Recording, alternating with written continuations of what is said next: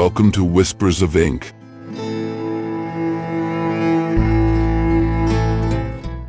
I'm Machado de Assis, and now, I will read one of my stories.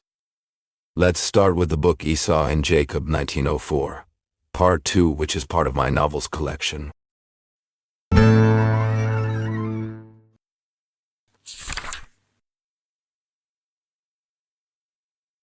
Chapter 63. The new sign had been made, and Custodio admitted to himself how much he had lost both in money and effort. Keeping the name of the shop was becoming a problem.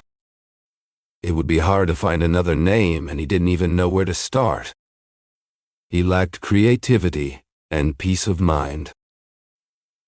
If he could, he would just close the candy shop. And really, what did politics have to do with him? He was only a simple maker and seller of sweets, well-liked, busy with customers, respected, and above all, a supporter of public order. But what's the problem? Asked Ares. The Republic has been declared, Custodio replied. Is there already a government? I think so. But tell me, Your Excellency, has anyone ever accused me of attacking the government? No one. Yet here I am, facing this bad luck. Please help me, Your Excellency. Help me get out of this trouble. The sign is ready. The name is fully painted. Imperial Candy Shop. The paint looks bright and beautiful. The painter insists I pay him for the work before he paints over it with a new name. If the sign weren't already finished, I would change the title, even if it hurt. But should I just lose the money I've already spent? Do you think that if I keep the word empire, someone will break my windows? I don't know about that. Truly, there's no reason. It's the name of the shop, a name it's had for 30 years. Nobody knows it by any other name. Then maybe you can put Republic Candy Shop. I thought of that on my way here. But then I remembered if, in a month or two, there's another change in government, I'll be right back where I am today, and I'll lose money again. You're right. Sit down. Im feine standing. Please sit and smoke a cigar. Custodio refused.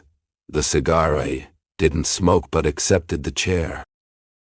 He sat in Ares' workroom, a place filled with curiosities that might have caught his eye, if not for the confusion in his mind. He kept asking for help from his neighbor. With the great intelligence God had given him, His Excellency could surely find a way to save him from this mess. Ares suggested a middle ground, a title that would work for either situation. Government confectionery. It fits any regime, he said. That may be true, replied the shop owner. But there's still the cost of throwing away what I already have. Still, there's another reason against it. Your Excellency knows that no government stays in power without opposition. If the opposition takes to the streets, they might come after me, think I'm mocking them, and smash my signboard. What I really want is to be respected by everyone. Ares understood well enough that fear came hand in hand with stinginess. True, the neighbor didn't want trouble at his door, or free enemies, or hatred from anyone. But he was just as worried about the expense he'd face every now and then if he couldn't settle on a final, popular, and neutral title. If he changed what he had, he'd lose more than just fame, he'd lose the painting, and still have to pay more money. Nobody would buy a condemned signboard. It was already hard enough having his name and title listed in the Lemeli Matrort Almanac, where some curious reader might see it and decide to bring others along to punish him for what had been printed since the beginning of the year. No way, Ares interrupted. You can't recall an almanac edition just because of that. After a few moments he continued. Look, I have an idea that might work. If you don't like it, I have another one ready, and that will be my last suggestion. But I believe either one will do.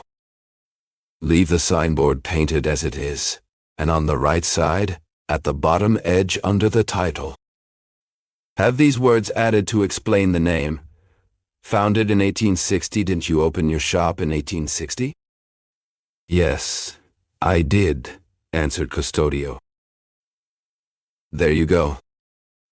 Custodio stood there thinking. You couldn't tell from his face whether he agreed or not. He stood stunned, mouth slightly open, not looking at the diplomat, the floor, the walls, or the furniture, just staring into space. When Ares pressed him further, he finally came to and admitted the idea was good. In truth, it kept the title while removing its rebellious tone, which only grew stronger with the freshness of the new paint. Still, the other idea might be just as good or even better, and he wanted to compare the two. The other idea doesn't have the advantage of showing the date when the shop was founded. It only defines the title in a way that's unrelated to the political system. Keep the word at empire, and add these two words underneath in the center. They don't need to be fancy.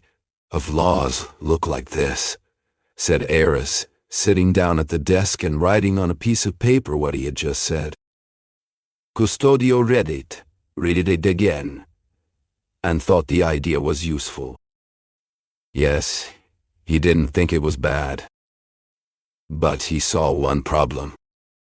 Since the letters at the bottom were smaller, people might not read them as quickly or clearly as the ones on top. And those larger letters would be the first thing to catch someone's eye as they pass by. Because of that, some politician, or even a personal enemy, might not understand it right away. Now that he thought about it, the first idea had the same flaw. And there was another one. By putting the founding date, it would look like the confectioner was proud of being old-fashioned. Who knows? Maybe that was worse than having nothing at all. Everything is worse than nothing. Let's keep looking. Ares came up with another title, the name of the street. Confectionery of the Catate, not realizing that there was already another confectionery on the same street. That would mean giving the local name only to Custodia's shop. When the neighbor made that point, Ares agreed it was fair and even admired the man's sensitivity. But soon he realized that what really made Custodio speak up was the idea that this title would be shared between both shops. Many people wouldn't notice which shop had the sign and would buy from whichever one was closer. That way, only Custodio would pay for the painting, and on top of that, he'd lose customers. When he understood this, Ares couldn't help but admire the man's sharp mind, able to see the bad effects of a mistake even in the middle of so many troubles. Then he told him that the best choice might be to pay for the work already done and put nothing at all, unless Custodio preferred to use his own name, Custodio's Confectionery. Many people certainly did not know the house by any other name. A name, the owner's own name, carried no political meaning or historical reference, no hatred or love.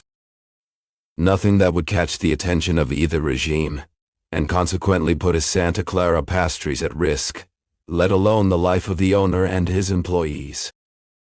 Why wouldn't he adopt this suggestion? It would cost him something to change one word for another, custody instead of empire, but revolutions always bring expenses. Yes, I will think about it, Your Excellency.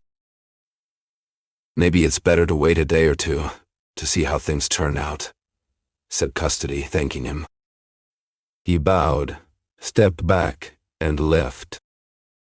Ares went to the window to watch him cross the street. He imagined that Custody would leave the house of the retired minister with some distinguished private guest who might make him forget, even if just for a moment, the crisis of the sign. Not everything in life is expense, and the glory of good connections could soften the hardships of this world. But this time, he was wrong. Custody crossed the street without stopping or looking back, and hurried into the pastry shop, carrying all his despair with him.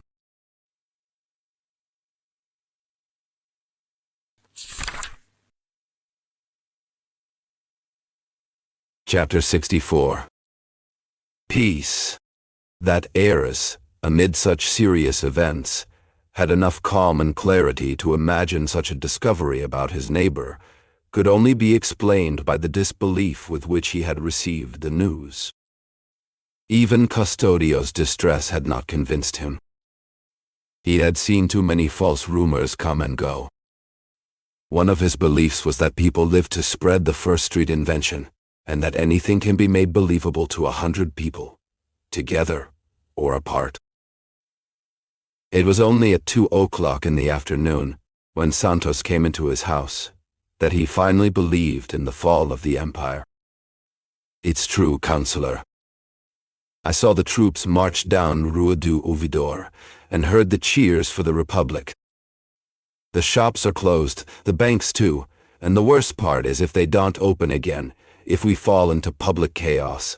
It's a disaster." Aris tried to calm his heart. Nothing would really change. The regime, yes, that was possible, but you can change clothes without changing skin. Commerce is necessary. Banks are essential. By Saturday, or at the latest by Monday, everything would return to how it was the day before, except for the Constitution. "I don't know. I'm afraid, Counselor." "Don't be afraid. Does the Baroness already know what happened?"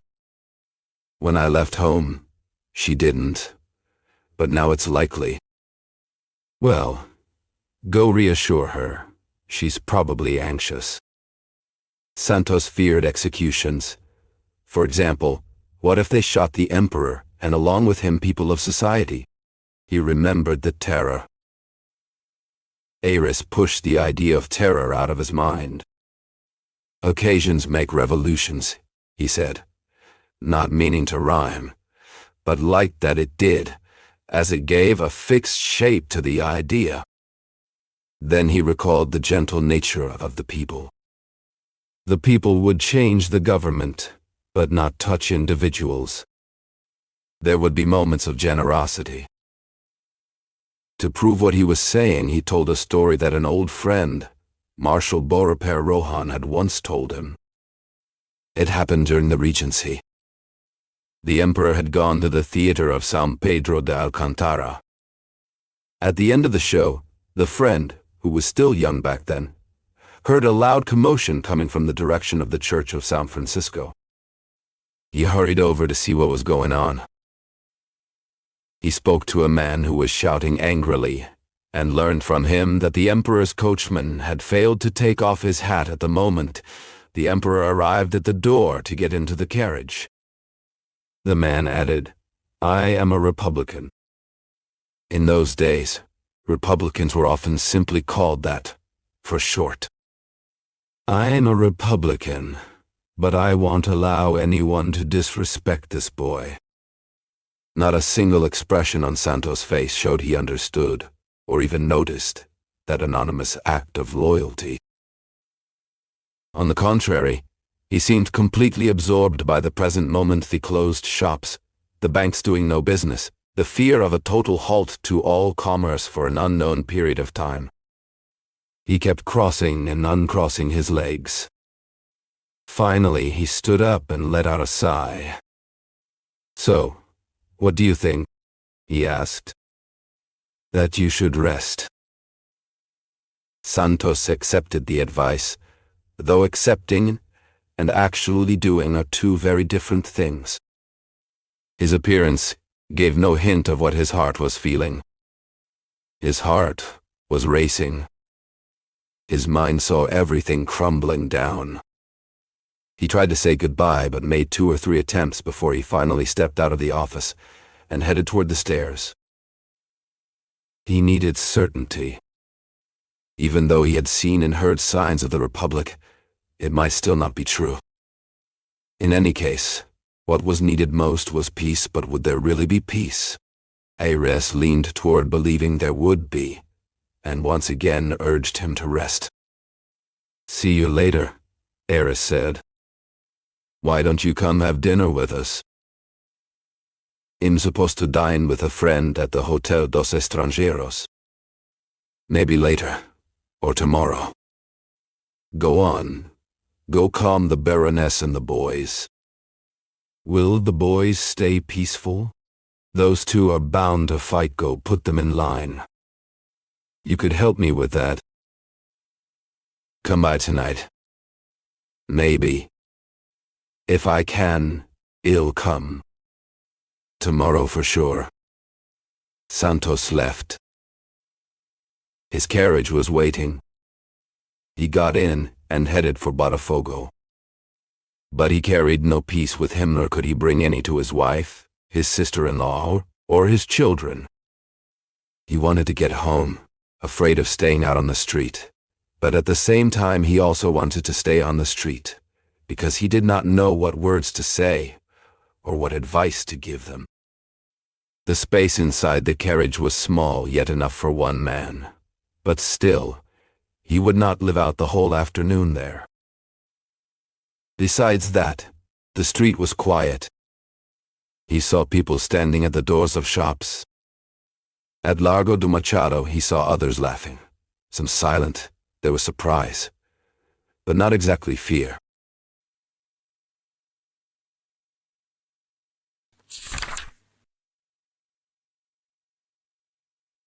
Chapter 65. When Santos arrived home, Natividade was anxious, with no clear or certain news about what was happening. She had heard nothing about the Republic. She did not know where her husband was, or what had become of her sons. He had left before the first rumors began to spread, and the boys had also gone out as soon as they heard the talk in the streets. The first thing the mother tried to do was stop her sons from leaving, but she could not. It was already too late. Unable to hold them back, she turned to the Virgin Mary, praying that she would protect them, and then she waited. Her sister did the same. It was nearly noon. From that moment on, every minute began to feel like an hour, and every hour like a lifetime. The worry in the mother's heart was deeper than that of her sister.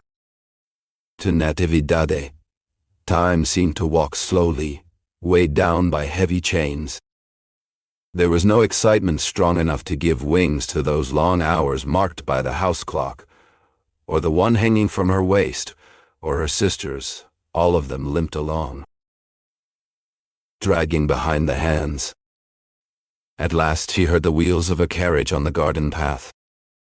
It was Santos. Natividade rushed to the top of the stairs. Santos climbed up, and their hands reached out and held each other tightly. A long life shared together had made tenderness something serious and spiritual. Still, it seemed the husband's gesture was not the first one, but rather a response to his wife's. Perhaps the strings of feeling were not as sensitive in his heart as in hers, even though many years before. During that other moment in the carriage when they returned from the Mass at São Domingos, do you remember? I have written a few lines just now about this memory, lines that wouldn't be bad if I finished them, but I pulled back in time and erased them.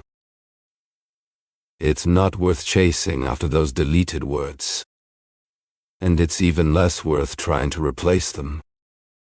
What matters is that the four hands remained clasped. Natividade asked about the boys. Santos told her not to be afraid. Nothing had happened. Everything looked the same as the day before, the streets calm, the faces quiet. No blood would be spilled, he said. Business would go on as usual. All the calm and confidence airs once had now lived in him, with the same freshness and the same tone. The sons came home late, each in his own time, and Pedro arrived earlier than Paul. The sadness of one matched the mood of the house, while the joy of the other stood out. Yet both feelings were so strong and deep that, even with all the excitement from one side, there was no argument or fight. During dinner, they spoke little. Paul told the love stories he had heard. He had talked to some friends who shared the same political ideas, and learned what had happened the night before, and that morning, the movement and gathering of military battalions in the field. The words of our Prito to Marshal Floriano, Floriano's reply, and the cheering for the Republic. The family listened and asked questions but did not argue, and this calm behavior made Paul's happiness seem even greater. Pedro's silence especially felt like a challenge. Paul did not know that their mother herself had asked Pedro, with many kisses, to stay quiet, which at that moment fit perfectly with the tightness in the young man's heart. Paul's heart, on the other hand, was free, letting his blood flow easily, just like his happiness. His Republican feelings, where principles were deeply rooted, lived inside him so strongly and warmly that they almost hid Pedro's sadness and the uneasiness of everyone else around him. At the end of dinner, he drank a toast to the Republic, but quietly, without showing off, only looking up at the ceiling and raising his glass a bit higher than usual. No one responded with another gesture or word. Probably, young Pedro wanted to say something respectful about the imperial regime and the people of Braganza. But his mother barely took her eyes off him, as if demanding or begging him to stay silent. Besides, he believed nothing had really changed. Despite the decrees and proclamations, Pedro thought everything could go back to how it was before, with only the government leaders being replaced. "It won't be hard," he said softly to his mother as they left the table. "All the emperor has to do is speak to Diodoro." Paul left soon after dinner, promising to return early. The mother, afraid of seeing him involved in trouble, did not want him to leave. But another fear made her change her mind. She was worried that the two brothers might finally fight. And so one fear overcame the other, and in the end, she gave in to something she had refused before. It is also true that she thought about it for a few minutes before deciding, just as I wrote one page before this one. But both of us, Native Adade and I, ended up letting things happen without her objection or my comment.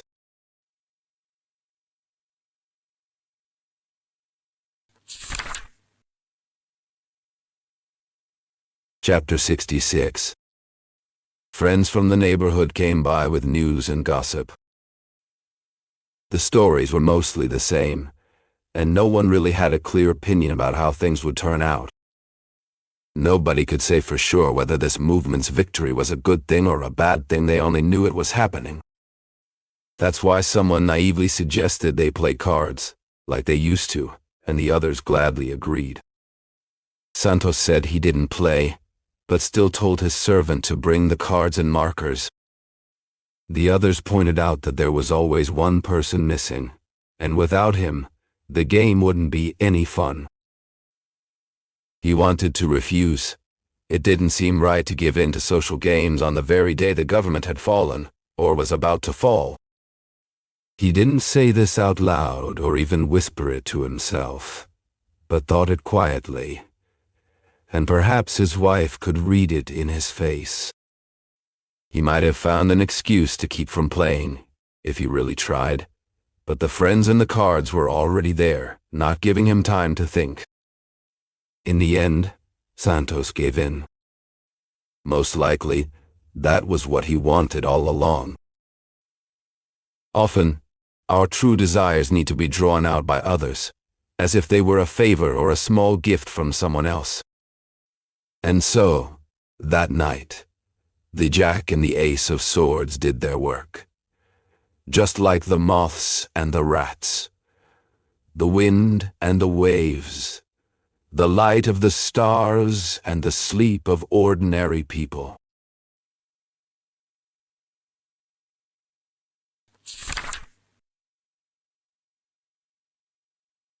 Chapter 67. The whole night long, after leaving home, Paulo went to a friend's place, and the two of them set out looking for others their age, with whom they shared a close bond. They visited newspapers, the military camp, and spent some time in front of Diodoro's house. They liked watching the soldiers, whether on foot or horseback. They would ask permission to speak with them, offered them cigarettes. That was all the soldiers gave them. None shared what had happened, and perhaps not all of them even knew anything at all. It didn't matter. The young men returned home full of excitement. Paulo was the most enthusiastic and convinced of them all. For the others, youth itself was enough. Youth is always a kind of plan, a promise of action. But the son of Santos carried fresh ideas from the new government, and also held others that he hadn't seen accepted yet. He would fight for those too. He even wished someone would appear in the street and shout something rebellious, just so he could smash his head with his cane. It's worth noting he had forgotten or lost the cane already. He didn't notice its absence. If he had, his arms and hands would have been enough. He suggested they sing La Marseillaise. The others didn't want to go that far, not out of fear, but because they were tired, and Paulo, who resisted fatigue better than the rest, reminded them they could wait for dawn. "Let's watch it from the top of a hill," he said, "or from Flamengo Beach. Well, still have time to sleep tomorrow." "I can't," one of them replied. The others echoed the refusal, and they agreed to head home. It was close to 2 o'clock in the morning. Paulo walked each of them part way, and only after seeing the last one safely inside did he make his way alone toward Botafogo. When he arrived, he found his mother waiting for him, worried, and already regretting having let him leave. Paulo offered no excuse, and instead scolded her for staying up, waiting for him like that. Natividade admitted she wouldn't have slept anyway, until she knew he was safe back home. They spoke quietly and not much. Having kissed before he left, they kissed again now and said good night. "Listen," Natividade said, "if you find Pedro awake, don't tell him anything and don't ask him anything. Let him sleep. Tomorrow, we'll know everything, and whatever else happens tonight." Paulo entered his room quietly, careful not to make a sound. The room was still the same large space where the two twins once fought over those old engravings of Robespierre and Louis XVI. But now, more than just pictures hung in the air, there had been a revolution, just hours before, and a brand new government was already taking shape. Following their mother's advice, Paulo made no effort to check if Pedro was asleep, though he suspected he wasn't. And indeed, he wasn't. Pedro noticed Paulo's careful movements, and followed his own mother's guidance too, pretending not to see anything at all. So far, so good with the advice. But a small taste of glory led Paulo to hum quietly under his breath the first lines of La Marseillaise, which their friends had rejected earlier that day. "Forward, children of the fatherland, the day of glory has arrived." Pedro recognized the tune before catching the words, and assumed the other was trying to upset him. It wasn't exactly that, but it could have been. He hesitated between answering back or staying silent, until a strange idea crossed his mind to softly hum the next part of the verse himself. Do you hear in the countryside, which originally referred to foreign troops, but here he twisted its meaning to point instead at national forces. It was a vague act of revenge, and the thought passed quickly. Pedro settled for pretending he was deep in sleep. Paulo didn't finish the song. He undressed restlessly, his mind still fixed on the victory of his political dreams. He didn't get into bed right away. First, he walked over to his brother's bed to see if he was sleeping. Pedro breathed as naturally, as if nothing had changed. Paulo felt an urge to wake him up, shout that everything was lost if anything truly mattered in the fallen regime. But he held back just in time and slipped beneath his own sheets. Neither of them slept. As they waited for sleep to come, both thought about the events of the day, amazed at how easy and fast it all had been. Then they turned their thoughts to tomorrow and what might follow. No wonder they didn't reach the same conclusions. How on earth did they pull this off without anyone noticing? Paulo wondered to himself. It could have been much more chaotic. There was a conspiracy, that much is certain, but a barricade wouldn't have hurt. Either way, the campaign was won. What matters now is to keep the iron hot, to keep striking it, to keep reshaping it. Teodoro is an impressive figure. They say the marshal's entrance into the barracks and his exit leading the battalions were magnificent. Perhaps too easy. The regime was already rotten and collapsed on its own. As Paulo's mind shaped these thoughts, Pedro's took a different path, calling the whole movement a crime. A crime and a foolish mistake, not to mention ungrateful. The emperor should have arrested the main leaders and had them executed. Unfortunately, the troops sided with them. But this isn't over. This is just a fire made of straw. It will burn out soon, and what was before will return.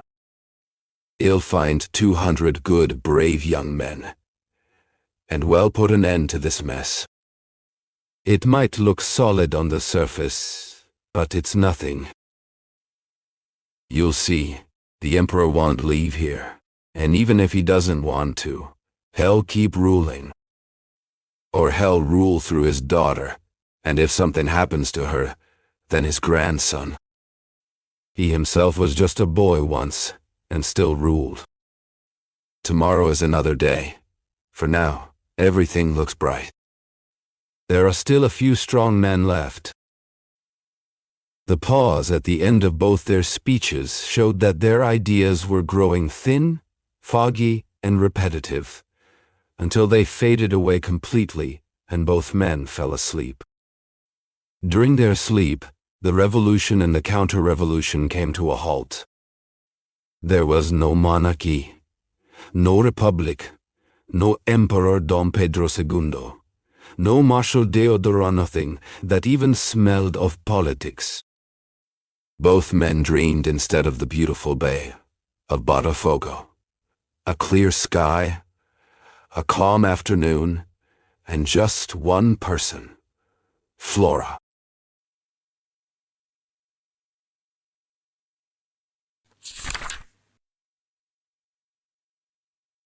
Chapter 68. In the morning light, Flora opened both their eyes, then vanished so quickly that they could barely catch a glimpse of her dress or hear a single soft, distant word. They looked at each other, not with anger or bitterness. One was afraid, the other hopeful, but for a moment, even those feelings paused. They rushed to read the newspapers. Paulo, still half dazed, feared there might have been some betrayal in the early hours of the night. Pedro held on to a faint hope of a return to how things were, and thought he might find an imperial decree announcing a full pardon. But there was no betrayal, and there was no decree. Both hope and fear faded away from that world.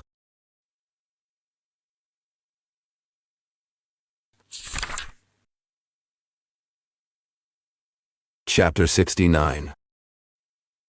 While they dreamed of Flora, she did not dream of the Republic.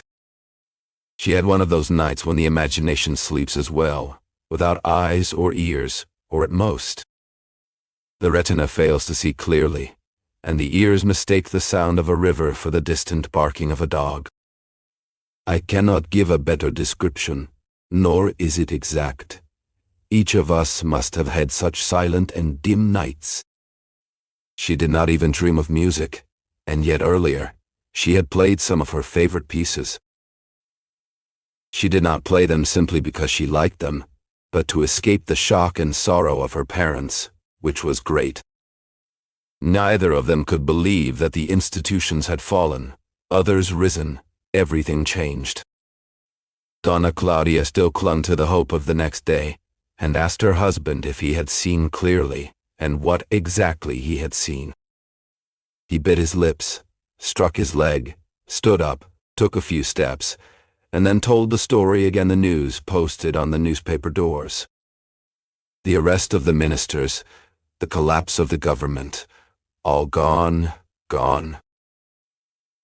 Flora was not without compassion or hope, as you know, but she did not share the unrest of her parents, and so she turned to her piano and her music. She picked a sonata, I do not know which. That alone was enough to take her away from the present moment. Music had this advantage, for here it was neither present, past, nor future. It was something outside of time and space, a pure idea. When she stopped playing, she would sometimes hear a stray phrase from her father or mother. But how could it happen? Everything was hidden. Was there blood? At times, one of them made a gesture, and she did not see it. Her father, heavy-hearted, spoke much but in a confused way. Her mother carried more strength. Sometimes she would fall silent for a moment, as if thinking, unlike her husband, who, when quiet, would scratch his head, clench his hands, sigh, or even shake his fist at the ceiling.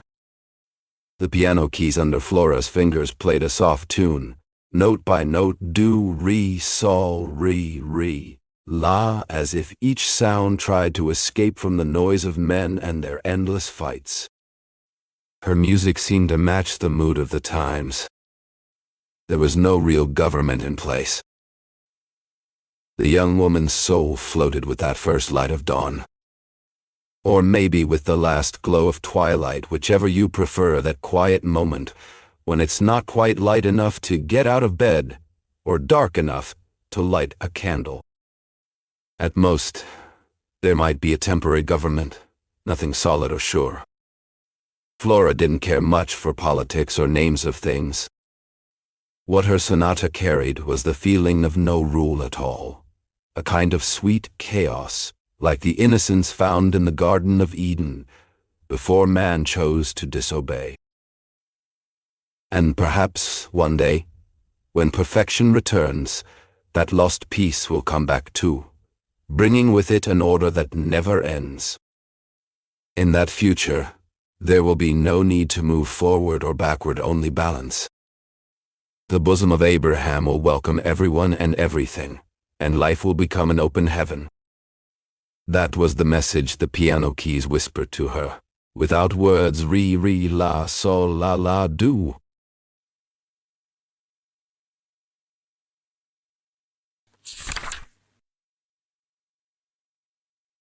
Chapter 70.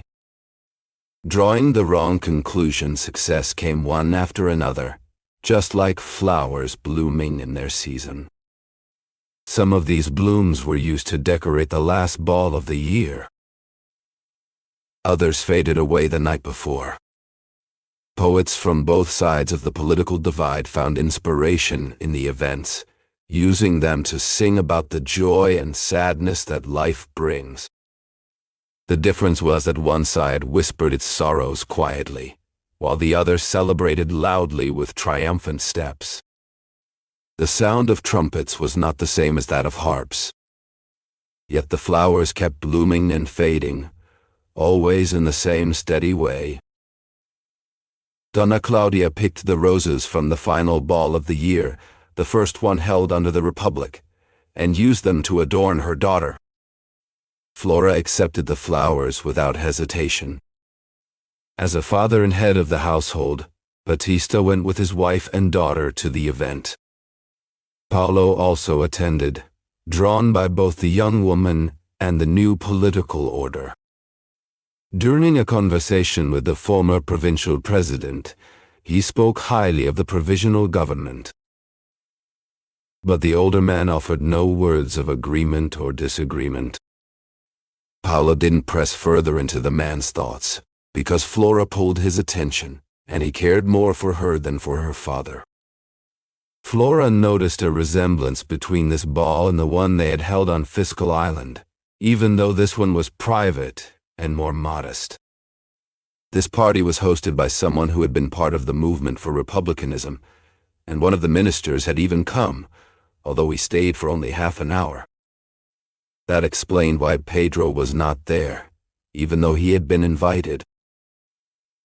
Flora missed Pedro just as she had missed Paolo during the island gathering. The two celebrations were alike in that way. Each one carried the absence of a twin. "Why didn't your brother come?" she asked. Paolo hesitated for a moment before answering. "Pedro is stubborn," he said at last. He insisted on refusing the invitation. He probably thinks the monarchy took the art of dancing with it when it fell. Don't pay attention to that. He's just being ridiculous. Don't say that.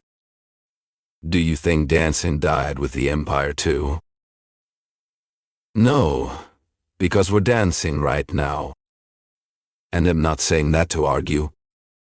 I mean, don't call him bad names. So you think Pedro is a sensible young man? Certainly, just like you. But... Paula was about to ask her which one of them she would choose, if she had to swear by one or the other, and which one would be worthy of such a promise. But he stopped himself just in time. Then she started talking about how hot it was, and he agreed, saying yes, it was really warm. He would have said it was cold if she had complained about the cold. If Flora only gave in to what she saw, she might also have accepted all of Paolo's opinions just to stay close to him. In truth, Paolo now looked bright and confident.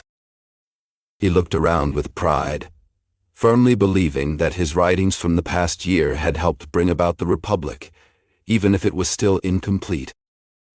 Missing some ideas he had put forward and defended, ideas that would surely come to pass, and soon. That's what he was telling the young woman, and she listened with pleasure, not really having an opinion of her own. She simply enjoyed hearing him talk. Every time the thought of Pedro came into her mind, sadness would dim her happiness. But joy always came back quickly, pushing the sadness away. And so, the dance came to an end.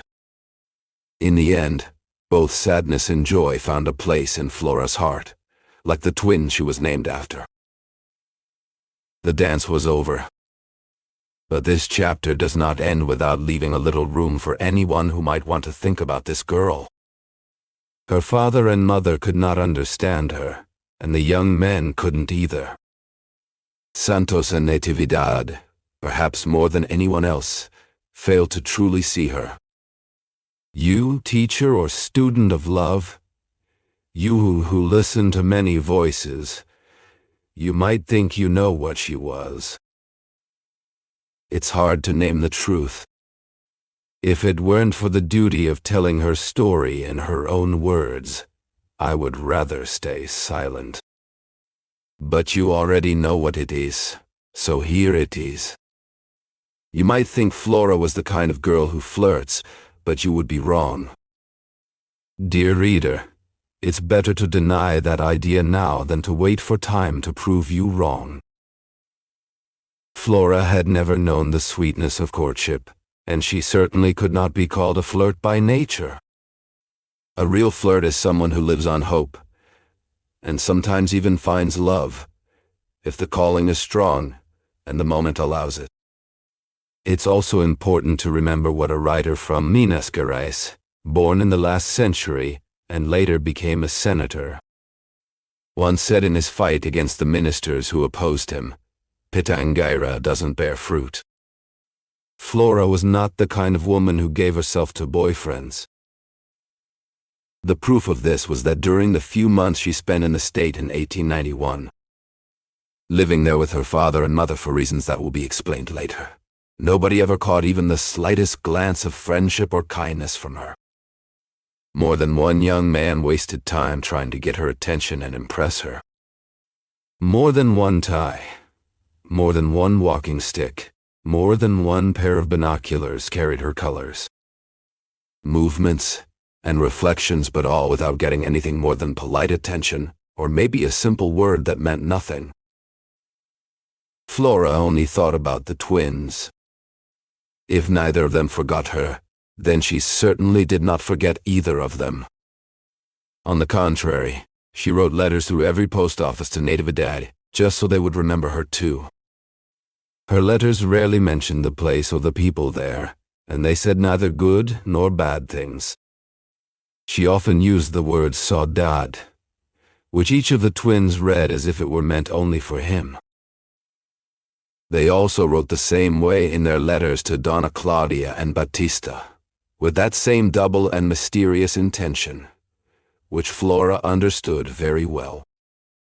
Even from far away, that was how it was between her and them. The old quarrel that had separated the twins in life still kept them apart in love. Each could have loved his own girl, married her, and had children with her. But instead, they preferred to love the same woman, and not see the world through anyone else's eyes. Not hear any other voice, not listen to different music before, during, and after Batista's mission.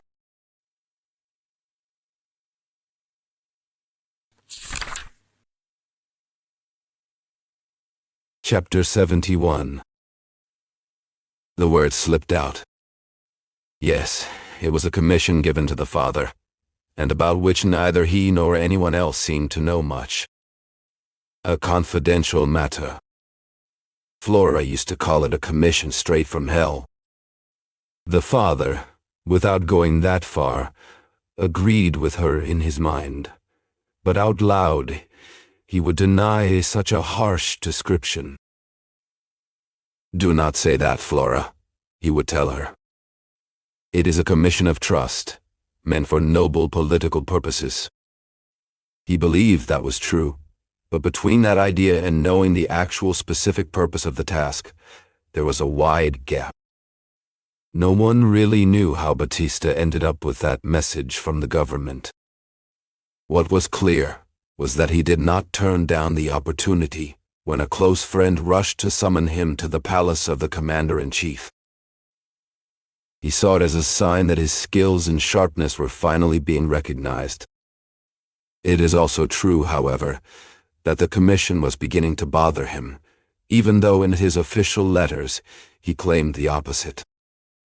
If written documents could reveal what someone truly felt, Batista, whose instructions were clearly meant to promote peace and unity, seemed to want to push that unity by force.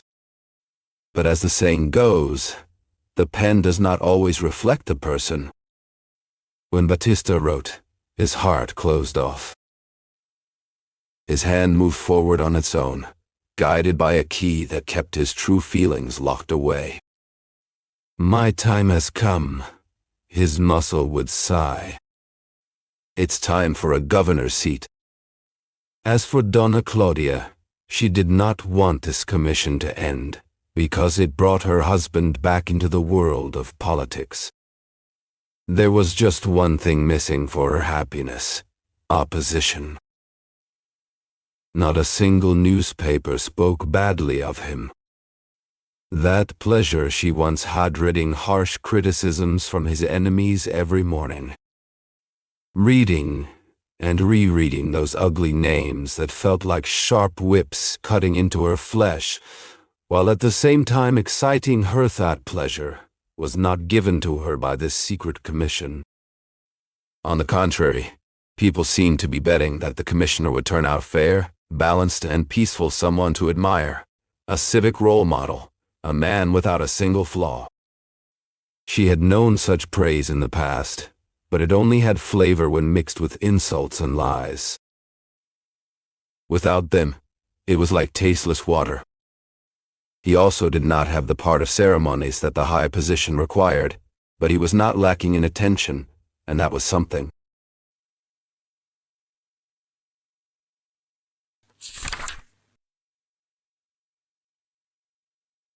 Chapter 72. The return. When Marshal Deodoro dissolved the National Congress on November 3rd, Batista remembered the days of liberal manifestos and felt the urge to write one himself. He even began drafting it in secret, using the beautiful phrases he had memorized, Latin quotes, and a couple of dramatic exclamations. But Donna Claudia stopped him right at the edge of that dangerous path with clear and solid reasons.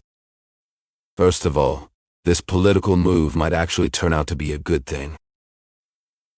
Freedom is often served by actions that seem to suppress it. Besides, it was the same man who had proclaimed the Republic now asking the nation to speak its mind and correct the Constitution, except for the essential parts. The word of the commander-in-chief, just like his sword, was enough to protect and complete the work that had been started. Donna Claudia may not have had a special writing style, but she knew how to pass the fire of her speech into the heart of someone willing to listen. After hearing her and thinking it over, Batista firmly tapped her shoulder. "You're right, my daughter." He didn't tear up the paper he had written. He wanted to keep it as a simple memory. In fact, he was about to write a letter to the president. Donna Claudia talked him out of that idea too. There was no need to send his support. It was enough for him to stay on the commission. Is the government unhappy with you? No. Then by staying, they'll understand you agree with what's happening. That's all that matters. Yes, Claudia, he said after a moment. Actually, if I wrote anything against the rebellious assembly that the president just dissolved, it would seem disrespectful. Let the dead rest in peace. You're right, my daughter.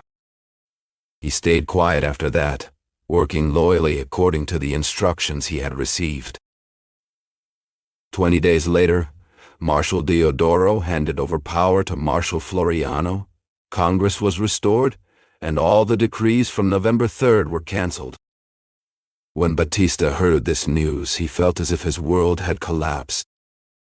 He stood there without saying a word for a few moments, and Donna Claudia could not find even a bit of courage to comfort him. Nobody had counted on the rapid pace of events, one after another, so hurriedly it seemed like a crowd of people running away. Only 20 days of strength and calm, of hopes and a great future ahead. One more day, and everything collapsed like an old house. Now Batista finally understood his mistake in listening to his wife. If he had finished and published the manifesto on the 4th or 5th, he would have held in his hands a document of resistance to claim some position of honor or at least respect. He read the manifesto again. He even thought about printing it, even though it was incomplete. It contained good ideas such as this one: "The day of oppression is the eve of liberty." He quoted the noble Roland walking toward the guillotine. "O liberty, how many crimes are committed in thy name?" Donna Claudia made him see that it was too late, and he agreed. Yes, it's too late. That day it wasn't Latite came at the right time, for the right effect. Batista crumpled the paper absent-mindedly, Then he smoothed it out and put it away. After that, he took a deep and honest look into his own conscience. He should not have given in. Resistance would have been better. If he had resisted his wife's words, things would have turned out differently. He examined himself and concluded that yes, he could very well have shut his ears to her and moved on. He insisted on this point over and over. If he could, he would turn back time and show how the soul chooses for itself the best course of action. There was no need to know anything about what had happened before. His conscience told him that, if faced with the same situation as on the third, he would have acted differently. Oh, certainly. He would have done something very different, and changed his fate. A letter or telegram pulled Batista away from his political committee work. His return to Rio de Janeiro was quick and sad, without the praise that had followed him for a few months, and without friends accompanying him. Only one person was cheerful, his daughter, who had prayed every night for the end of that exile. Você é tradutor literario, especializado en converter textos do português para o inglês americano, mantendo a fidelidade e o sentido original sem resumir ou omitir informações. Sua tradução deve adaptar o conteúdo para português moderno, envolvente e fluido, como se fosse a narrativa de livro escrito em 2025. Para isso, siga as diretrizes abaixo. Facilidade na leitura. Use palavras mais simples, para que estudante do nível bom consiga ler. Fidelidade, ampliação. Preserve todo o conteúdo original, mas enriqueça a narrativa sempre que necessário para melhorar a compreensão. Sem alterar o sentido, ou adicionar elementos que não estejam implícitos no texto-fonte. Linguagem e estilo. Utilize expressões e construções contemporâneas que dialogam naturalmente com o leitor brasileiro atual. Substitua abreviações por suas formas completas e evite repetições desnecessárias. Estrutura e formatação. Se o texto original incluir elementos formais como cabeçalhos, datas ou endereços que não estejam presentes no exemplo desejado, reestruture o conteúdo para adequá-lo ao padrão a seguir. Apresente o resultado de forma corrida, sem introduções, como aqui está a tradução. Tamanho do texto. O texto final deve ter, em número de caracteres, o mesmo tamanho, ou ser maior do que o texto original.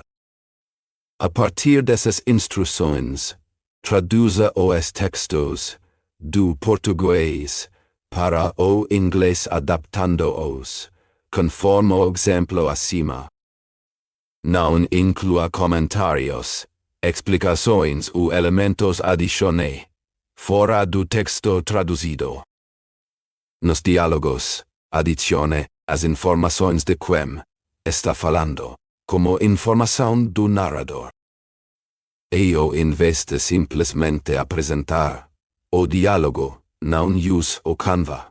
Escreva tudo no prompt. Não use abreviações. Escreva sempre por extenso.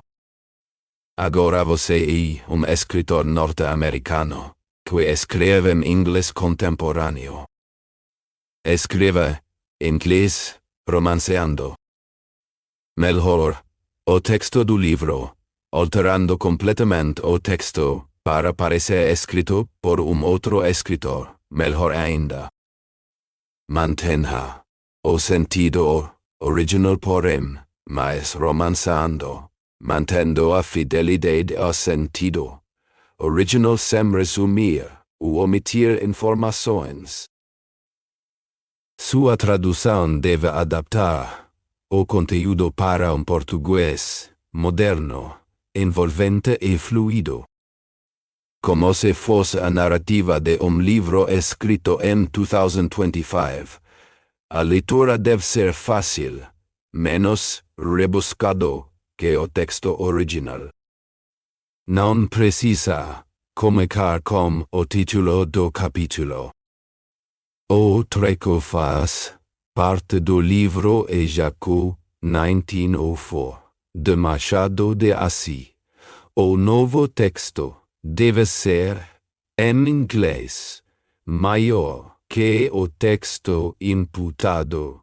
Nunca use o canvas, apenas o prompt. Responda aqui, no prompt mesmo. Não comente o texto escrito, nem implique. Não precisa dizer que texto é escrito, nem escreva suas notas sobre a escrita. Escreva, em inglês. Use palavras fáceis para que uma pessoa nível bom consiga entender. Em inglês americano. Em inglês moderno. Mas contando a história que aconteceu no Brasil em 1885, é imprescindível seguir essa regra. O texto gerado deve ser em inglês. Não use abreviações. Por exemplo, não escreva doutor, prefira doctor antes de terminar. Confira se o texto realmente está em inglês versão em inglês. Com estilo romanzado, fiel ao original de Machado de Assis, mas adaptada para público moderno com nível bom de inglês, segue o texto, a ser escrito em inglês. Parece que estás contente com o desastre de tu pai. Disse-lhe: amanhã abandonam a mãe. Alegro-me de ver que acabou esta canseira. Papai pode muito bem fazer política no Rio de Janeiro, onde é muito apreciado. A senhora verá eu, se fosse papai, apenas desembarcasse, e logo ao marechal explicar tudo. Mostrar as instruções e dizer o que tinha feito. Dizia mais que a dispensa veio muito a propósito, a fim de não parecer que ficara amofinado. Depois pedia-lhe para trabalhar lá mesmo. Di Cláudia, a despeito do amargor dos tempos, gostou de ver que filha pensava e dava conselhos em política. Não advertiu, como fez o leitor, que a alma do discurso da moça era não ser da capital. Faça aqui mesmo o seu congresso, que em breve seria uma só Assembleia Legislativa, como no Rio Grande do Sul.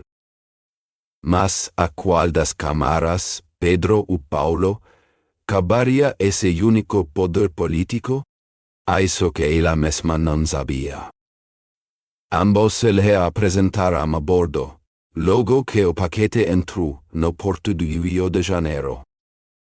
Não foram em duas lanchas, foram na mesma, e saltaram com tal presteza para a escada, que escaparam de que era o mar. Talvez fosse o melhor desfecho do livro. Ainda assim não acaba mal o capítulo. Porque a razão da presteza com que eles saltaram para a escada foi a ambição de ser o primeiro que cumprimentasse a moça. A posta de amor, que ainda uma vez os igualou na alma dela. Enfim chegaram, e não consta qual efetivamente a cumprimento primeiro, pode ser com ambos.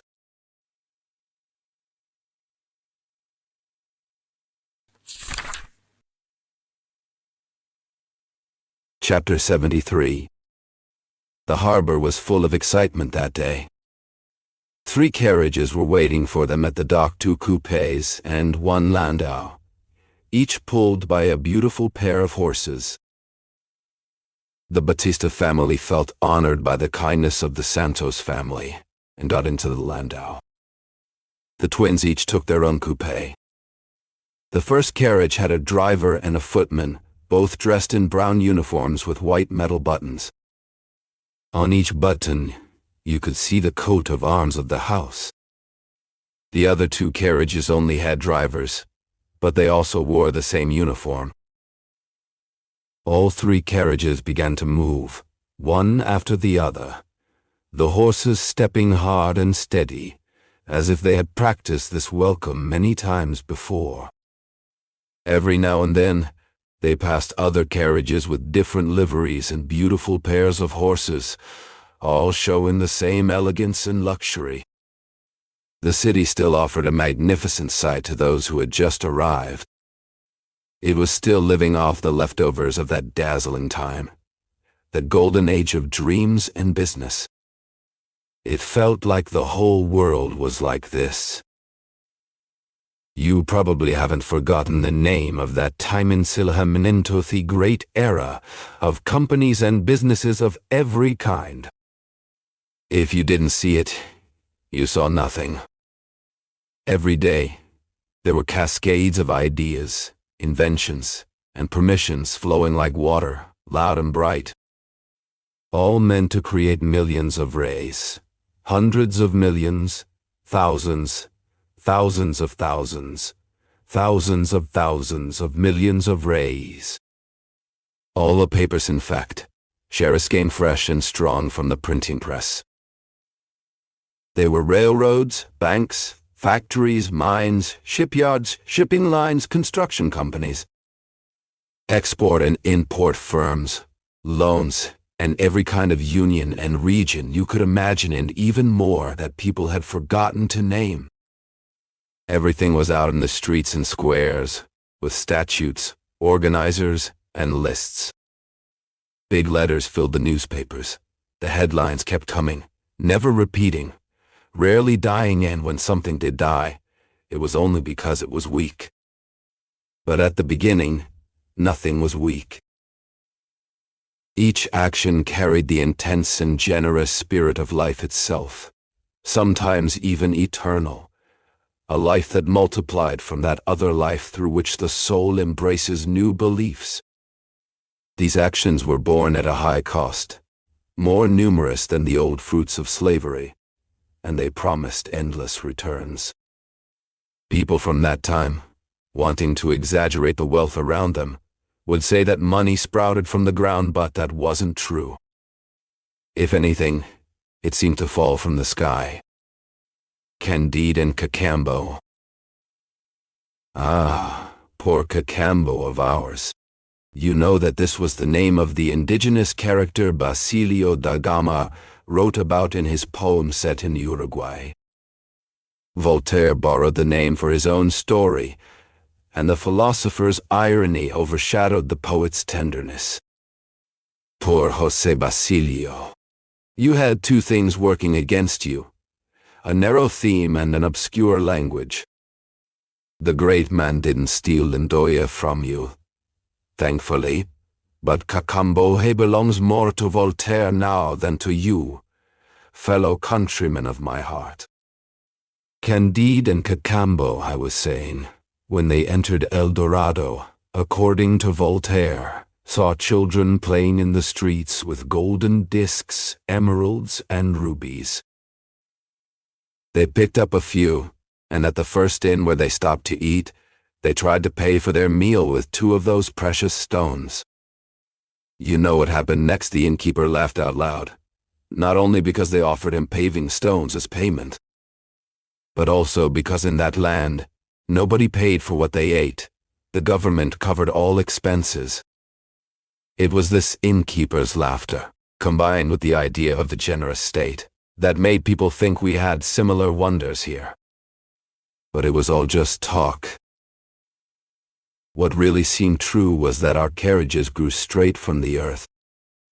In the afternoons, when about 100 of them lined up in Largo de San Francisco de Paula, waiting for passengers, it was pure joy to walk along Rua do Ouvidor, stop, and just stare.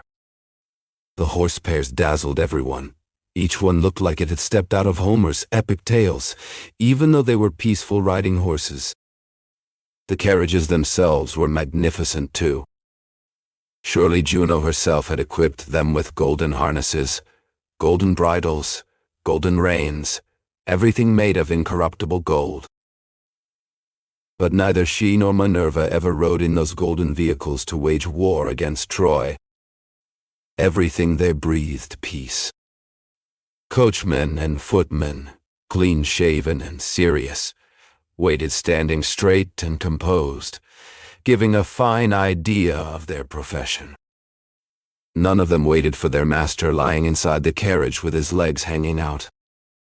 The impression they gave was of a strict and elegant discipline, learned in some high school of manners and preserved by the dignity of each individual. There are cases, our heirs once wrote, where the coachman's calm up on the driver's seat contrasts with the restless movements of his master inside the carriage, making you think that it is actually the master who, out of boredom, climbed up to the driver's seat and is now taking the coachman for a ride.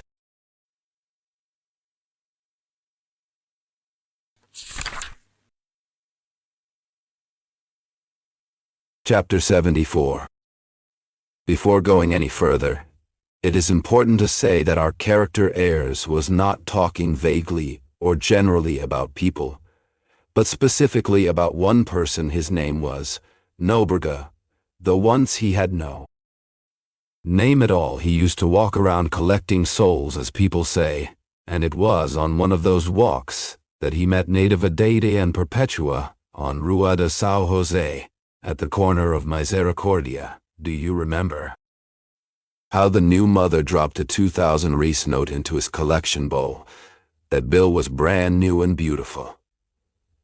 It moved from the bowl to his pocket down a hallway after a small struggle. Only a few months later, Nobrega left the souls behind and went to work in other places, other purgatories, as some might call them, places where he found new robes, new bowls, and eventually new notes too given. Out of happy kindness, he moved on to other jobs soon after he left the city, and no one knew if he had also left the country. When he came back, he brought with him several pairs of contos de rice, which fortune doubled, then doubled again, and doubled once more. Then came the famous time of the ensilamento. This was the great robe, the great bowl, the great donation, the great purgatory. Who still remembered the soul collector from before the old wheel had disappeared into darkness and death? He was someone else now. His face was not the same, though time had shaped and softened it. No one knows for sure whether the big bowl or any of the others received notes that shared the fate of the first one, but it is possible around this time Eris saw him riding in a carriage, almost falling out the door while greeting everyone and looking at everything eagerly. Even though the coachman and the footman, I think they were both Scottish, kept their personal dignity intact, Ayres made a comment similar to the one at the end of another chapter, without meaning anything general by it. Although Nobrega no longer recognized anyone from his past, he still feared returning to the neighborhood where he once begged for the first souls. But one day, overcome by such strong feelings of longing, he decided to face the danger, and went back there. He itched to look at the streets and the people, to remember the houses and the shops, a barber, the wooden balconies where certain young women used to appear. Just as he was about to give in, he felt afraid again, and turned down another path. At first, he only passed by in a carriage. Later, he wanted to see everything on foot, slowly, stopping if possible, and reliving what was gone. So he went on foot. He walked down Rua de San Jose, turned onto Rua da Misericordia, ended up at Praia de Santa Lucia, came back via Rua de Dom Manuel, and wandered from alley to alley. At first, he glanced sideways quickly, his eyes on the ground. Here he saw a barber shop, but the barber was someone else. From the wooden balconies, young women, old women, and girls still leaned out, but none were the same. Nobrega grew more confident and began to stare. Maybe this old woman had been young 20 years ago. Maybe that girl had been nursing a baby then, and now she was nursing another child. Nobrega finally stopped and started walking slowly. He returned more than once. Only the houses, which were still the same, seemed to recognize him, and some almost spoke to him. This isn't poetry. The former walker felt the need to be known by the stones, to be admired by them, to tell them his story, to force them to compare his modest past with his flashy present, and to hear their silent words. Look, sisters, it's really him. He passed by them, stared, questioned them, almost laughed, almost touched them to shake them hard. Speak up, damn it, speak. He wouldn't trust a person with that past, but to the silent walls, the old railings, the cracked doors. The ancient street lamps, if any, were still there. Anything discreet wanted to give eyes, ears, and a mouth only he could hear, one that would declare the success of that old-time walker. Once, he saw the church of San Jose open and went in. The church was the same. Here were the altars. Here was the solitude. Here was the silence. He made the sign of the cross, but didn't pray. He only looked around as he walked toward the main altar. He was afraid of running into the sacristan. He might be the same one, and might recognize him. He heard footsteps and quickly stepped back, leaving at once. As he climbed up Rua de San Jose, he pressed himself against the wall to let a cart pass by. The cart rolled onto the sidewalk, and he ducked into a hallway for cover. That hallway could have been any hallway, but this one was the very same where he had carried out that transaction involving the 2,000 rei note from Natividad. He looked around carefully. It was indeed the same place. At the far end were 3 or 4 steps leading up to the first staircase, which turned left and connected to the main one. He smiled at the coincidence, recalling for a moment that morning long ago, seeing once again in the air that 2,000 rei note. Other opportunities like that might have come his way through just as easy means. But he never forgot that graceful piece of paper, covered with so many symbols, numbers, dates, and promises, handed to him by an unknown woman who knows, maybe even Saint Rita of Cassia herself. She was his personal saint. No doubt, he had exchanged the note and spent it, but its scattered parts only served to invite other notes into his pocket.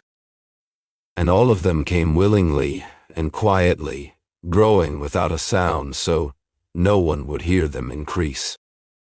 No matter how hard he searched through his life, he couldn't recall another favor from heaven or even hell quite like that one.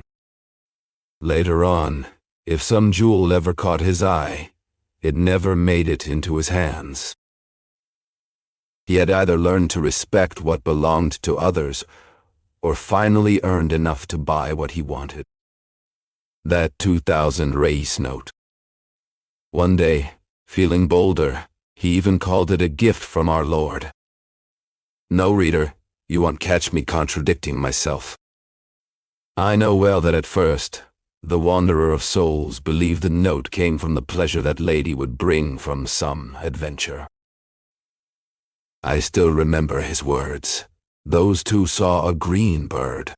But now, if he credited the note to the protection of the saint, it wasn't a lie then or now. The truth was hard to pin down. The only certain truth was those 2,000 reis. And it couldn't really be said that it was the same in both times. Back then, that 2,000 reis note was worth at least 20. Just think of the old man's worn-out shoes. Now, it barely covered a carriage driver's tip. There's no contradiction in calling her a saint now and a lover before. The opposite would have seemed more natural when he still had a closer relationship with the church. But you, reader of my sins, people were in love just as much in 1871 as they had been in 1861, 1851, and 1841, not any less than in 1881, 1891, or even 1901. The century itself will tell the rest. And besides, we mustn't forget that the soul watcher's opinion of natividad came before the runner's gesture, when he slipped the note into his coat pocket. It's hard to say whether his opinion would have stayed the same after that act.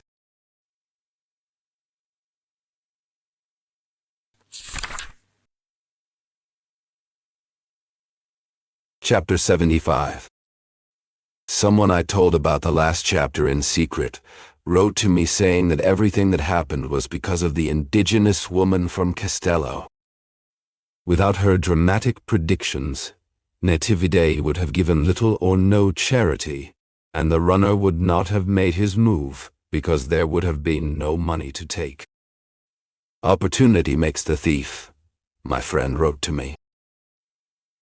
That is what he concluded. And he is not wrong. But there is some unfairness, or maybe forgetfulness in that idea, because the runner's reasons were all about faith and kindness. Besides that, maybe the saying itself is wrong. Aris, who also liked to think about old sayings, used to say that this one was not right. It's not opportunity that makes the thief, he told someone one day. The saying is wrong. The real version should be like this: opportunity makes the crime, but the thief is born that way.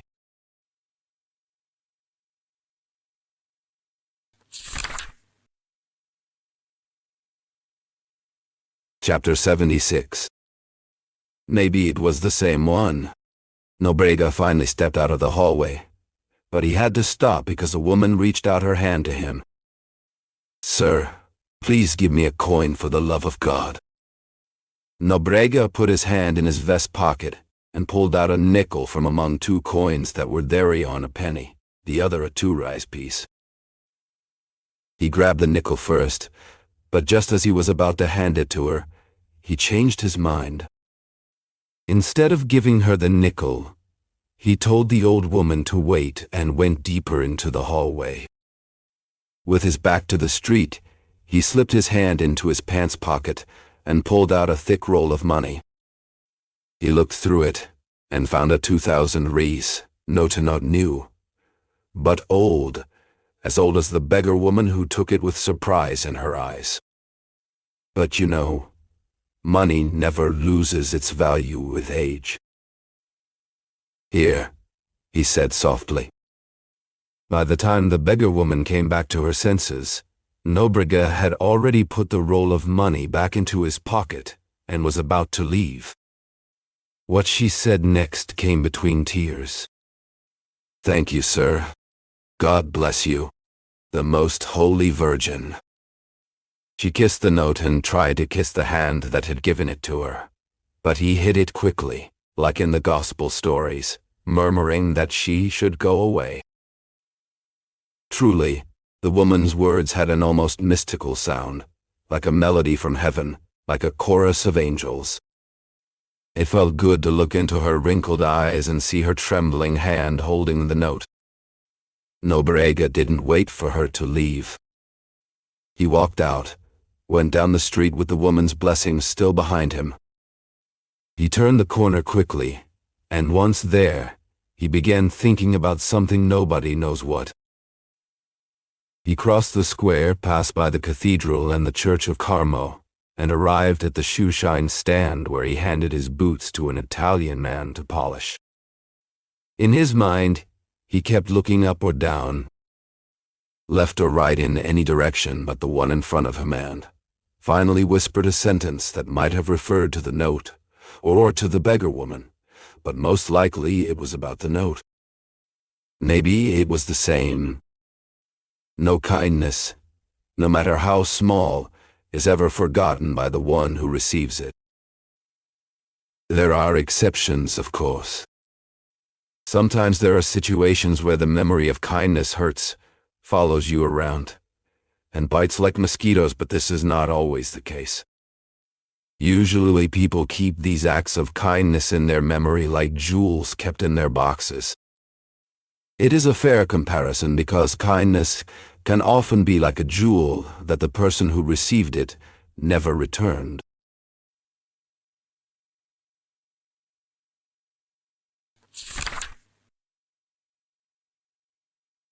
Chapter 77.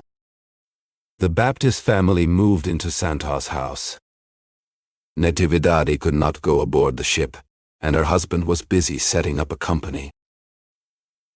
They sent word through the children that the house in Botafogo already had the rooms ready. As soon as the carriage started moving, Batista admitted that he would feel uncomfortable for a few days. A boarding house would have been better, at least until we were evicted from São Clemente, he said. What else could we do? There was no other choice but to accept, his wife replied. Flora said nothing, but she felt the opposite of her father and mother. She didn't think clearly. She was so overwhelmed by seeing the young men that her thoughts did not line up in any logical order. Her feelings were not clear either. It was a mix of oppression and delight, of confusion and clarity, a broken happiness, a comforting sorrow, and more contradictions than words could describe. I won't add anything else to what she felt. Even she couldn't explain it. She had strange visions. What matters now is to say that the idea of offering them a place to stay came entirely from the two young doctors. And they were already considered doctors, even though they had not yet started their careers as lawyers or physicians. They lived off their mother's love and their father's money, both endless sources. The father shook his head at the idea, but the twins insisted on doing this favor, so much so that the mother, happy to see them agree, broke her silence and agreed with them too. The thought of having the girl close by for a few days, watching which one she liked more and who truly loved her, may also have influenced her decision. But I won't say for sure. I also won't claim that she was very eager to host Flora's parents. Still, when they met, everyone was warm and friendly. There was hugging, kissing, questions and exchanging of affection that seemed never to end. Everyone looked fatter, with different faces and a new air about them. Flora was a delight to Natividade in Perpetua. Neither of them could guess where such a graceful, elegant young woman might end up in life. Don't say any more, the girl interrupted with a smile. I think the same way you do. Santos welcomed them in the afternoon with his usual warmth, perhaps a bit less obvious this time. But everyone understood that a man busy with big plans might not show it so clearly. A brilliant idea, he told Flora's father. The one I came up with today is one of my best. The shares are already worth their weight in gold. It's about sheep wool, and it starts with raising these animals on the grasslands of Paraná. In 5 years, we'll be dressing all of America and Europe. Have you seen the plan in the newspapers? No, I haven't read any local papers since I arrived. Well, you will. The next day, before lunch, Santos showed his guest the project outline and the company statutes. The share certificates were stacked in thick piles, and Santos went on to explain the value of each one. Usually, Batista struggled with numbers, but this time even more so. Yet the figures kept growing right before their eyes, climbing over one another, filling the room from floor to ceiling. then tumbling down through the windows with a sound like rushing gold that almost drowned out everything else. Batista left completely captivated and hurried to tell his wife all about it.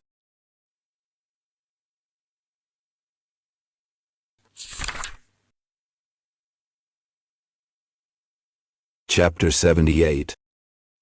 Marshal Floriano received Batista in his office that afternoon. The room was spacious and filled with the quiet authority of someone who had led armies and now led a nation. Batista had prepared carefully for this meeting. He walked in calmly, though his heart beat a little faster than usual. The marshal sat behind a large wooden desk, papers neatly arranged before him. His expression was serious but not unfriendly. He gestured for Batista to sit. Batista began by explaining the secret commission he had carried out, how he worked quietly, without drawing attention, yet remained fair and loyal. He spoke of the spirit of peace that guided him and the respect he earned from all sides. Then, he moved on to suggest that Brazil needed a government strong enough to protect its freedom and stability, one that would go beyond what the former Generalissimo had offered. He paused slightly before delivering the final line, one he had practiced many times at home with Donna Claudia. "Believe, Your Excellency," he said slowly, "that God is with the strong and the good." The marshal listened without interrupting. When Batista finished, there was a brief silence. Then the marshal leaned forward slightly. "You said strong and good," he repeated. "But tell me, do you mean that the strong come first, or the good?" Batista blinked, caught off guard for just a moment. Then he smiled. "I meant both, sir. But perhaps it would be better to say that true strength comes from being good." The marshal nodded slowly, as if considering the words. "That is well said." Donna Claudia waited anxiously at home. She did not ask anyone about Batista's plans. She knew he would tell her everything when he returned. Time passed slowly. 2 full hours felt like an eternity. Her mind filled with dark thoughts. Had something gone wrong? Had someone arrested him because of political enemies? She wasn't usually a religious woman, but fear can turn even the coldest hearts toward prayer. She whispered a small prayer under her breath, asking for his safety. Finally, she heard the front door open. She rushed to meet him, her heart pounding. He looked calm, almost pleased. "What happened?" she asked quickly, taking his hand and pulling him into their bedroom. He smiled and told her how the meeting went, how the marshal had listened closely, how he accepted the message, and how they agreed on the final wording of the phrase. "He changed it just a little," Batista said. "He wanted to make sure it was clear that goodness and strength go together."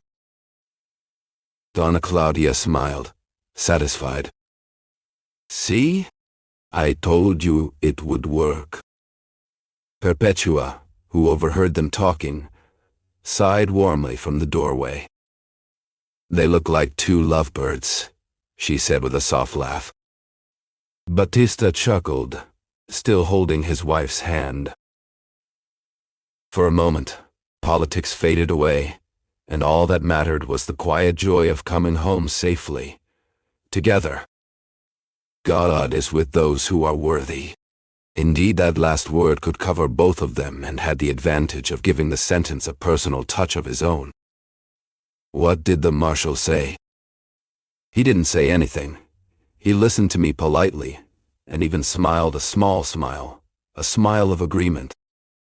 It might have been. Who knows? You didn't do too badly, certainly. With me, he would have said something. Did you explain everything, just like we planned? Everything. You told him the commission's reasons, Our performance? Our moderation? Yes, everything, Claudia. And the marshal's handshake? He didn't offer his hand at first. He just nodded. I was the one who reached out my hand and said, "Always at your service, Your Excellency." And he shook my hand. Did he shake it firmly? Well, it couldn't be like a friend's handshake, but it must have been sincere. No words? Not even a goodbye? No, it wasn't necessary. I bowed to him and left. Donna Claudia stayed quiet for a moment, thinking. The reception didn't seem bad to her, but it could have been better. If she had been there, things would have gone much better.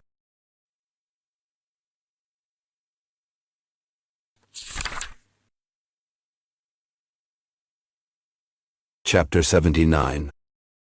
Fusion, diffusion, confusion. Earlier, I mentioned Flora's hallucinations. Truly, they were extraordinary. On the way, after getting off the boat, even though the twins were traveling separately and alone, each in his own carriage, she became convinced that she could hear them talking. That was the first part of the illusion.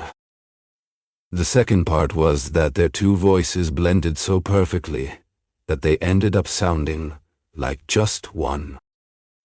Eventually, her imagination merged the two young men into a single person. This kind of experience is not something I believe to be common.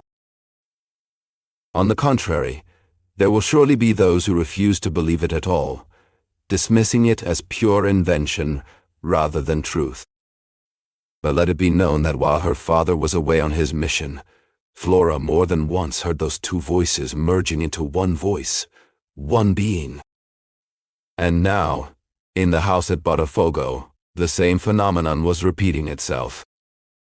When she heard them speak without seeing them, her imagination completed the fusion that had begun in hearing by blending it with what she would have seen. It was as if only one man stood before her, saying words that were truly remarkable. All of this may sound no less than extraordinary, I agree. If I had my way, neither would the two young men become one, nor would the girl remain a single woman. I would correct nature by giving Flora a double, splitting her into two. But since that cannot be, I accept the merging of Pedro and Paulo. Because this visual effect repeated itself even when she was near them, just as it did when she was far away, whenever she allowed herself to drift from where she was and let her thoughts run free. At the piano during conversation, walking through the garden, or at the dinner table, she would suddenly have these brief visions, and at first she would even smile at them. If anyone wants to explain this phenomenon through the law of heredity, suggesting that it was the emotional form of the political changes in Flora's mother, they will find no support from me, and I believe from no one else either. These are different things. You know the reasons behind Donna Claudia's behavior. The daughter may have had others, reasons she herself did not even understand. The only similarity is that in both mother and daughter, the phenomenon was now more frequent. But in the case of the mother, it came from the chaos of external events. No revolution happens as simply as walking from one room to another. Even the so-called palace revolutions bring some kind of unrest that lasts for a while, until the waters settle back into place. Dom Claudia gave in to the anxiety of the times. Her daughter, however, obeyed some other cause, something that could not be discovered right away, or even understood at all. It was a mysterious sight, vague and shadowy, where visible figures became untouchable, the double became single, the single split apart, all merging into one, mixing up and spreading out like mist.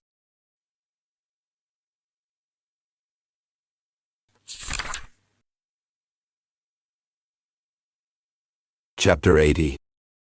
Blood transfusion at last. A transfusion, whatever best captures, through repetition and the gradual shift of forms and states, that strange phenomenon. You can use it here, in this chapter and the next. Once the phenomenon had taken hold, it was necessary to say that Flora, at first, found it amusing. No, that's not quite right. In the beginning, when it was still far off, she didn't notice it at all. Later, she felt a kind of shock or dizziness. But once she got used to shifting from one state to two, and then from two back to one, the alternation began to charm her. She even started to summon it on purpose, just to entertain her eyes. Eventually, even that effort became unnecessary. The shifting happened on its own. Sometimes it was slow, other times quick, almost instant. It didn't happen so often as to border on madness. In time, she grew accustomed to it and even came to enjoy it. Every now and then, in bed before sleep, the phenomenon would return, despite her resistance. She didn't want to lose her rest. But sleep would come anyway, and dreams would finish what wakefulness had begun. Then Flora would walk arm in arm with the same beloved boy Paulo. Or maybe Pedro, and together they would admire the stars and mountains, or the sea, sighing softly or raging in storm, and the flowers and crumbling ruins. Often the two of them would stand alone beneath a clear patch of sky, lit by moonlight or thick with stars like a dark blue cloth. Imagine it was at the window. Outside, the gentle winds carried a soft melody. A large mirror hanging on the wall reflected their figures, and his confirming what her imagination already saw.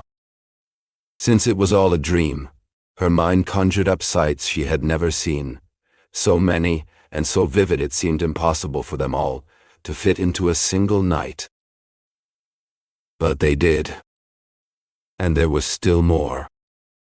Sometimes, Flora would wake up suddenly, losing the scene and the figure, convincing herself it had all been an illusion. On those nights, she rarely fell back asleep. If it was still early, she would get up, walk around, tire herself out, and only then drift off again to dream of something else.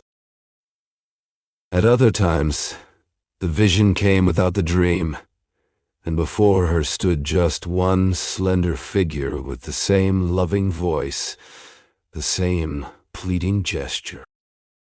One night, as she reached out to place her arms around his shoulders, with the unconscious intent of intertwining her fingers behind his neck, reality, although absent, cried out for its rights, and the single young man split into two identical people. The difference gave such a ghostly quality to both waking visions that Flora grew afraid and thought of the devil.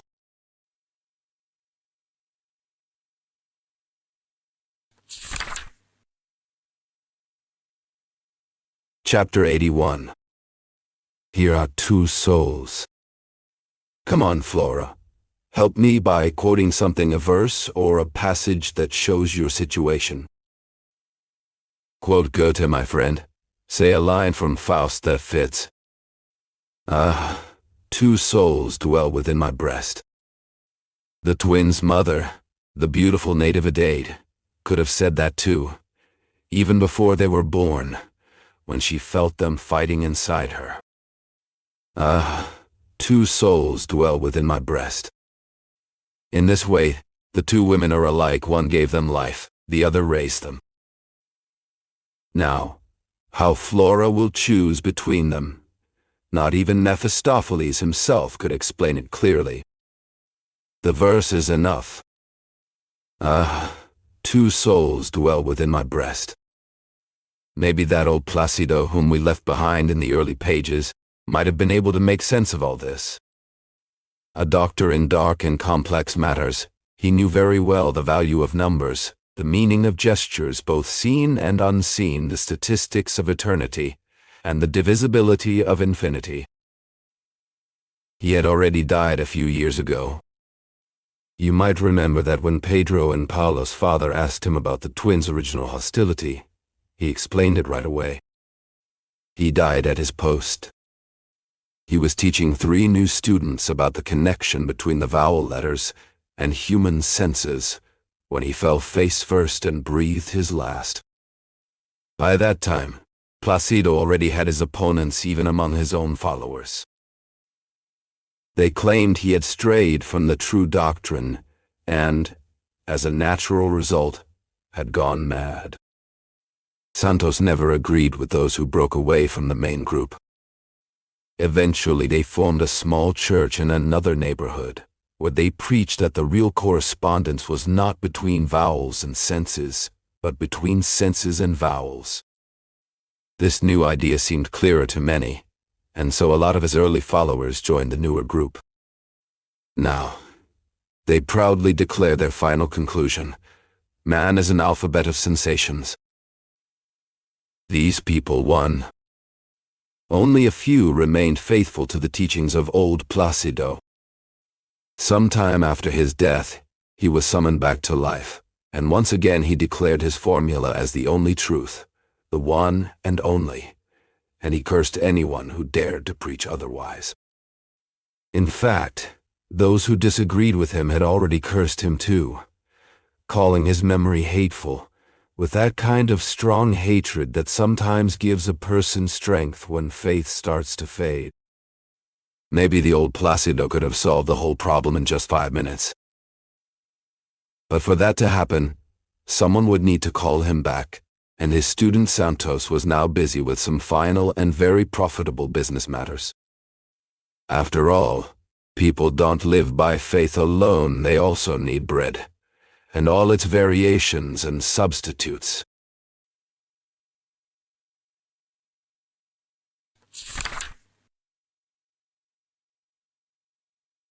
Chapter 82. A few weeks later, the Batista family left the Santos house and returned to their home on San Clemente Street. The farewell was heartfelt. In fact, the sadness of parting began even before they actually left. But affection, habit, and mutual respect, and above all, the need to see each other, often helped overcome the gloom. Before leaving, they promised that the Santos family would come to visit them in just a few days. The twins kept their word soon enough. One of them, it seems it was Paulo, went there that very night with a message from his mother, asking if they had arrived safely. They told him yes, and Batista added, wanting to keep the visit short, that they were all quite tired. Flora's eyes told a different story, though. Not long after, her feelings became a mix of sadness and joy. She felt happy because Paulo had come so quickly, but sad because Pedro was not with him. Naturally, she wished both of them were there. But how these two feelings could exist at the same time is something you might not fully understand, neither well nor badly. Her eyes often turned toward the door, and once she even thought she heard footsteps on the stairs. But it was all just her imagination. These small gestures, which Paulo did not notice he was too happy to have arrived before his brother, did not make her forget that Pedro was still absent. Paulo ended up leaving late, not only because he wanted to make the most of Pedro's absence, but also because Flora herself kept him there a little longer, hoping that maybe Pedro would show up. And so, this mix of emotions stayed with her until it was time to say goodbye. At that moment, the sadness grew stronger than the happiness, since now she had to deal with 2 absences instead of just 1. Draw your own conclusions, madam. Flora went to bed that night and admitted to herself that if it's hard to sleep with one sorrow in your heart, it's even harder when there are 2.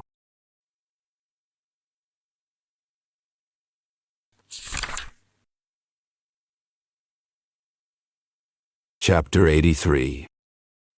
There are many remedies for insomnia.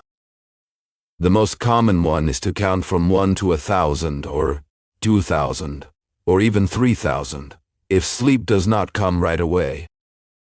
It is a remedy that, as far as anyone knows, has never actually made anyone fall asleep. But that does not matter. Throughout history, all effective treatments for tuberculosis have gone hand in hand with the belief that the disease is incurable. It is useful for people to declare what they do not know, and by profession, to say the opposite of what they do know. In this way, another incurable is born: hope. Flora was also incurable, or perhaps inexplicable, as Eros had once called her. That graceful Flora suffered from sleeplessness that night. Yet, in part, it was her own fault. Instead of lying down quietly and sleeping like the angels, she chose to stay awake with one or two of them, spending part of the night by the window or seated, remembering and thinking, comparing and completing her thoughts. She was wrapped in a linen robe, her hair tied back for sleep. At first, she thought about what had happened earlier that evening, and she brought to mind all of his charms. These were enhanced by the special kindness he had shown her by visiting at night, even though they had already met that morning. She felt grateful. The entire conversation was replayed alone in her bedroom, with all the different tones of voice, the changing topics, and the frequent interruptions sometimes from him, sometimes from herself. In truth, she only interrupted to think about the one who was no longer there.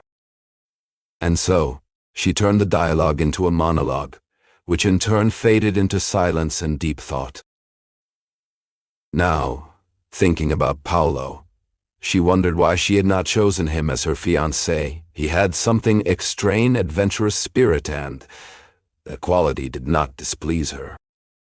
Whether inexplicable or not, she allowed herself to be moved by his passion, by his desire to trade the world and time for a purer, happier existence. That mind, so clearly masculine, seemed destined to change the course of the sun, which had gone astray. The moon, too. The moon seemed to want more frequent contact with people, less hidden behind clouds, not fading into a thin sliver. Visible every night, without making the stars lose their shine. It would quietly continue the work of the sun, and make the eyes of those who could not sleep or were simply tired of sleeping dream even more. All of this filled the soul of Paolo, who longed for perfection.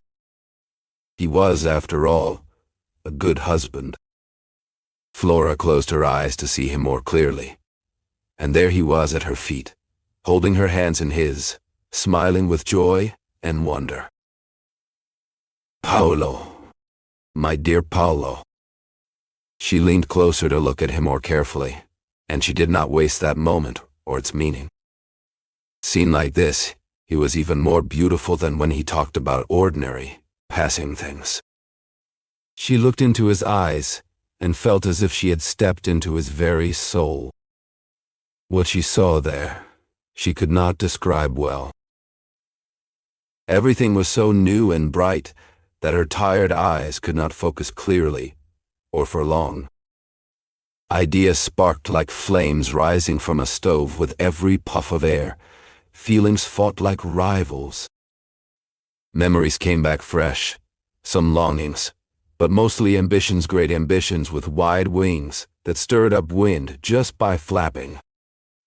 Over all this mix of thoughts and feelings poured tenderness, so much tenderness. Flora looked away. Paolo was still in the same position. But now, near the door and partly hidden in the shadows, stood Pedro. His figure was just as beautiful, but carried a touch of sadness. Flora felt moved by that sadness. It was as if, by loving the first one completely, she had no sympathy left for the tears of the second even, if those tears were made of blood. Love, as the old and modern nymphs say, has no pity. When there is pity for someone else, they say, it means that love has not yet truly been born, or that it has already died. And so, the heart does not care to wear that first shirt of affection. Forgive the image. It is not elegant or clear, but the situation does not give me time to search for a better one. Pedro stepped closer, moving slowly, then knelt down and took Flora's hands, which were still held tightly by Paulo. Paulo stood up and left through the other door. The room had 2 doors, and the bed was placed right between them. Maybe Paulo had stormed out in anger, but if he had, Flora didn't hear a thing. Pedro's gesture was so gentle, so full of life, that it chased away any sadness she might have felt before. His eyes were just as dreamy as his brother's, but they were different in a way that was hard to explain. They weren't the kind of eyes that looked for adventure or distant dreams. Instead, they reflected calm, the calm of someone who didn't need new suns or moons, who was happy with the ones already shining and saw no need to trade them for others. It was order, maybe even peace, a harmony between himself and the world around him. That kind of quiet strength touched Flora's heart deeply, either because it made her think of lasting happiness or because it showed her a soul strong enough to stand firm. Even so, Flora kept looking into Pedro's eyes, searching deeper until she felt she could see into his very soul. Perhaps the real reason she looked so closely was not to compare the 2 brothers, though that might have been part of it. Maybe she simply didn't want to seem less curious about one than the other. Both reasons made sense, but neither may have been the true one. The truth was simpler. Looking into Pedro's eyes came as naturally to her as breathing. There was no special plan or hidden intention behind it. Just one look, and she found herself falling softly into the heart of a young man who loved her. She was like her twin, after all, not seeing more or less in Pedro than she had seen in Paulo. But there was something else, something hard to describe, that she noticed in Pedro which she hadn't felt in his brother. And on the other side, there was also something in Paulo that she hadn't found in Pedro. That something was impossible to define, don't forget that. And this whole idea is tricky because nothing is harder to talk about than feelings without names. Believe me, my friend, and you too, my dear female reader, believe me, when I say that I would rather describe the lace on Flora's dressing gown. The way her hair was tied back, the threads in the carpet, the wooden planks on the ceiling, or even the tiny crackling sounds made by the dying lamp. Yes, that would be boring, but at least it would be clear. Yes, the little oil lamp was flickering, almost gone, but still had enough light to guide Paulo back. When Flora saw him come in and kneel again beside his brother, and both of them gently holding her hands, quiet and calm, she stood there for a long time, completely stunned. It was like something out of an old belief, as people used to say back when there was more faith than clocks. Coming back to herself, she pulled her hands away, then placed them over their heads. As if feeling the difference between them, that special something, that unnameable thing, that made each one unique. The lamp was dying. Pedro and Paulo spoke to her with exclamations, encouragements, and pleas, which she answered poorly, and with difficulty, not because she didn't understand them, but because she didn't want to hurt either one, or perhaps because she didn't know which of them deserved her words more.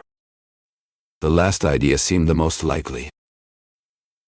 In any case, it was the beginning of what happened next, when the lamp finally gave its last flicker. Everything blurred in the dim light. That must have been why the two figures, once separate, now looked like one. Flora, seeing no one leave the room, could hardly believe they had become a single person. But in time, she did believe it, especially when this one being seemed to complete her inside in a way neither of them had done alone. There was so much changing, so much coming and going, shifting and reshaping. She thought she might be mistaken, but no, it was one person made of both brothers and somehow also of herself, someone whose heartbeat she could feel inside her own chest. She was so tired from all the emotions that she tried to stand and walk away, but couldn't. Her legs felt like heavy lead, stuck to the floor. She stayed like that until the lamp in the corner finally went out. Flora jumped in her chair and stood up. What was that? The lamp had gone out. She lit it again. Then she saw that neither of them was there, not the two, and not even the one who was made of both. The whole vision had disappeared. The lamp, now bright and new, lit up her bedroom, and she realized her imagination had created everything. That's what she thought, and the reader knows it too. Flora realized it was too late, and a rooster's crow confirmed that idea. Other roosters joined in with their calls. "Oh my God," Batista's daughter exclaimed. She got into bed, and even though she didn't fall asleep right away, it wasn't long before she did. Soon, she was dreaming peacefully. In her dream, she heard the sound of roosters crowing, a cart moving along a road, a calm lake, a scene of a sea voyage, someone giving a speech, and finally, an article. The article was real. Her mother came to wake her up at 10 o'clock in the morning, calling her a sleepyhead. There in bed, the mother read aloud a morning newspaper that praised Flora's husband and recommended him to the government. Flora listened with satisfaction. The big night was finally over.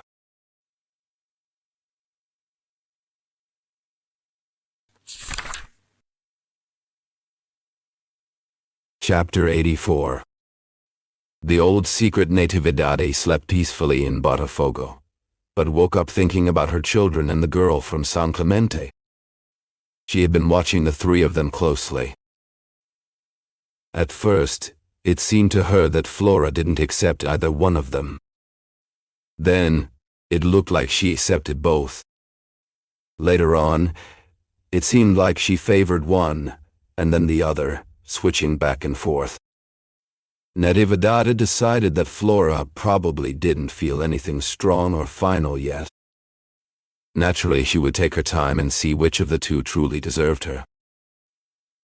The problem was that both young men seemed to feel the same attraction and the same jealousy toward each other. That could lead to some kind of disaster. Separating them wouldn't solve everything, but it might help.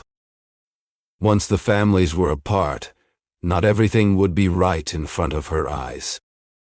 Visits could become less frequent, maybe even rare. In that way, she would get what she had wanted all along. Besides, it was almost time to go to Petropolis. Actually, the time had already come.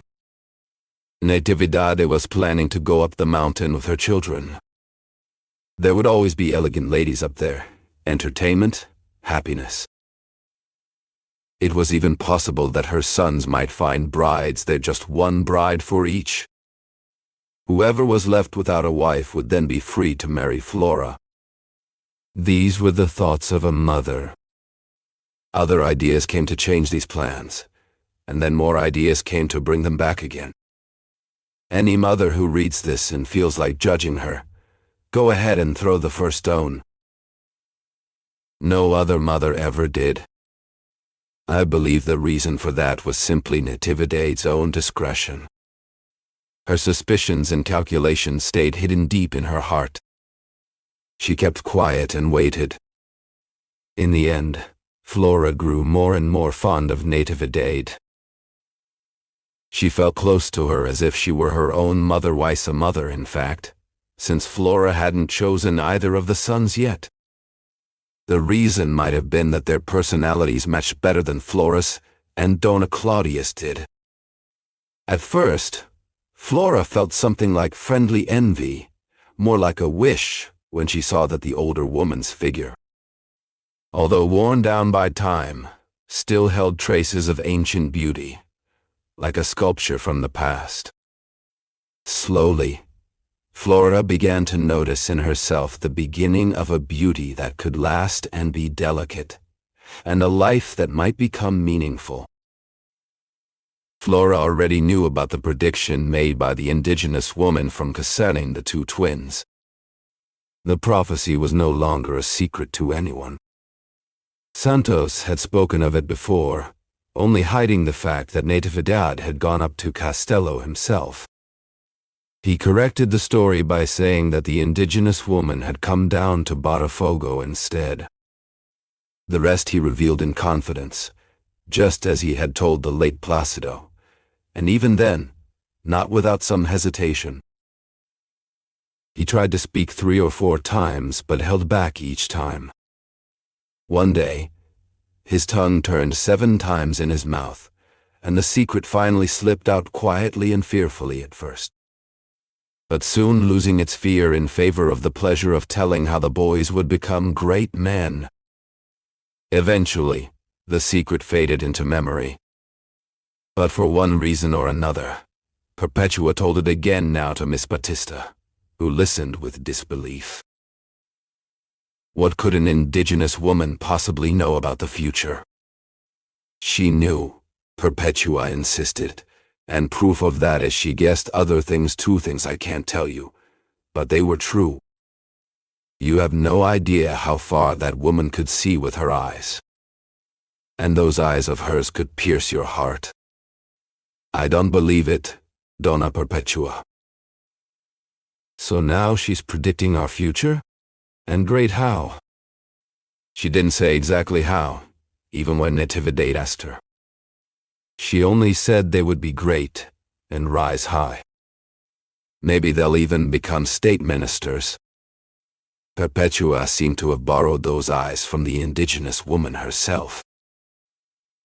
She fixed them on her friend, looking deeply into her heart which, for its part, beat neither fast nor hard, just as steady as ever. Still, since it wasn't impossible that the 2 boys might reach the heights of this world, Flora stopped arguing and accepted the prophecy. Saying nothing more than a slight movement of her lips that pulled down the corners of her mouth, raised her shoulders gently, and opened her hands palm up, as if to say, "Well, maybe so." Perpetua added that, with the change of government, it was natural that Paula would reach greatness firsthand here. She looked straight at Flora. It was a way of testing her feelings, offering up the idea of Paulo's rise, because it might well happen that Flora would come to love his destiny more than the man himself. But she found nothing in Flora's expression. Flora kept on, not letting herself be understood. Do not think that this was because she was trying to be clever, or that it was part of some plan. Honestly, she was not thinking about anything deeper than what was right in front of her.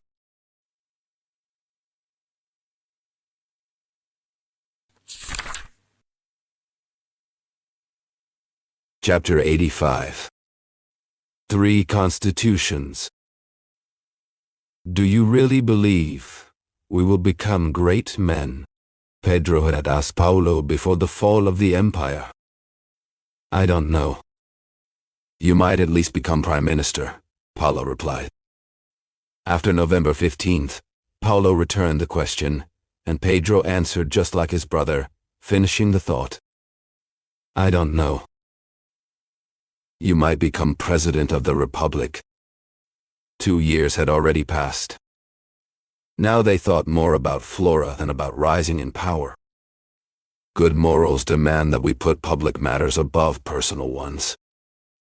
But young men in this case were like old men and those of any other age, who often think more about themselves than about everyone else. There are exceptions, some noble, others most noble.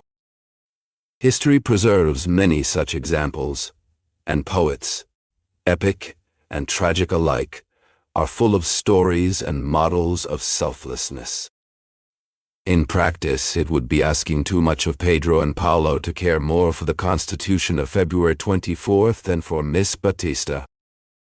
They did think of both, it's true, and the first had already led to some sharp exchanges of words. The Constitution, if it were a living person standing beside them, would have heard the most contradictory remarks in the world. Because Pedro went so far as to call it a pit of injustices, while Paulo saw it as none other than Minerva herself, born fully formed from the head of Jupiter. I speak metaphorically here so as not to lower the tone. In truth, their words were less refined and more dramatic, and they ended up hurling the first insults at each other. On the street, where encounters between political demonstrators were common and newsstands stood outside newspaper offices, every moment offered a chance for debate. Yet whenever the image of Flora appeared between them in imagination, the argument would fade. Though the harsh words continued and even grew sharper, without either admitting the new reason, which was even greater than the first. Indeed, they were reaching the point where they would give up both constitutions, the Republican and the Imperial, for the girl's exclusive love, if that were required. Each would create his own constitution with her, better than any other in this world.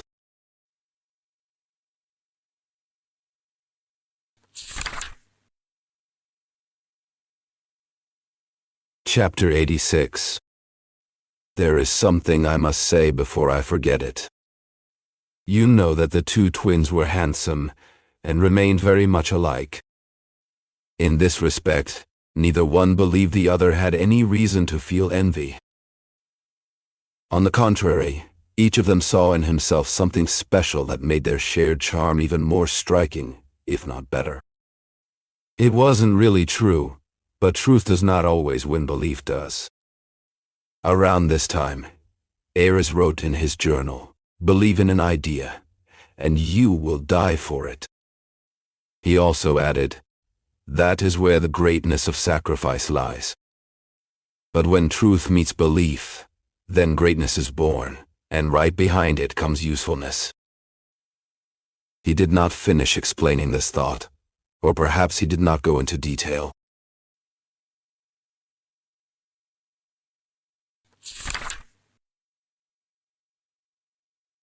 Chapter 87. That old remark from Ayres brings to mind the difference between him and the young woman Flora, one even greater than their gap in age. I've already mentioned that, before her father's assignment, she would stand up for Pedro or Paulo depending on which one was speaking ill of the other. Naturally, she did the same now, but with the change in government, she found herself defending monarchists and Republicans alike, depending on whether she was listening to Paulo or Pedro. Her spirit of reconciliation or fairness would calm the anger or disdain of whoever was speaking. You shouldn't say that. They are patriots too. It's better to excuse some exaggerations. These were just words, spoken without passion or deep belief. And the person she was talking to would always end up saying, "You are so kind." Now, Ayres had the opposite habit of this gentle contradiction. You might remember that he always tried to agree with whoever he was talking to, not out of disrespect, but to avoid arguments or fights. He had noticed that when people's beliefs were challenged, their faces would twist with irritation. And he didn't want to see others like that, nor did he want his own face to show such unpleasant expressions. If there was something to gain from disagreeing, fine, but if there wasn't, he preferred to stay at peace with God and men. That's why he developed a way of speaking and gesturing that kept everyone calm, and himself even calmer. One day, while he was with Flora, he mentioned this habit of hers, telling her that it seemed almost studied. Flora denied that it was. She said it was only natural for her to defend those who went there to speak for themselves. Besides, by doing so, she could calm one of the twins she was talking to, and then later the other. "I agree with you," he said. "But why do you always agree?" she asked, smiling. "I can agree with you because it's a pleasure to follow your opinions, and it would be rude to argue with them. But honestly, there's no plan behind it. With other people, if I agree, it's because they're usually saying what I already think. I've noticed you contradict yourself sometimes." Could be. Life and the world are full of contradictions. The lady might not fully understand this because she was young and innocent, but believe me, the advantage was all hers. Innocence is the best book, and youth the finest school. Forgive my show of knowledge. Sometimes it is a necessary evil. Don't blame yourself, counselor. You know I don't believe anything against your word or your character. Even the contradiction I find in you is pleasant. I agree with that too. You agree with everything. Listen, Flora. May I speak, counselor? It should be mentioned that this conversation took place at the door of a fabric and fashion store on Rua do Ouvidor. Aires was walking toward Largo de São Francisco de Paula when he saw the mother and daughter inside, seated and choosing a piece of cloth. He went in, greeted them, and then stepped out to the doorway with the daughter. Donna Claudia's call interrupted the conversation for a few moments. Aires stood looking out into the street, where women from all walks of life walked up and down. Men of every trade passed by, not to mention those who stood still on both sides and in the middle of the road. There wasn't too much noise, nor complete silence. It was somewhere in between. Perhaps some people knew Aires and greeted him, but his mind was so deep in thought that if he responded to one or two greetings, that was all. Every now and then he turned his head back inside, where Flora and her mother were discussing their choice. He could still hear the words they exchanged. He felt curious to know whether the young woman would finally choose one of the twins, and which one it would be. Whatever happened, he already felt a kind of sadness at the idea that she might not choose either, even though it didn't matter to him whether it was Pedro or Paulo. He wished her happiness, if marriage was what made her happy, and he wished the same for the chosen man, despite the pain of being left out. The one left behind would find comfort. Now, whether this feeling came from love for the brothers or for her, that's something that can't really be said for sure. At most, to lift even a corner of the veil, one would have to enter his soul and go even deeper than he himself had ever gone. There, among the remains of a half-lived celibacy, one might perhaps find, like a late and faded flower, the last trace of fatherhood, or more accurately, the longing for it. Flora brought back the fresh red rose of those early days. They no longer spoke of contradictions, but of the street, the people, and the day itself. Not a single word was said about Pedro or Paulo.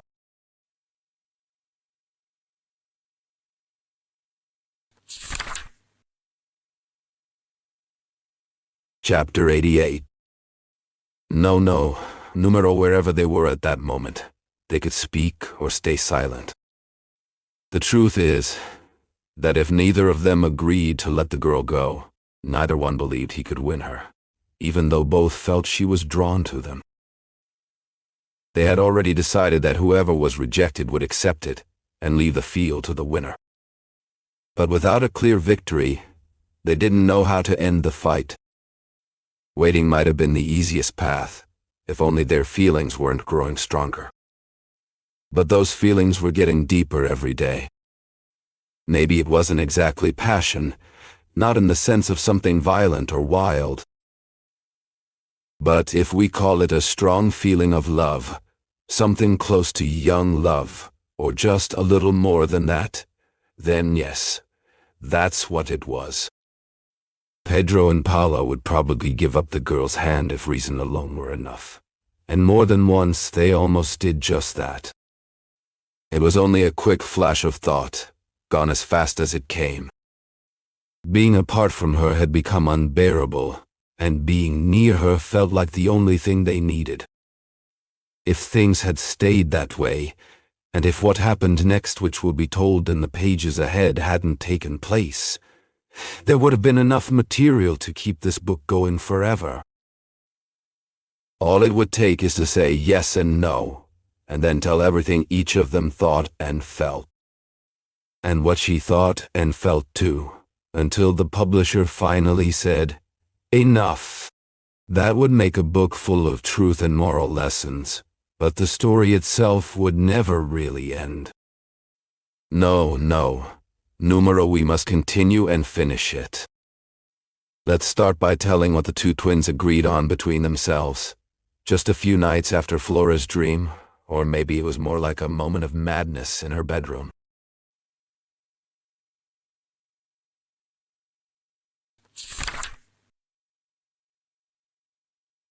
Chapter 89. The Dragon. Let's see what these two had planned. They had just been with Ares at the theater that evening, simply passing the time. You already know about this dragon. Everyone has tried their hardest to strike it down, yet it always kicks, gasps, and somehow comes back to life. That's exactly what happened that night. I don't know which theater it was, or what play, or even the style of the performance. Whatever it was, the goal was just to kill time, and the three of them left it stretched out cold on the floor. From there, they went to a restaurant. Ares told them that, back in his youth, he used to end nights like this with friends his own age. It was the time of Offenbach and operetta. He shared stories, mentioned the shows, described the women and the social scenes, and nearly found himself humming a piece. Words and music included them. Pedro and Paulo listened politely. But they didn't feel anything from the echoes of the diplomat's past that stirred so vividly within him. On the contrary, they wanted to laugh. What did it matter to them, some old cafe on Uruguayana Street, that had turned into a theater and now was nothing? Or the people who had lived and shone, only to fade away before the two of them were even born, as far as they were concerned. The world had begun just 20 years earlier, and it wouldn't end anytime soon. It was like an endless pool of young men who would never grow old.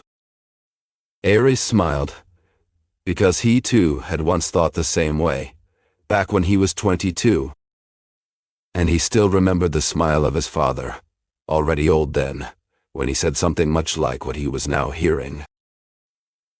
Later, after gaining a more idealistic understanding of time, he came to realize that this dragon was both alive and dead at once, and that it made no real difference whether you fed it or killed it.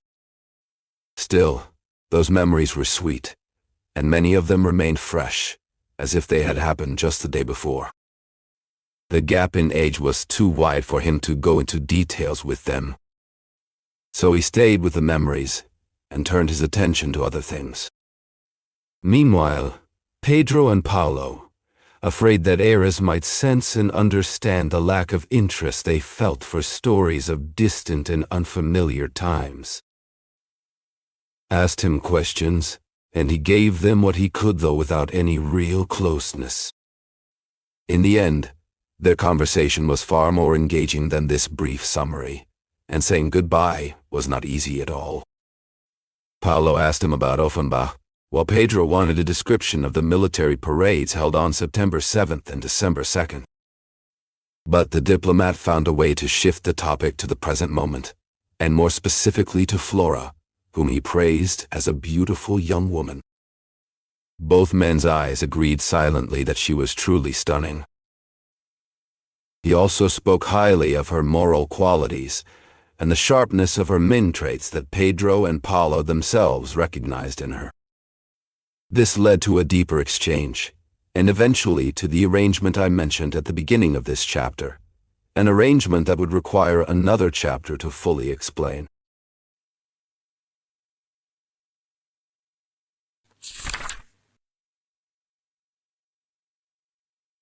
Chapter 90.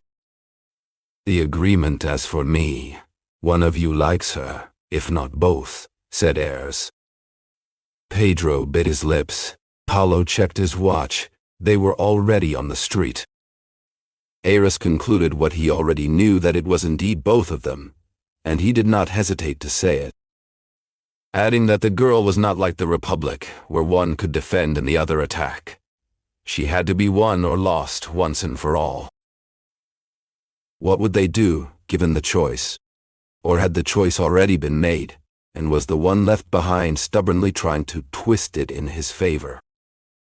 Neither of them spoke right away, even though both felt the need to explain something. They thought that the choice wasn't clear or final.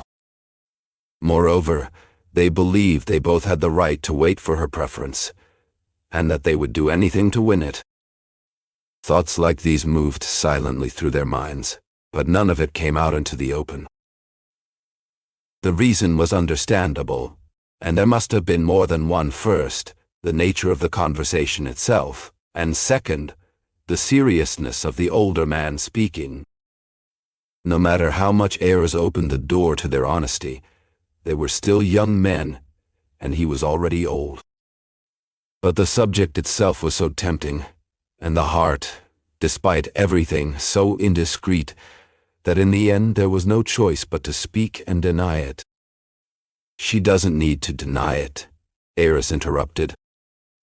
Grown-up people know the tricks of young ones, and can easily guess what they're up to. There's no need to guess, really. Just watching and listening is enough. You both like her. They smiled, but now with such bitterness and awkwardness that they revealed their discomfort with the rivalry, a rivalry they both already knew about. That rivalry was also known to others, and probably to Flora herself, and now their situation seemed more complicated and closed off than before. They had reached Largo da Carioca, and it was 1:00 at night. A carriage from Santos was waiting there for the young men, by the advice and order of their mother, who was always looking for chances and ways to make them spend time together and get closer. She insisted on fixing what nature had not planned. She often took them out for walks to the theater or on visits. That night, when he found out they were going to the theater, he ordered the carriage to be prepared, which took them into the city, and he stayed behind waiting for them. "Come in, counselor," Pedro said. "The carriage fits 3. He'll sit up front on the little bench." They got in and left. "Well," Ayres continued, "it's clear you both like her, and it's just as clear she hasn't chosen between you two yet. Probably she doesn't even know what to do. A third person could solve this whole situation because you two would get over it quickly. That's what happened to me when I was young. If there's no third person, and this situation can go on forever, why don't you two come to some kind of agreement?" "What kind of agreement?" Pedro asked with a smile. "Any kind," Ayres replied. "Come up with a way to cut through this knot. Each of you should follow your own path. You, Pedro, can try to untie it first. If you can't, then Paulo, Take Alexander's sword and strike the blow. Everything will be done and over with. Then fate, which is waiting for both of you along with two beautiful women, will bring them by the hand to each of you, and everything will fall into place on earth as it is in heaven. Iris said more on the way until they reached his house, where he got out. Before stepping down, he turned to them and asked, "So, are we agreed?" Both of them nodded yes, and once they were alone, neither spoke. They were probably lost in thought, and maybe the ride from Catete to Botafogo felt too short. When they arrived home, they climbed the garden stairs, talked about the weather. Pedro said he found it delightful, while Paulo thought it was awful, though neither said so out loud to avoid upsetting the other. Their hope for some kind of resolution kept them calm, at least for now. Tomorrow's fruit still hung within reach. Here was their room waiting for them, a little gem of arrangement and charm, comfort and peace. It was their mother who made the final touches every day. She took care of the flowers that would be placed in the porcelain pots, and every evening she herself would take them out and put them by the window so the boys wouldn't breathe them in while they slept. The candles were there at the foot of the two beds, placed in their silver candlesticks, one engraved with the name Pedro, the other with Paulo. Small handmade rugs lay beside them. Bows tied by her own hands decorated the curtains, and finally, her portrait and that of her husband hung on the wall between the two beds, in the very spot where once hung the portraits of Louis XVI and Robespierre, bought long ago on Rua da Carioca. At the base of each candlestick, they found a small note from Natividade. This is what it said. "Would either of you like to come with me to Mass tomorrow? It's the anniversary of your grandfather's death, and Perpetua has not been feeling well." Natividade had forgotten to mention it earlier, and truthfully, she could manage just fine without them, especially by carriage, but she liked having them with her. Pedro and Paulo both laughed at the invitation and at how simply it was written. One of them suggested, just to please their mother, that they both go to Mass together. The idea was accepted right away. It wasn't harmony yet, but more like a conversation within a single person. Heaven seemed to be writing the peace treaty the two would eventually have to sign, or if you prefer. Nature was correcting their characters, and these two quarrelsome brothers were beginning to align their feelings and their actions. Still, I won't swear to that. I'm only saying what one might guess from the way things looked. "Let's go to Mass," they both repeated. A deep silence followed. Each was thinking about how to make this agreement and how to suggest it. Finally, from one bed to the other, they spoke about what seemed best to them. They made proposals, discussed, made changes, and came to a conclusion not with a notarious document, but simply by giving their word. There were only a few conditions. Since they couldn't promise that Flora would choose one of them, they agreed to wait for her decision for a short time, 3 months. Once she made her choice, the one who was not chosen would give up and not try anything else. Since they were confident that a decision would eventually come, the agreement was easy. Each would only have to exclude the other. Nevertheless, if by the end of the 3 months no decision had been made, they would need a final clause. The first idea that came to mind was for both of them to step away from the situation, but neither brother found that option appealing. They remembered they could decide by chance, and whoever was chosen would leave the field to the other. So they spent an hour talking, after which they tried to get some sleep.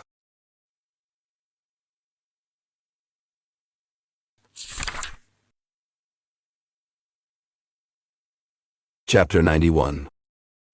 By 9 o'clock the next morning, Natividad was ready to go to the Mass she had arranged to be held at the Church of Our Lady of Glory. None of her sons came to join her. "It looks like they're still asleep," she said to herself.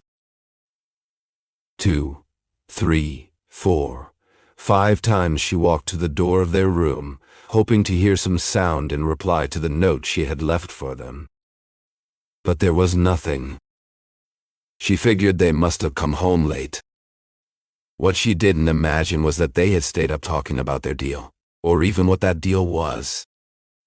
As long as they slept in a soft bed, all would be fine.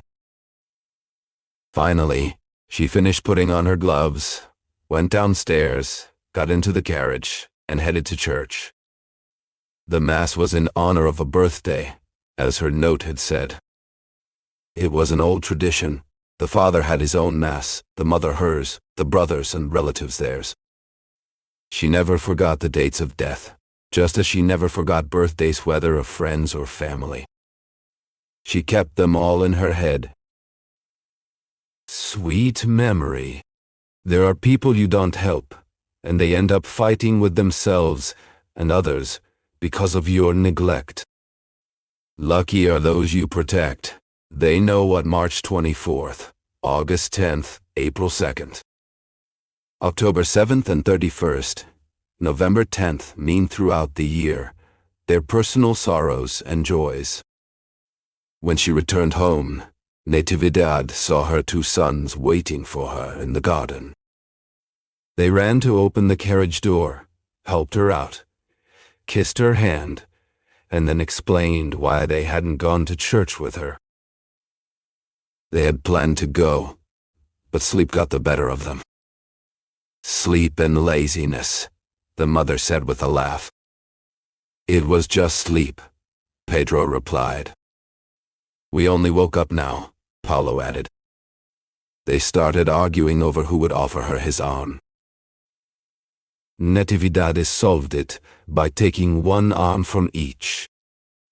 Once back home and changing clothes, she thought that if Flora had asked them for anything, they would have woken up early no matter how late they went to bed.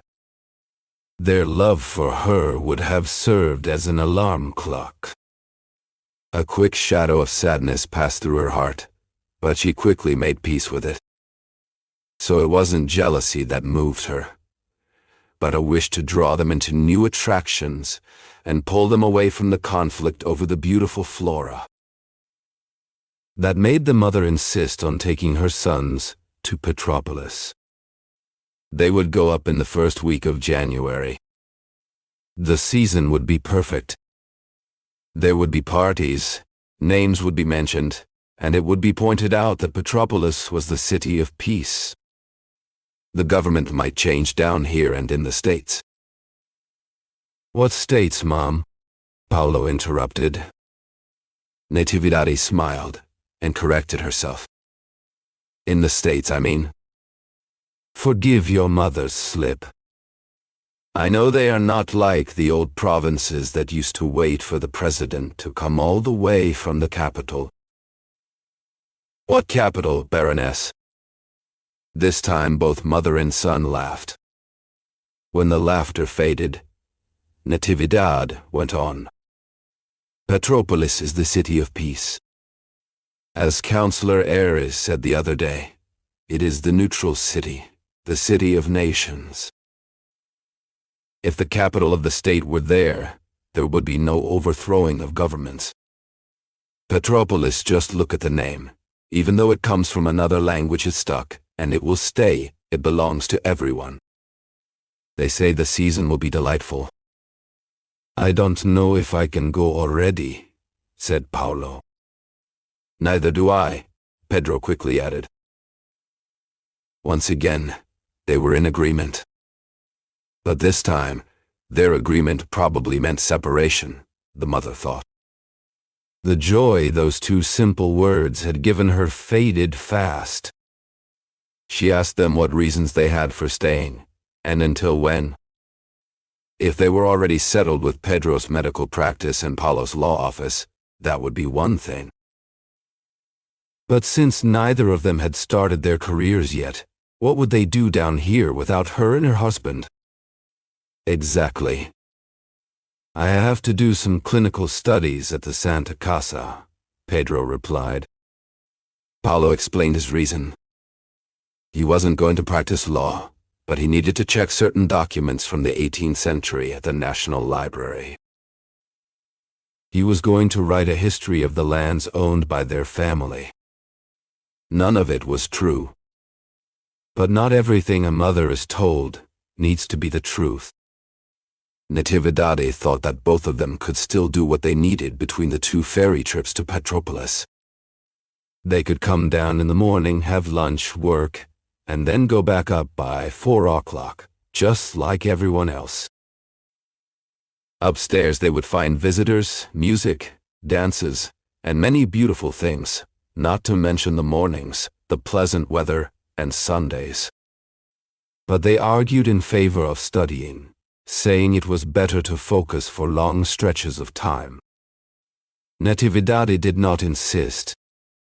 She would rather wait for her sons to finish their work at the library and at the Santa Casa clinic.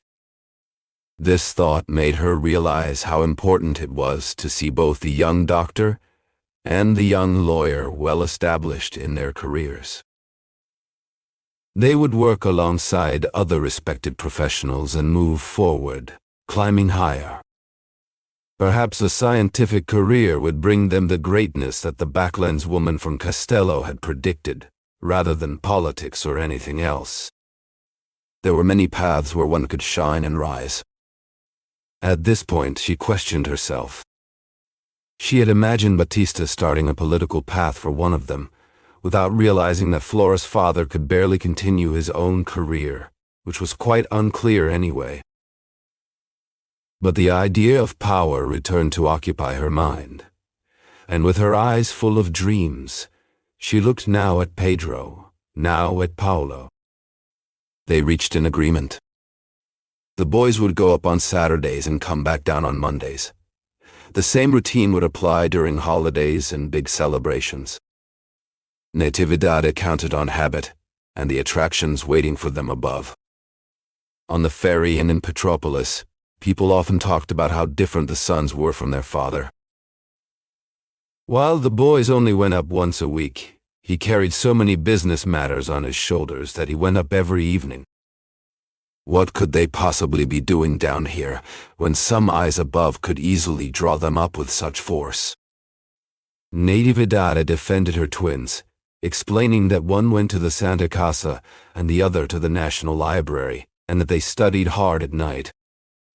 Her explanation was acceptable, but besides taking away a topic for the charming chatter of summer, it might also be something the boys made up themselves. Most likely, they were going after the girls.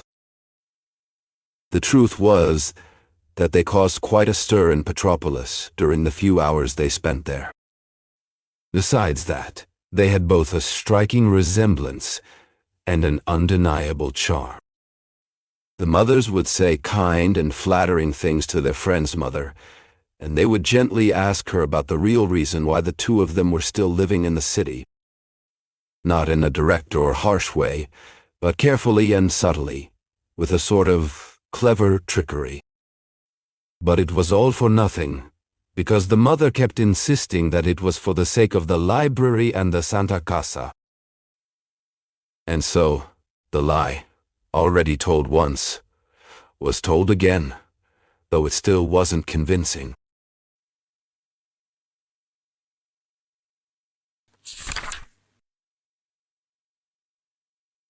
Chapter 92.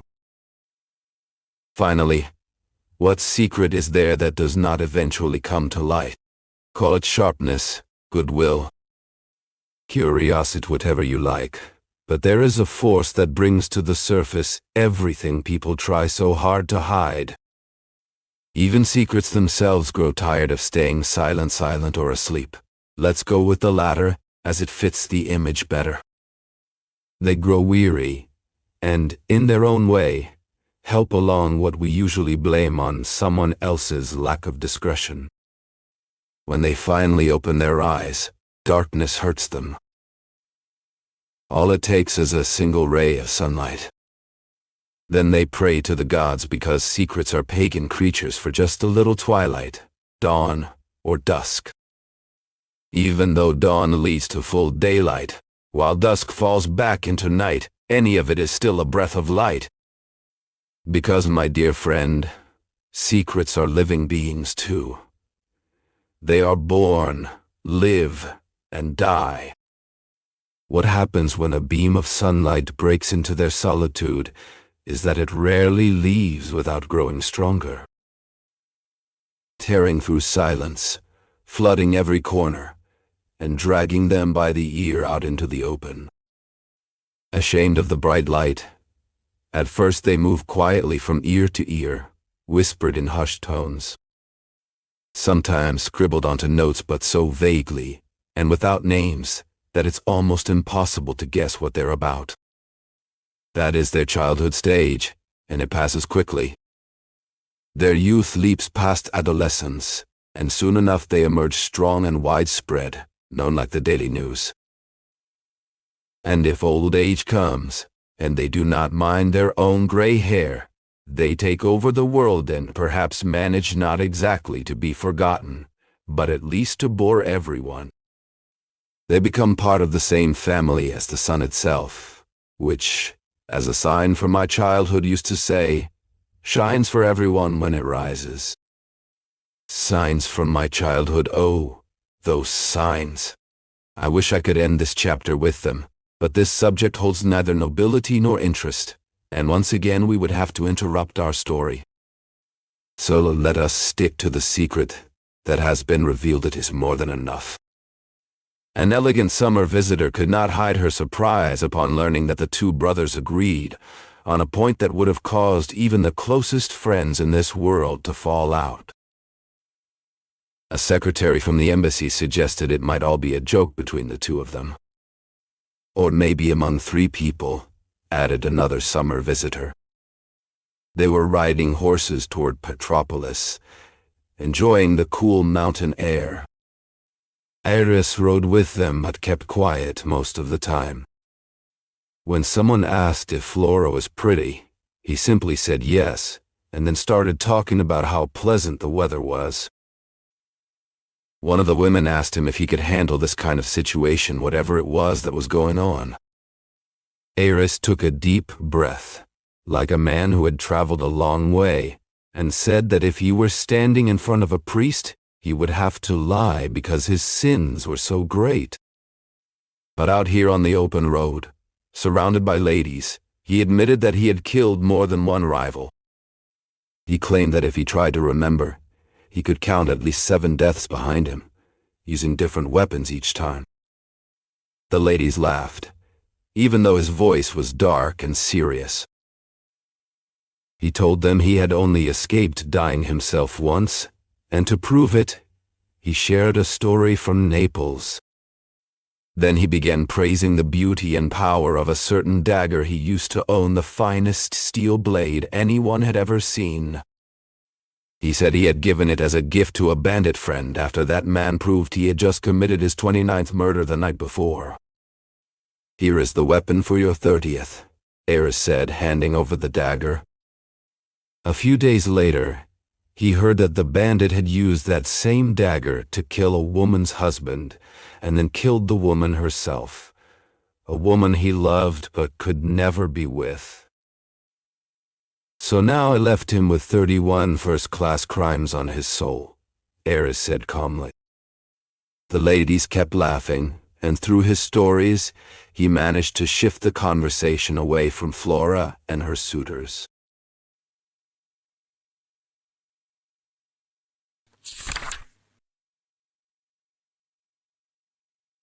Chapter 93. While they were talking about her in Petropolis, Flora's inner world stayed the same struggle between feelings, the same balance of choices pulling her in different directions. When that struggle finally stopped and the balance broke, the answer would come fast. And even if it hurt one of the lovers, the other would win, unless the sharp edge of gossip from Iris cut through everything first. Weeks went by after Natividad arrived. Whenever Ares came to Rio de Janeiro, he made sure to visit her at São Clemente. He always found her just as she used to be, except for one morning when he saw her lost in a quiet mood. The next day, he received a letter from Flora asking his forgiveness if she had seemed distant or unkind and sending him warm regards. "Mother asks me to give her regards to you and to the Baroness family," she wrote. That message showed that Flora had gotten her mother's permission before writing the letter. When Ares returned to Rio, he hurried back to São Clemente. Flora welcomed him warmly, more than making up for her silence that morning. But her happiness wasn't steady or natural. Sometimes, a shadow of sadness passed over her face. Ares visited again a few times that same week. Each time, Flora greeted him with her usual cheer, yet by the end of each visit, he noticed the same changes he had seen in those last days. Maybe the reason for those moments of silence was that her mind kept traveling back to the Santos family home. One day her thoughts came back to whisper these words to her heart. "Who are you? Neither tying nor untying anything. It's better to let go completely. It won't be hard because remembering one will slowly erase the memory of the other. And both will fade away like old and new leaves carried off by the wind, along with tiny pieces of life too small and light for the human eye to see. Go on. Forget them. If you can't forget, then try not to see them again. Time and distance will do the rest." Everything was over now. All that was left was to write those words from her mind into her heart, so they could stay there as a reminder. Flora wrote the letters with a trembling hand and blurred vision. As soon as she finished, she noticed that the words did not match. The letters became confused. Then began to fade away, not all at once, but here and there until her tired muscles finally let them go. In strength and passion, her heart resembled the twin Paulo. In craftiness and subtlety, her mind was more like Pedro. That's what she realized after some time, and with this thought she tried to make sense of what had seemed impossible to understand before. Even so, she still couldn't fully grasp the situation. She decided to either end it all or end her own life. The whole day was restless and full of trouble. Flora thought about going to the theater so the twins would not find her at home that evening. She planned to leave early, before their usual visiting hour. Her mother ordered a private box at the theater, and her father approved the idea when he came home for dinner. But in the end, Flora complained of a headache, and the theater box went unused. "I'll send it to the young Santos brothers," Batista suggested. Donna Claudia disagreed and kept the ticket for another time. Her reason was clear: she was a mother. Although she was in no hurry to see her daughter married, she wanted the young men close to her, talking, laughing, doing anything they liked, as long as their eyes stayed fixed on Flora. Batista did not understand right away, nor did he understand later. But to avoid upsetting his wife, he gave up the idea of inviting the boys. What a perfect opportunity it was. It wasn't too much for them. They had money and were used to spending it. The kind gesture lay in the thought itself, and also in the little note he would write to go along with the ticket. He even started composing the message in his head, although it was already pointless. When his wife saw him quiet and serious, she thought he might be angry and tried to make peace. But he gently pushed her away with his hand. He was still writing that little note in his mind, adding a clever joke to the text, folding the imaginary paper and giving it this playful title, "To the young apostles Pedro and Paulo." The mental effort only made Donna Claudia's resistance stronger. Such a sweet little letter.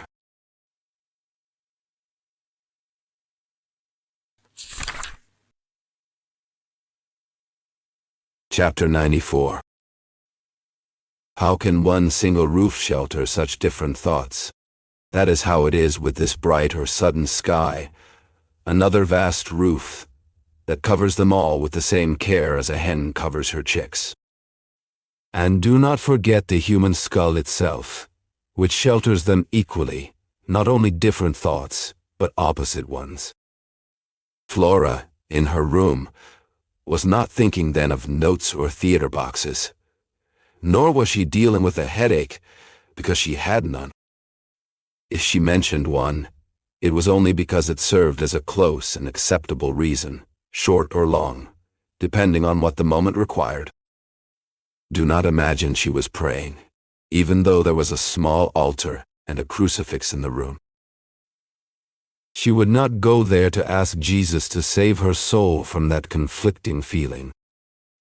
Sitting on the edge of the bed, eyes on the floor, she was naturally thinking of something serious, or maybe nothing at all, since even nothing can hold someone's eyes and mind. She bit her lips, not out of anger. She put her head in her hands as if trying to fix her hair, but her hair stayed just as it had always been. When she finally stood up, night had fully fallen, and she lit a candle. She did not want gaslight. She wanted a soft glow that would give little life to the room and its furniture, leaving some corners in gentle shadow. The mirror, if she looked into it, would not reflect her everyday beauty with the candle placed on top of an old writing desk. At a distance, it would show a hint of paleness and sadness, and that was true, but our dear friend did not know herself as pale, nor did she feel melancholy. In the confused sadness of that moment, there was just a touch of weariness.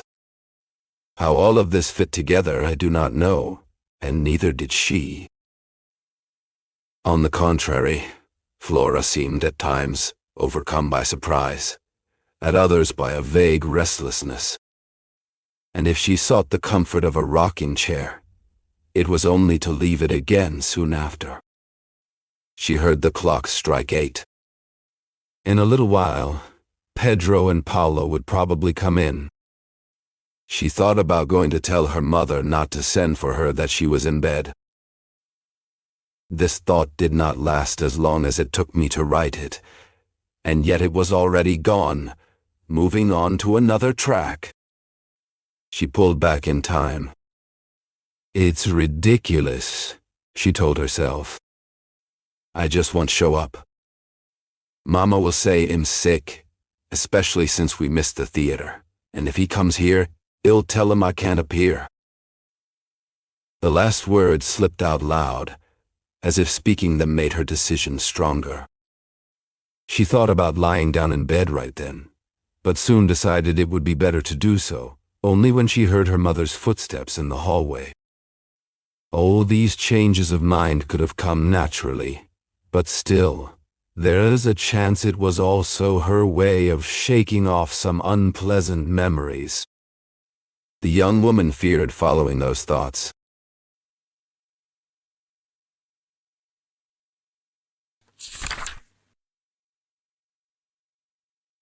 Chapter 95. Flora stood still, unsure of what to do next. She was afraid to follow them, but she couldn't just stay there either. She walked over to one of the bedroom windows that faced the street, leaned against the iron bars, and looked up and down the road. The night was dark, with no stars in the sky. A few people passed by quietly, some talking, others keeping to themselves. Here and there she saw lit-up rooms, one of them with a piano inside.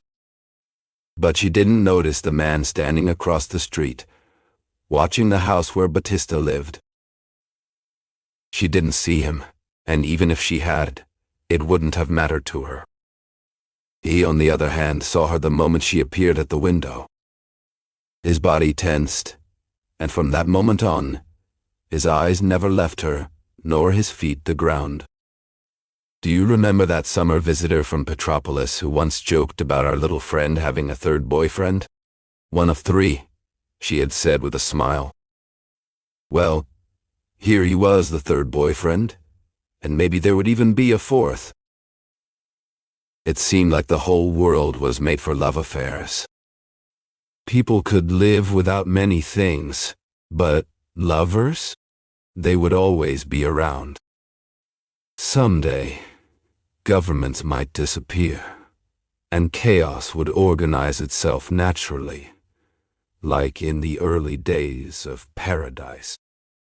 As for food, someone from Boston or New York would probably invent a way for people to survive simply by breathing air.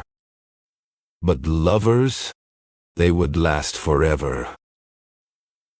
This particular lover was a junior clerk in a government office.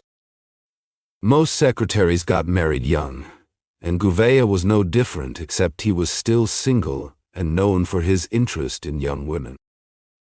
One Sunday, during Mass, he saw the former president's daughter and fell so deeply in love that nothing else seemed to matter anymore. He hadn't wanted any promotion since. He had liked many women before, walked with some, even courted a few. But this girl was different. She was the first to truly touch his heart. Day and night, he thought of her. Rua São Clemente was the street he walked every day to and from work.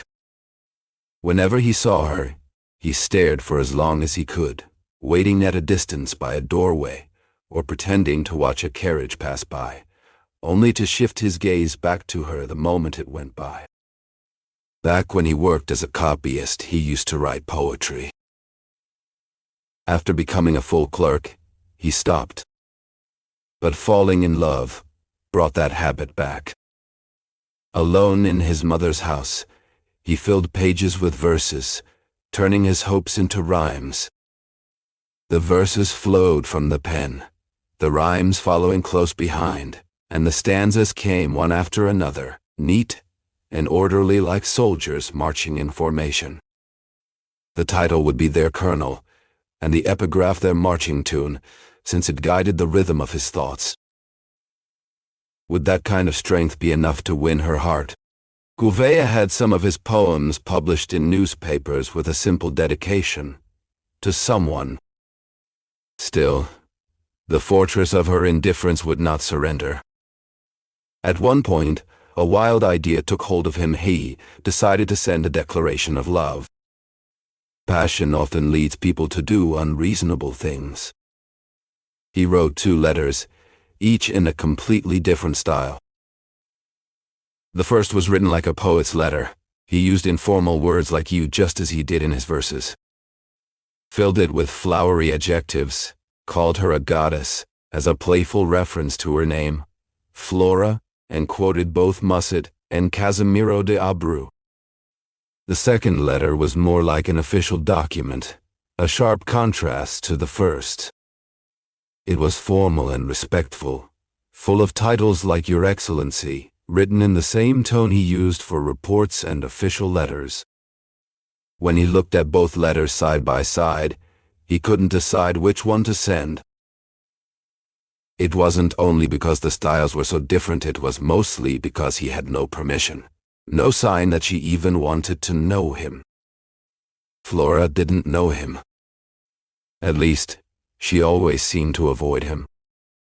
When their eyes met, hers would quickly look away, cold and uninterested. Only once did he think he saw something different in them, maybe even a hint of forgiveness. That small moment of hope, like a flash of light, and here we return to the feeling of that first letter, made him lose focus at work. Luckily, he was a good employee. His boss gave him a little more time to arrive and even excused his headache, which had been keeping him awake at night. I finally fell asleep just before dawn, the officer said. Sign here, came the reply. Not long after that, Gouvea's godfather passed away and left him 300,000 rei in his will. Most people would see this as a blessing, but Gouvea saw two gifts in it: the inheritance itself and the chance to get closer to Flora's father. He hurried to ask if Flora's father would accept the role of legal representative for the inheritance, quickly agreeing on fees and expenses. Not long after, he went to see her at home, and in order to get the lawyer to tell the family about the client, he used many clever and funny remarks, told stories about his godfather, shared philosophical ideas, and even outlined what kind of husband he would be. He also described his position at work, his upcoming promotion, the praise he had received, special assignments and bonuses, everything that set him apart from his co-workers. Besides that, nobody at the office really disliked him. Even those who thought they'd been treated unfairly ended up admitting that Gouvea deserved the preference he got. Maybe not everything he said was true. He believed it was, at least, and even if he didn't fully believe it all, he did not deny any of it. It was all waste of time and effort. Flora never heard about the conversation. She didn't hear about the conversation, nor did she notice the figure outside, as was mentioned before. It was also said that the night was dark. I should add that it started to drizzle lightly and the wind picked up. Gouvea had brought an umbrella and was about to open it, but then he hesitated. What happened inside him was a struggle, just like the two versions of the letter. The government official in him wanted to stay dry, but the clerk in him wanted to face the rain. In other words, the poet in him came back to life, unafraid of the weather, ready to suffer or even die for his lady, like the knights of old. An umbrella would have been ridiculous. Trying to avoid getting sick would have gone against the image of true devotion. That was the battle, and that was how it ended. The clerk won, while the rain began to fall harder, and other people passed by quickly, protected under their umbrellas. Flora went inside and closed the window. The clerk waited a little longer, until the official in him finally opened the umbrella, and walked away like everyone else. When he got home, he found only the sad comfort of his mother's presence.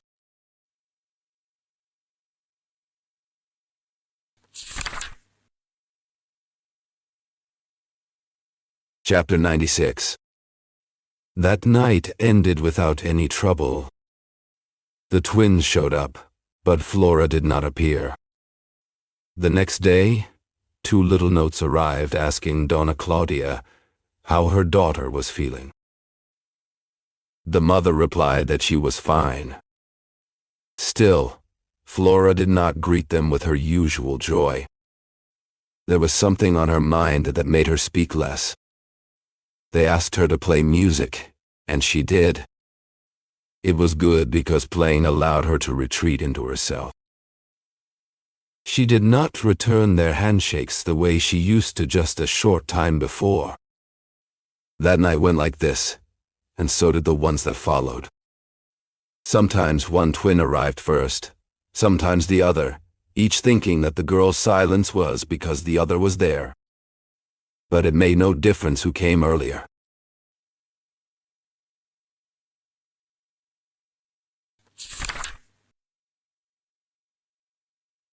Chapter 97. It all weighed so heavily on her that Flora ended up asking her Christ for a governor's position for her father or any kind of official assignment far away from here. But Jesus Christ does not hand out positions in this world. It is the people who give them, through sealed ballots placed inside a wooden urn, counted, opened, read, added up, and multiplied. A commission might come. Yes, but the real question was whether Jesus Christ would answer every single person who asked him for the same thing. There would surely be far more people asking than there were positions to give. This thought was quickly pushed aside from Flora's mind, because she prayed to her own Christ. An old ivory statue left to her by her grandmother, a Christ who had never denied her anything, and whom other people did not trouble with their pleas. Her own mother had her own personal image too, a quiet partner in her ambitions, and a comfort in times of disappointment. She never turned to her daughter's Christ. Such was the young woman's simple faith. Certainly, Flora had already asked him to free her from that tangle of feelings that refused to give way to one another, from that exhausting uncertainty, from that constant pull in both directions. But she received no answer. Perhaps the reason was that she had never clearly shaped her request into words spoken aloud, or even just thought carefully. Flora had never put her plea into a clear form. She simply looked at the image and forgot herself, hoping the statue could see into her heart and understand what she truly wanted. That was too much to ask heaven for a favor, and then force it to guess what that favor was. Flora realized this, and decided to try again, to make her wish clearer. But she never got that far. She didn't dare say to Jesus what she couldn't even say to herself. She thought about both men, yet confessed it to neither. She felt the contradiction inside her, but dared not face it for long.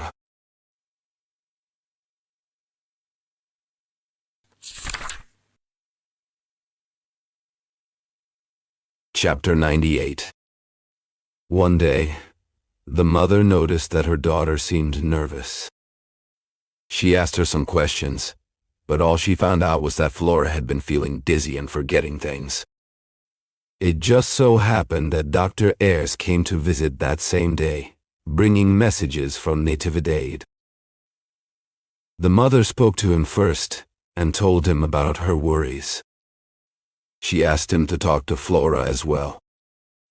Ayres acted like a doctor, and when the young woman came into the room and her mother left them alone, he started to ask her questions carefully.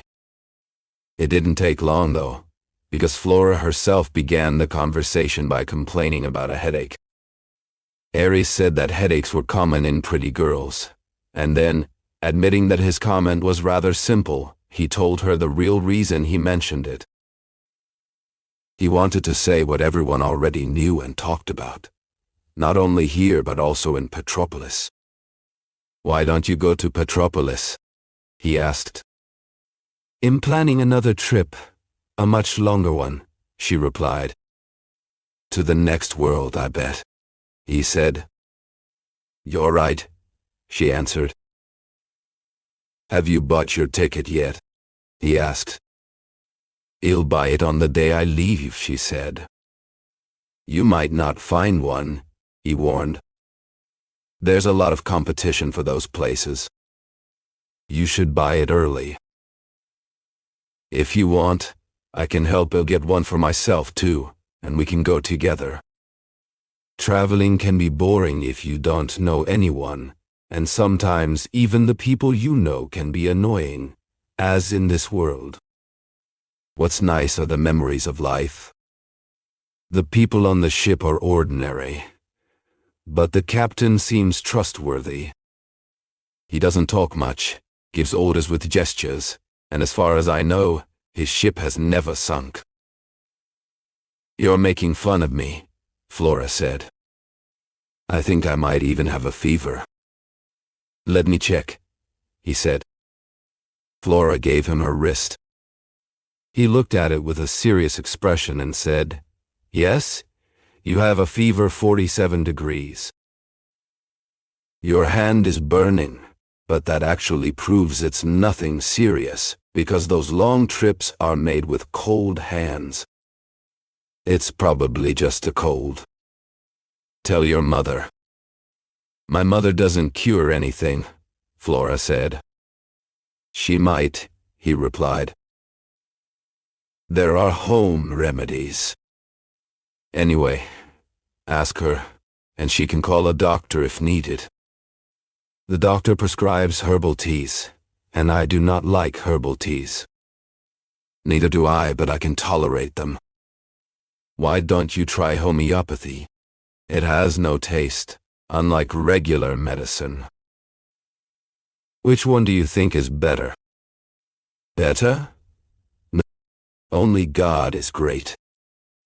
Flora smiled, a pale smile, and the counselor noticed something in her expression that was not just sadness passing through, nor the kind of sadness that belongs only to children.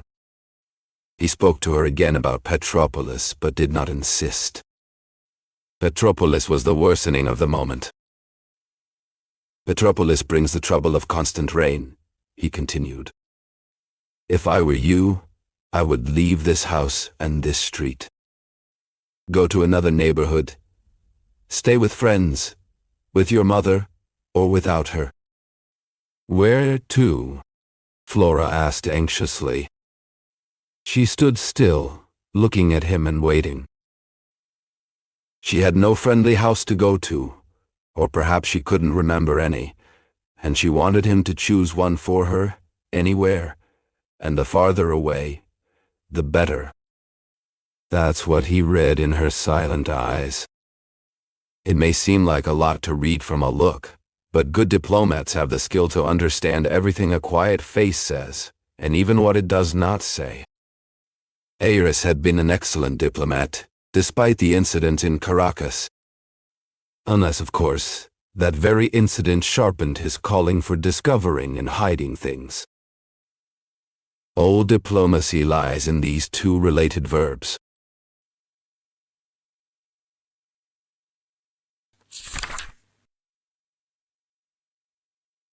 Chapter 99.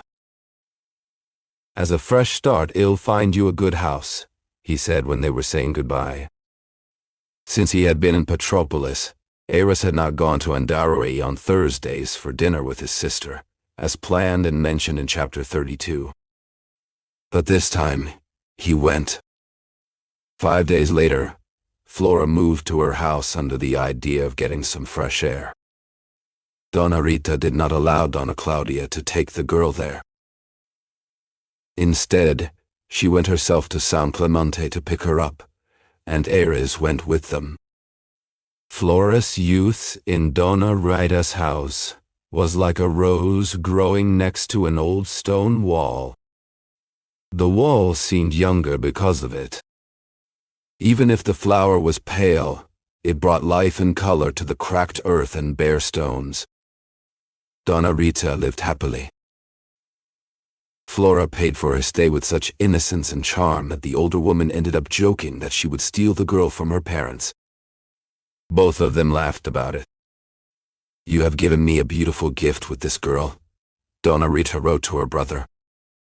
"She is like a new soul, and she came just in time because mine is already growing tired. She is very sweet. She talks, plays music, and draws very nicely. She has made sketches of many things here.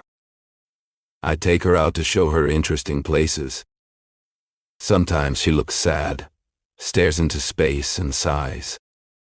But when I ask if she misses San Clemente, she smiles and shrugs as if it doesn't matter. I haven't mentioned her nerves so as not to upset her, but I think she is getting better." Flora also wrote a letter to Consul Jairo Ayres. Both letters arrived at the same time in Petropolis. Flora's letter was a warm and heartfelt thank you note, with a few words that showed she missed home.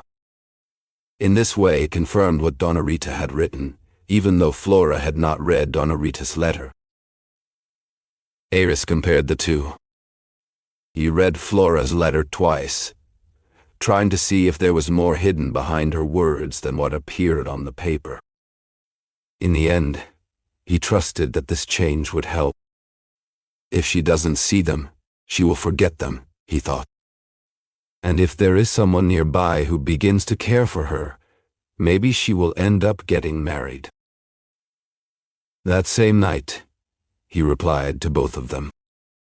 Saying that on Thursday he would come for lunch, Mrs. Claudia sent him her sister's letter and went to spend the evening at Natividade's house, where she showed her all 5 letters. Natividade approved everything. She only noticed that the boys had not written to her, and they must be very worried. The Santa Casa helps, and the National Library does too, Ayres replied. On Thursday, Ayres went down to Andare for lunch. He found them just as he had read about in their letters. He spoke with each one separately to hear in person what he had already read in their words, and it was all the same. Mrs. Rita seemed even more charming. Perhaps it was because of something she had told the young woman the night before. When they started talking about hair, Mrs. Rita mentioned what is also written in chapter 32, that she had cut off her own hair to place inside her husband's coffin when they took him to be buried. Flora didn't let her finish. She took Mrs. Rita's hands and held them tightly. No other widow would do such a thing, she said. This time, it was Mrs. Rita who took Flora's hands, placed them on her shoulders, and ended with a warm hug. Everyone else had praised her selfless act, but this was the first time someone called it truly unique. And from that moment on, they shared another hug, a long one, even longer than the first.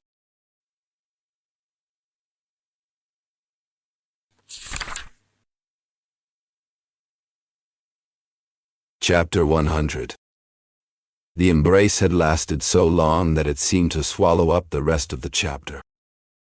This new one began without it, and without any other greeting.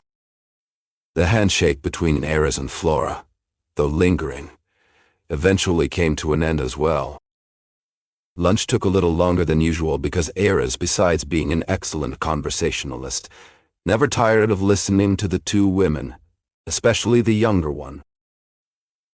He noticed something in her manner, a hint of weariness, sadness, or perhaps something close to it, though he couldn't quite find the right word for it. Flora showed him some drawings she had made, landscapes, figures, a stretch of the old road to Tijuca, an ancient fountain, and the beginning of a house. It was one of those houses someone had started many years ago, but no one had ever finished, leaving only 2 or 3 walls standing like a ruin, with no story behind it. There were other drawings too, a flock of birds taking flight, a vase on a windowsill. Ayres flipped through them slowly, full of interest and patience. The intention behind each piece made up for any lack of perfection, and their accuracy was clearly close to real life. Finally, the young woman tied the ribbons of her portfolio closed. Ayres, thinking that there might still be one last drawing hidden somewhere, asked her to show it to him. "It's just a sketch, not worth your time," she said. "Everything is worth my time," he replied. "I want to follow the artist's attempts, even the early ones." "Please, let me see." "No, really, it's not worth it." Ayres insisted, and after a while she could not refuse any longer. She opened the portfolio again and pulled out a thick sheet of paper. On it were 2 heads drawn side by side, identical to each other. They did not reach the level of perfection she aimed for, yet they carried such strong resemblance that names were unnecessary. Ayres studied the drawing for several minutes, lifting his eyes toward Flora more than once. She watched him back, waiting expectantly, hoping to hear praise, or maybe criticism, but heard nothing at all. When he finished looking, he placed the sketch quietly among the other papers. "Aren't you going to say I told you it was just a sketch?" Flora finally asked, trying to get a reaction from him. But the former minister chose to say nothing. Instead of finding the twins' influence nearly gone, he discovered it still alive, like a comfort in their absence, so strong that memory alone was enough, without needing to see them in person. The 2 heads were still connected by an invisible thread. Flora, seeing that Ayres kept quiet, seemed to understand part of what was going through his mind. With a quick move, She picked up the drawing and handed it to him. She said nothing, not even a single word. Anything she said would have been too much, too personal. Besides, this was the only drawing she had not signed. She gave it to him as if it were a sign of her regret. Then, she tied the ribbons of the folder again, while Ayres silently tore up the drawing and put the pieces in his pocket. Flora stood still for a moment, mouth slightly open, but soon she took his hand and squeezed it, grateful.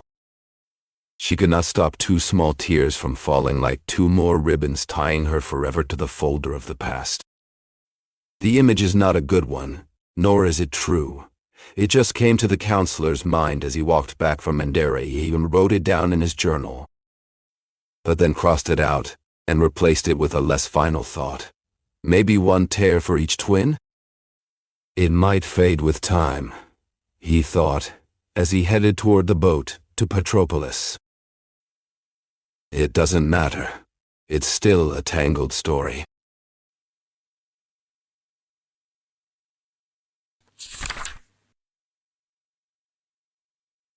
Chapter 101. The whole situation had become quite confusing, and the twins felt it deeply. Whenever they went to Sao Clemente, they would hear news about the girl, but never anything certain about when she might return.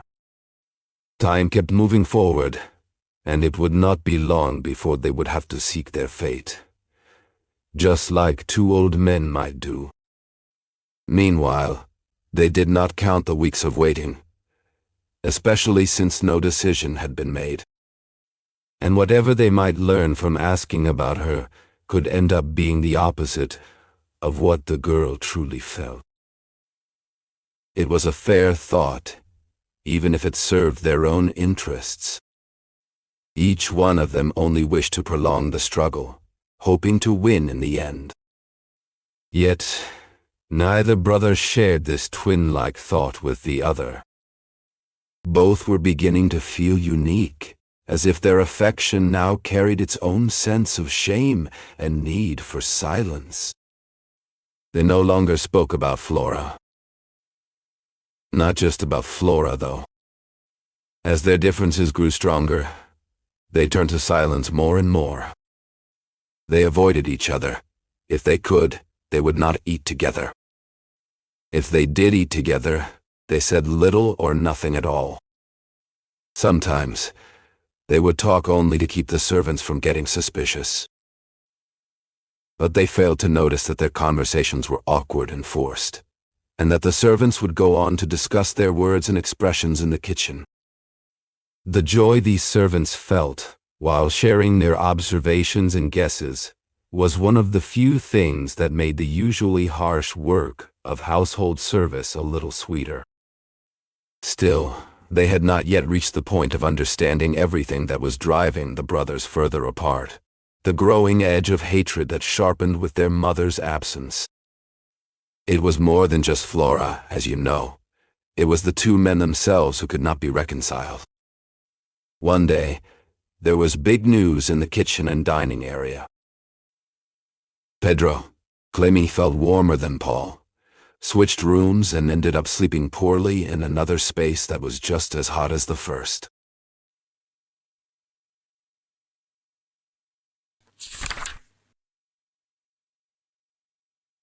Chapter 102. The beautiful young woman could not keep them out of her room, no matter how hard she tried to stay away from them. Memory brought them by the hand. They came in and stayed.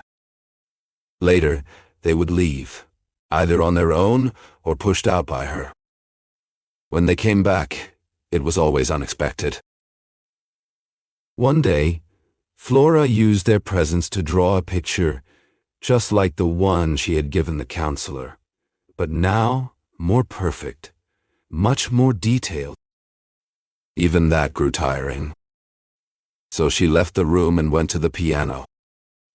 They followed her, sitting on either side or standing in front of her, listening carefully, as if in prayer, sometimes to a nocturne, sometimes to a tarantella. Flora played for both of them without thinking, her fingers simply obeying the movements of her soul. To avoid seeing them, she bent her head over the keys, but her field of vision still held them, unless it was their breathing that made itself felt in front or at her sides. Such was the sharpness of her senses. If she closed the piano and walked down to the garden, it often happened that she would find them there, walking around, greeting her with such gentle shadows that she forgot her impatience for a few moments. Then, without her sending them away, they left on their own. In the early days, Flora feared they had completely abandoned her and called out to them inside herself. Both returned quickly, so obedient that she finally convinced herself that their absence was not real abandonment, nor did they feel despair, and she stopped calling them back. In the garden, they disappeared even faster, perhaps because of the strong light of the place. Vision asks for a little shadow.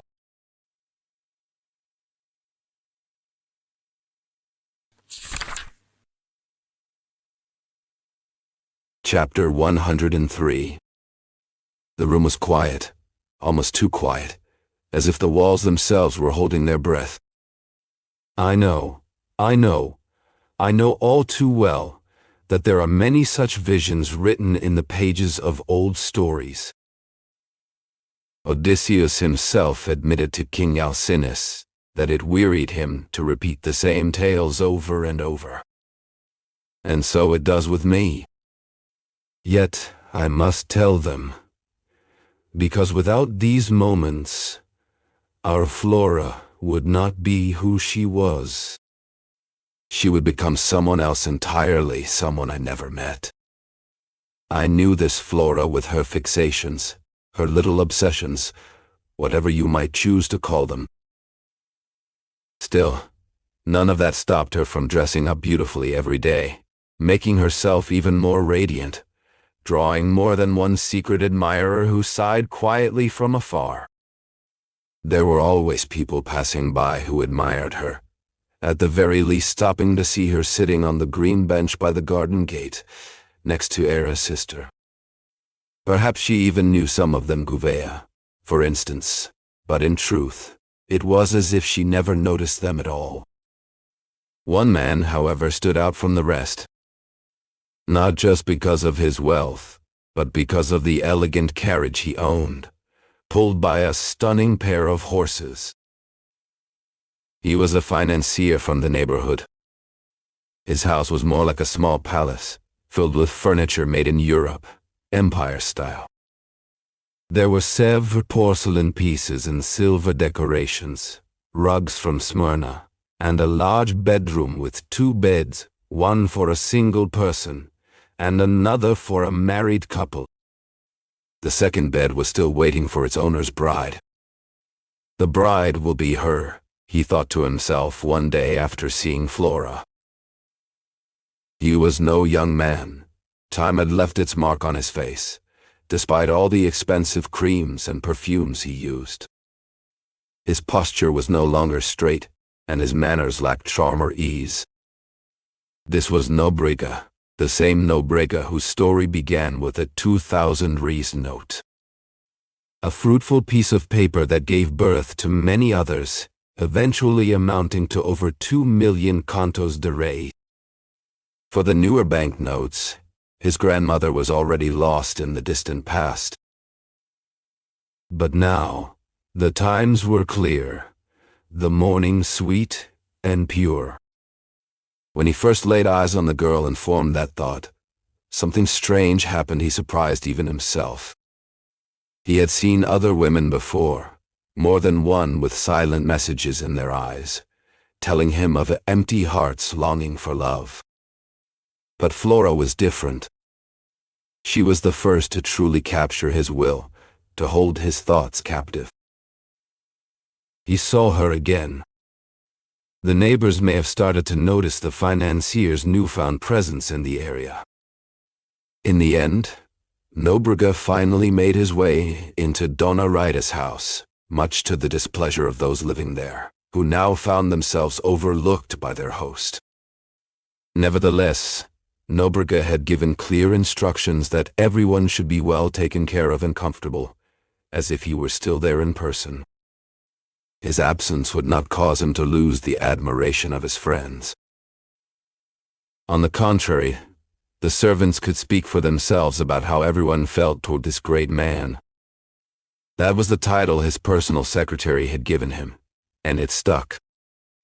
Nobrega knew little about spelling, nothing about grammar, and although these were useful lessons, they were not as important as his moral character. And morality, everyone said following the secretary's lead, was his main and greatest virtue. The loyal scribe even added that if it were necessary to take off his shirt and give it to a beggar, Nobrega would do it without hesitation, even if the shirt were embroidered. This love at first was nothing more than a fleeting feeling. But soon it grew into a deep passion so strong that he could no longer hide it. He decided he had to speak his feelings aloud. He hesitated, unsure whether he should talk to the young woman herself or to the lady of the house. He didn't feel brave enough for either choice. A letter could say everything, but writing a letter needed warmth, respect, and the right words. If only Flora's gesture had given him some sign, even a small one, then Feinhai could write as a reply to that. But her gesture told him nothing. She was simply polite and graceful, nothing more than that. Donna Rita noticed Nobrega's feelings and believed this match would be the best solution for her guest's future. All the doubts, worries, and sadness could end in the arms of a wealthy man, respected and admired, living in a grand house with a carriage always ready for use. She herself liked to describe this as a big prize in the Spanish lottery of life. Finally, Nobrega's secretary wrote a letter using the best language he could manage. In it, the businessman asked Donna Rita kindly to speak with the young woman he loved. "Don't use sweet little words," Nobrega warned the secretary. "I feel something for this girl, a feeling of protection more than anything else." It wasn't a love letter. The tone was serious. "A dry letter," the secretary said. "Not completely dry," Nobrega corrected. "A flattering letter, but let's not forget that I'm not a child." And so it was done. In fact, it was about to be done even better. Nobrega thought the tone could be a little softer. It wouldn't hurt to add 2 or 3 words that suited the subject duty, heart, feeling. And so it was finally done, and the letter was sent to its destination. Donna Rita was very pleased. It was exactly what she wanted. She had already planned to finish, by her own act, a melancholic story, one that would have as its final page a dazzling conclusion. She didn't think to tell her brother first, because she wanted him to receive the full news. Everything already done and settled. She read the letter again, got ready to leave right away, but there are people for whom the saying "the best part of the party is waiting for it" sums up all the joy in life. Donna Rita held that belief. Still, she understood that such letters aren't the kind you keep for a long time, nor the kind you share without caution. She waited 24 hours. The next morning, after lunch, she read the letter to the girl.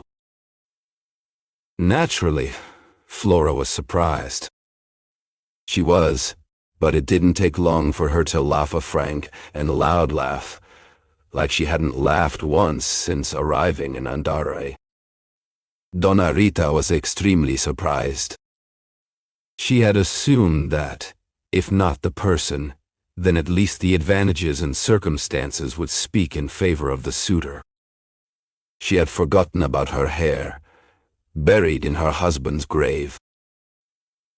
She gave the girl advice, emphasized the suitor's position, his present and future, the splendid situation this marriage would bring her, and finally, Nobrega's moral qualities. The girl listened in silence, and in the end laughed again. "Do you know if he'll be happy?" she asked. "I believe so. But only the future will confirm it or not. Let's hope the future arrives soon, even though it seems to be taking its time.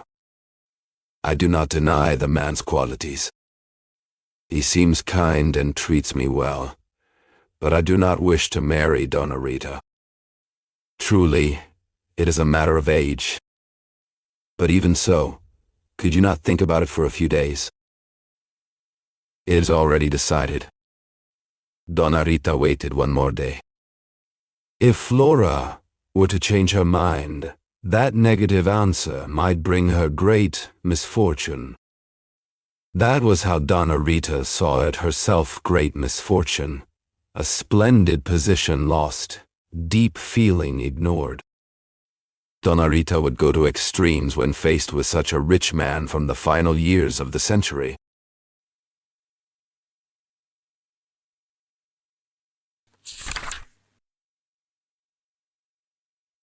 Chapter 104.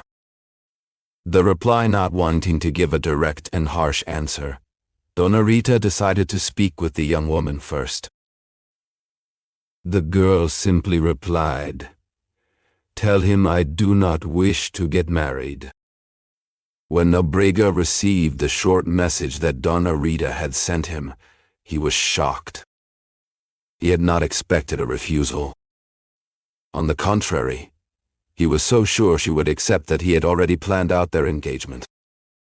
He had imagined the girl clearly in his mind, her shy eyes, her closed lips, the sky above her pretty face, his own gentle ways, and the sweet words he would say when he entered her house. He had even composed a prayer to the Most Holy Mother, asking her to make them both happy. "I will give her a carriage," he said to himself, "jewels, many jewels, the finest jewels in the world." Nobrega didn't have a clear idea of what the world truly held. It was just an expression. "I will give her everything: silk shoes, silk stockings, which I myself will put on her feet." He blushed at the thought of dressing her. He kissed her feet and her knees in his mind. He had imagined that when she read his letter, she would be so surprised and grateful that at first she wouldn't know how to respond to Donna Rita. But soon, words would pour from her heart. "Yes, ma'am, I do want to. I accept." I hadn't thought of anything else. She would write at once to her father and mother, asking for their permission. They would come running, not believing it at first. But when they saw the letter, heard their daughter and Donna Rita, they would have no doubt about the truth and would give their blessing. Perhaps the father would even come himself to give it. And yet, nothing. Nothing at all. Not even a word of thanks. Just a plain, bold refusal. Why? After all, who was she, even with her beauty? She was a girl with no money, dressed simply, without earrings.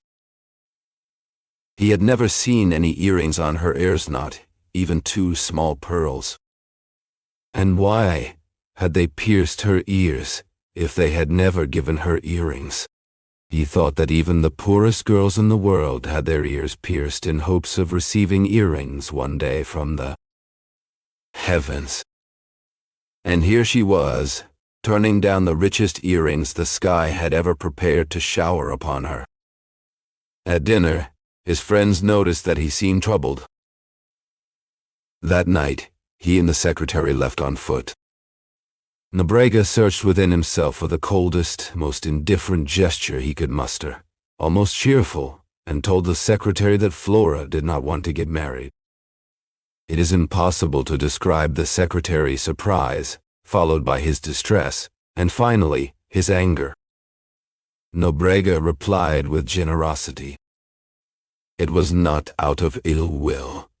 Perhaps she thinks herself far below, much below his fortune. Believe me, she is a good girl. It could also be, who knows, that her heart gave her bad advice. That girl is sick. Sick? I do not say for certain. I am saying it could be. The secretary insisted. Only illness, he said, can explain such ingratitude, because what she did was truly ungrateful. Here the tone of anger returned, a sincere feeling, like the others. Nobrega liked hearing it. It was a kind of shared pity. In the end, he carried out the idea he had when leaving home. He raised the secretary's salary. It could have been a reward for sympathy. The beneficiary went further, thinking it was the price of silence, and nobody ever found out anything.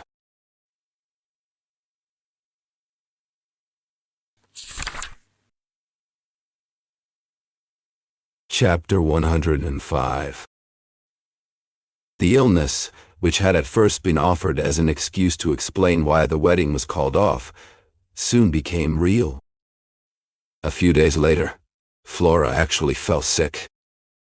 Her illness was not severe at first, but Donna Rita, not wanting to worry Flora's parents too much, tried treating her with home remedies. When that didn't help, she sent for their family doctor. The look on his face when he arrived was not a good one, in fact. It was quite serious.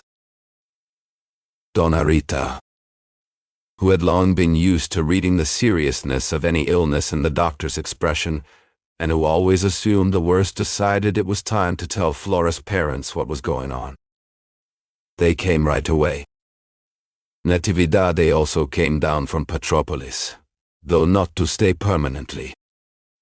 The family was still worried about making any sudden moves down in the city, so she only came for a visit.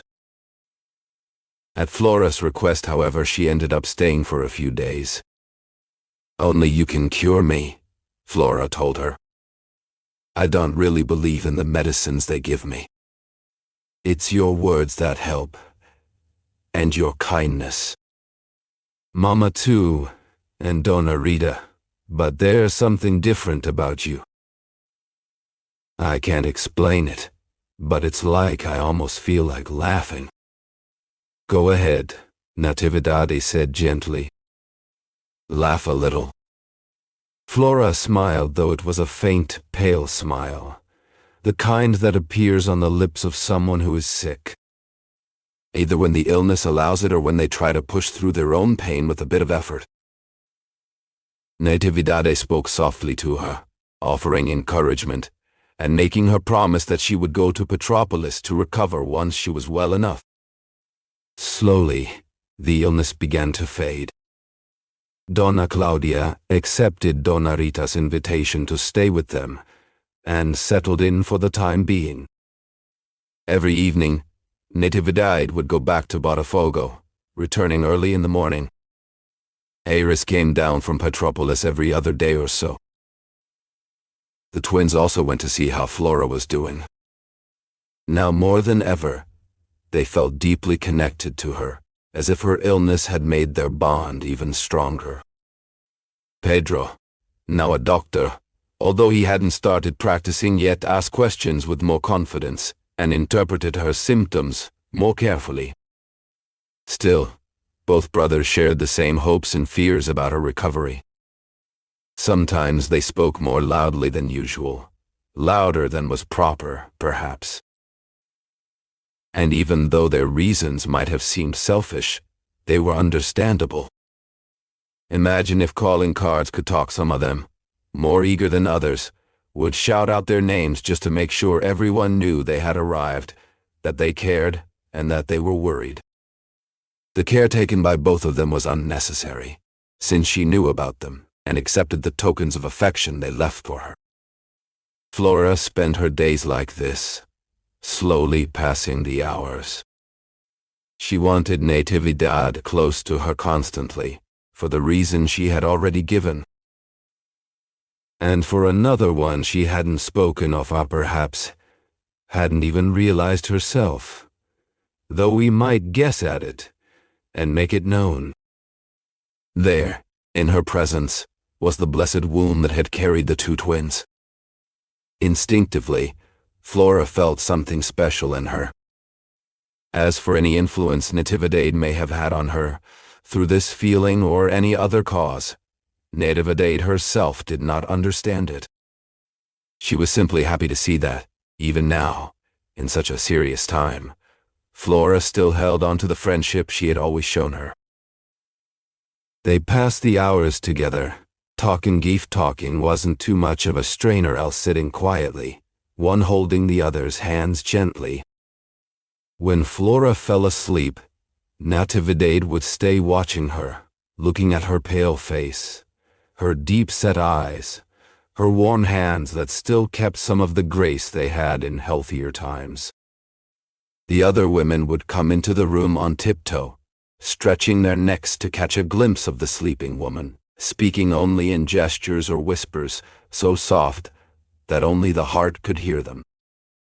When Flora began to seem a little better, she asked for more light and a view of the sky. One of the windows was then opened wide, and the sick woman filled with life and laughter. It wasn't that the fever had completely left her. That pale witch still lingered in the corner of the room, staring at her with sharp eyes. But either from exhaustion, or because she was forced to, the fever dozed often and for long periods. During those moments, the patient only felt the warmth of the illness, which the doctor measured at around 39 or 39.5 degrees, after checking the thermometer. At that gesture, the fever would laugh quietly to itself, without causing alarm, just a silent, knowing laugh.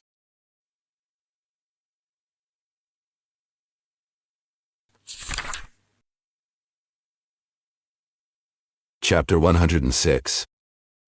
Which both.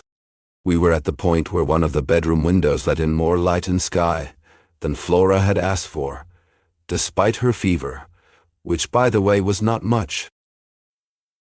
What happened next was worth a whole book.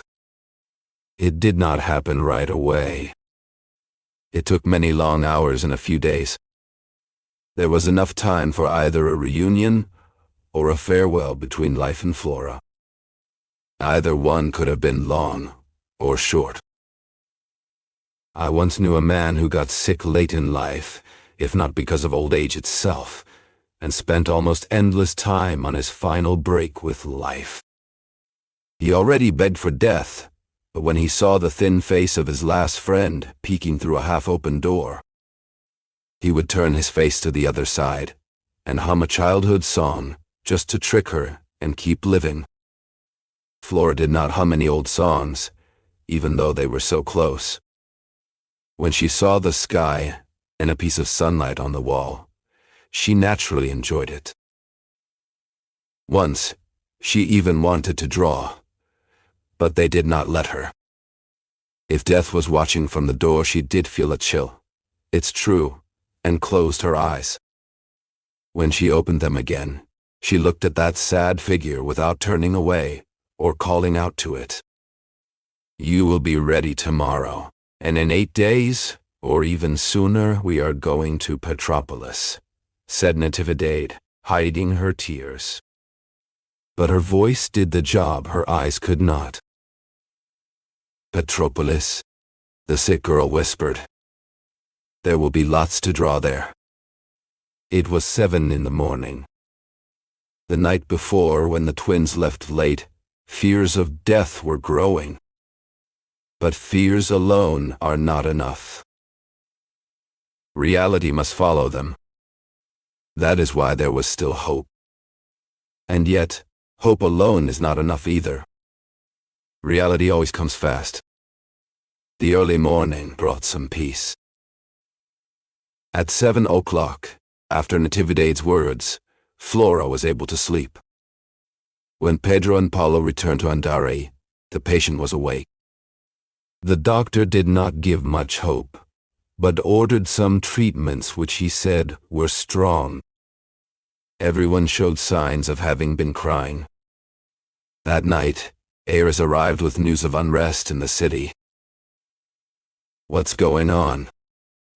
I don't know. Some people are talking about protests against Marshal Diodoro. Others say it's a conspiracy against Marshal Floriano. There's definitely something happening. Natividade asked her sons to stay out of any trouble. Both promised and kept their word. When they saw how some streets looked, with groups of people gathered, soldiers patrolling, weapons in hand, even 2 machine guns, and the lights on at Itamarati Palace, they became curious. For a moment, they wanted to know what was happening. But that thought didn't last long, just a minute or two. They quickly ran back home and tried to sleep, though not very well. The next morning, the servants brought in the newspapers with news from the night before. Did any message come from Andare? One of the sons asked. No, sir. They still wanted to read something, even if just a little. But they couldn't focus. They were too eager to leave the house and find out what had happened during the night. Even though they carried the newspapers with them, they didn't read clearly or carefully. They saw names of arrested people, a government decree, movement of crowds and troops, everything so confusing that before they realized it, they were already at Dona Rita's house. Flora was still alive. Mom, you look sadder today than you have in the past few days. Don't talk so much, my dear, said Dona Claudia quickly. I always feel sad when you're sick. Get better and you'll see. You'll get better, you'll get better, Natividade added. When I was young, I had an illness just like yours. I was in bed for 2 weeks. Then I got up again, when nobody expected it. So now they don't expect me to get up again. Natividade tried to laugh at Flora's quick conclusion, hoping to cheer her up. The sick girl closed her eyes for a moment, then opened them again and asked them to check if she had a fever. They checked. She did a high fever. Open the window all the way, she said. I don't know if that's a good idea, Dona Rita said carefully. It won't hurt, Natividade replied. And she opened it not all the way, but halfway. Even though Flora was already very weak, she made an effort to turn toward the light. In that position, she lay still. Her eyes, at first unfocused, slowly began to settle until they became completely still. They stepped into the room slowly, muffling their footsteps, carrying messages back and forth. Outside, Batista waited, watching for the doctor. She's taking too long. He should have been here by now, Batista said. Pedro, who was a doctor, offered to go check on the sick woman himself. But Paulo, unable to join him, pointed out that it might be uncomfortable for the attending physician. Besides, he admitted, he lacked experience. Still, both brothers wanted to be there when Flora passed away if that was what was coming. Their mother, who had overheard the conversation, walked into the living room. When she found out what they were talking about, she shook her head firmly. They couldn't go in. It would be better to send someone to get the doctor instead. Who is it? Flora asked weakly when she saw her mother return to the bedroom. It's my sons.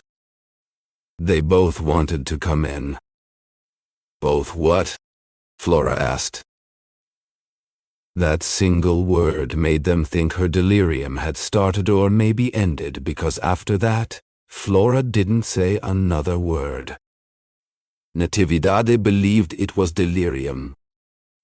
But when Ares heard the story later, he refused to accept that explanation. Death didn't wait much longer. It came faster than anyone had expected. Everyone rushed to the bedside, including the father, as the signs of her final moments grew more urgent. Flora slipped away like one of those brief dusks, not so short that they don't leave behind the lingering ache of a day gone by.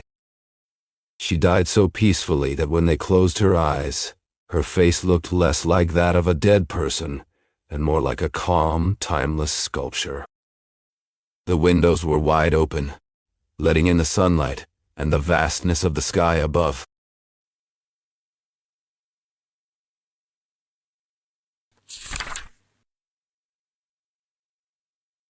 Chapter 107. There is nothing new about funerals. That one, however, had the particularity of moving through the streets during a state of siege. Now that I think about it, death is nothing more than an end to the freedom of living an eternal end, while the decree of that day lasted only 72 hours. After 72 hours, all freedoms would be restored, except the freedom to come back to life. Whoever died stayed dead. That was the case with Flora. But what crime could that young woman have committed, beyond simply being alive? And perhaps loving someone, though no one knows who. Just loving.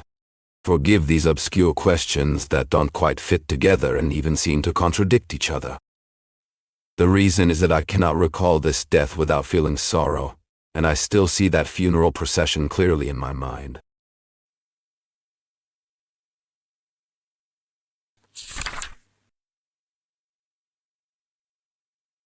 Chapter 108. The coffin is about to come out now. Everyone takes off their hats as soon as it appears at the door. People walking by stop. From the windows, neighbors lean out to watch. In some houses, they even climb up or crowd together because the families are larger than the space allows. At the doors stand the servants. All eyes observe the men who hold the handles of the coffin: Batista, Santos, Ares, Pedro, Paulo, Nóbrega.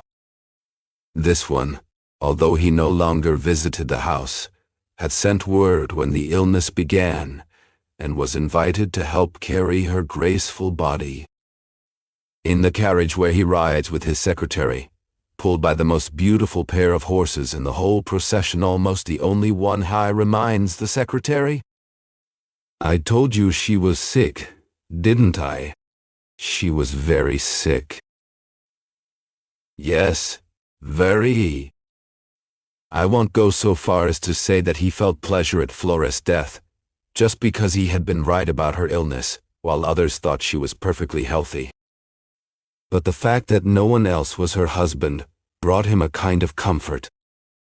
There was more to why he imagined that if she had accepted him and they had married, he would have given her a magnificent funeral.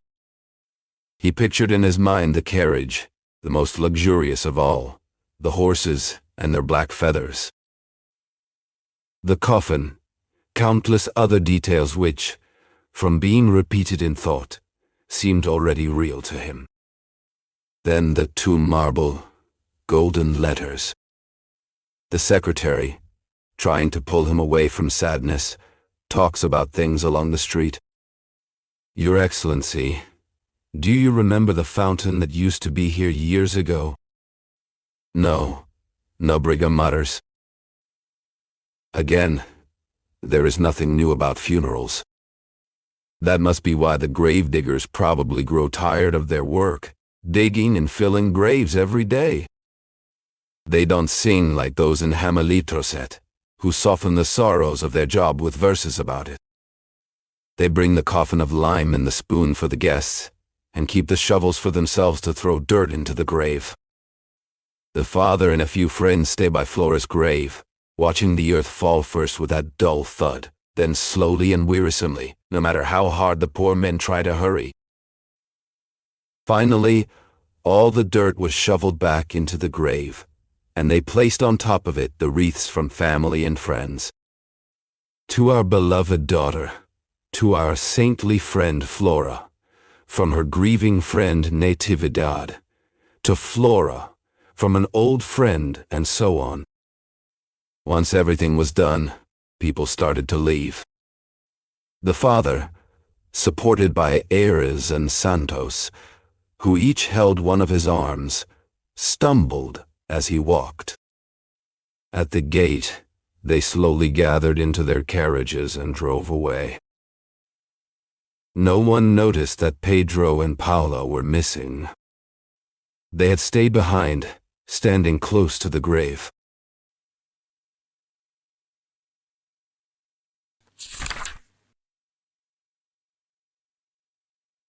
Chapter 109. They didn't keep track of how long they stayed there. They only knew it had been a time of silence, of looking, of missing her. I won't say, so as not to embarrass them now, but it's possible they had cried too. Each held a handkerchief, wiping their eyes. Then, with arms hanging loose and hands holding their hats, they seemed to look at the flowers covering the grave. But in truth, their eyes were on the person lying beneath. At last, they tried to pull themselves away and say goodbye to the one who had passed. No one knows what words they used, or if they even spoke the same ones. But the meaning was clear. Standing face to face, the idea came to both of them at once, to shake hands over the grave. It was a promise, a vow. They clasped hands and began to walk away, in silence. Before they reached the gate, they put their silent gesture into words. They swore to live in peace from now on. She separated us, Pedro said. Now that she is gone, let her unite us. Paulo nodded in agreement. Maybe she died just for that, he added. Then they embraced. Neither their gesture nor their words showed any pretense or exaggeration. Everything was simple, honest. The spirit of Flora surely saw them, heard them, and recorded that vow of peace somewhere beyond time. Both turned, moved by the same impulse, to look one last time at Flora's grave. But the grave was far back now, hidden by tall tombs, crosses, columns, a whole world of people from the past, nearly forgotten. The cemetery almost looked cheerful, with all those flower garlands, low-relief sculptures, busts, and the white of the marble and painted walls. Compared to the fresh grave, it felt like a rebirth of life, quietly resting on the edge of the city. It was hard for them to leave. They hadn't realized how deeply they were still tied to her. Each one could still hear her voice, just as sweet as ever, speaking special words meant only for them. They reached the gate, and the carriage arrived to take them. The driver's face was bright with joy. The driver's comment can only be understood if we consider his growing impatience. Worried about the delay, and not believing that his two passengers would stay so long by the grave, he started to fear they had accepted an invitation from some friend and gone back home. He had already decided to wait just a few more minutes before leaving. But what about the tip? The tip was doubled, just like sorrow and love. Let us say, a twin.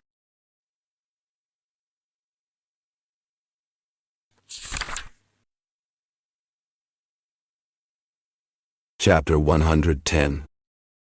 The train raced up the mountain just like the carriage had flown from the cemetery, and this chapter will fly too. It is meant to tell first that the twins' mother managed to take them to Petropolis. Now neither the clinic at Santa Casa nor the documents from the National Library were claimed anymore. Clinic and documents now rest in grave number.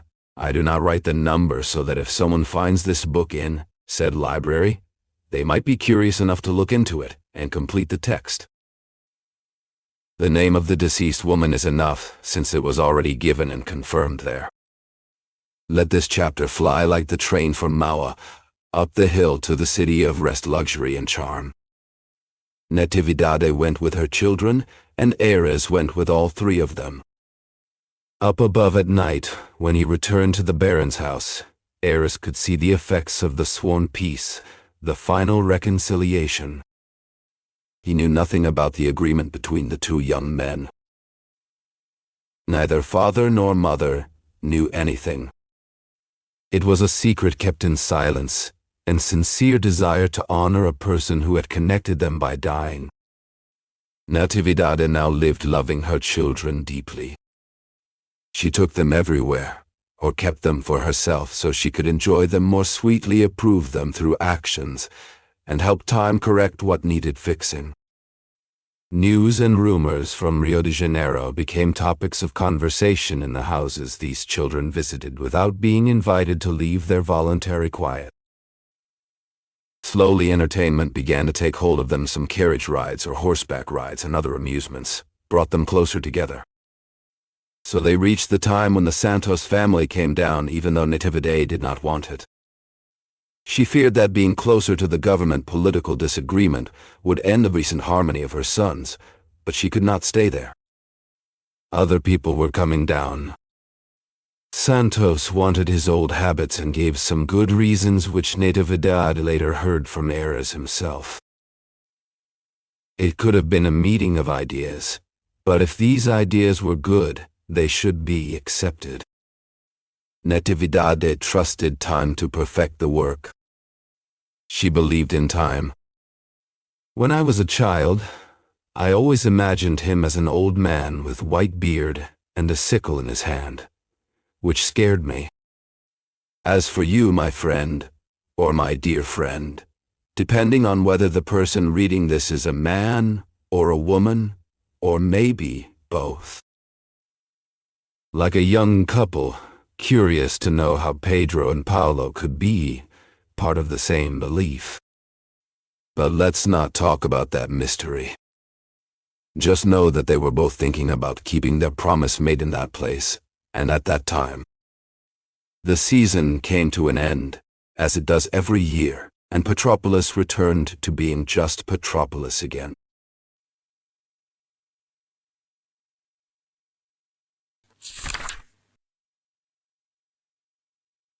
Chapter 111. There is an old saying that goes, when one does not want to fight, two cannot quarrel.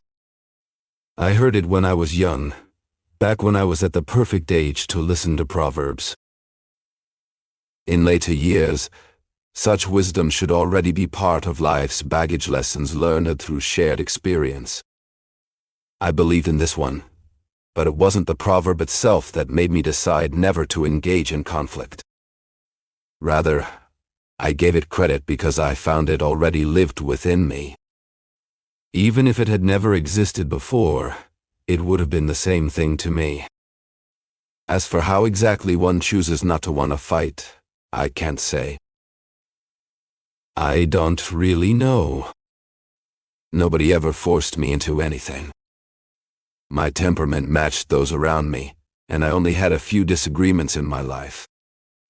I lost maybe 1 or 2 friendships, but even then, everything ended so peacefully that the friends who drifted away still tipped their hats to me. One of them even asked for my forgiveness in his will. In the case of the twins, both of them simply didn't want conflict. It seemed to them as though they constantly heard a voice from somewhere far above, gently urging them toward peace. So here is a change in the old saying, if neither wants to fight, neither will. Of course, people still praised or criticized the government's actions.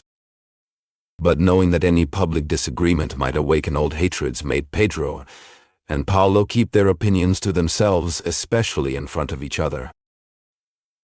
Whenever they found themselves disagreeing on something they saw on the street or at the theater, they would quickly silence themselves, even if it hurt to hold back. It may have pained Paulo more than Pedro, but both suffered a little in their own way.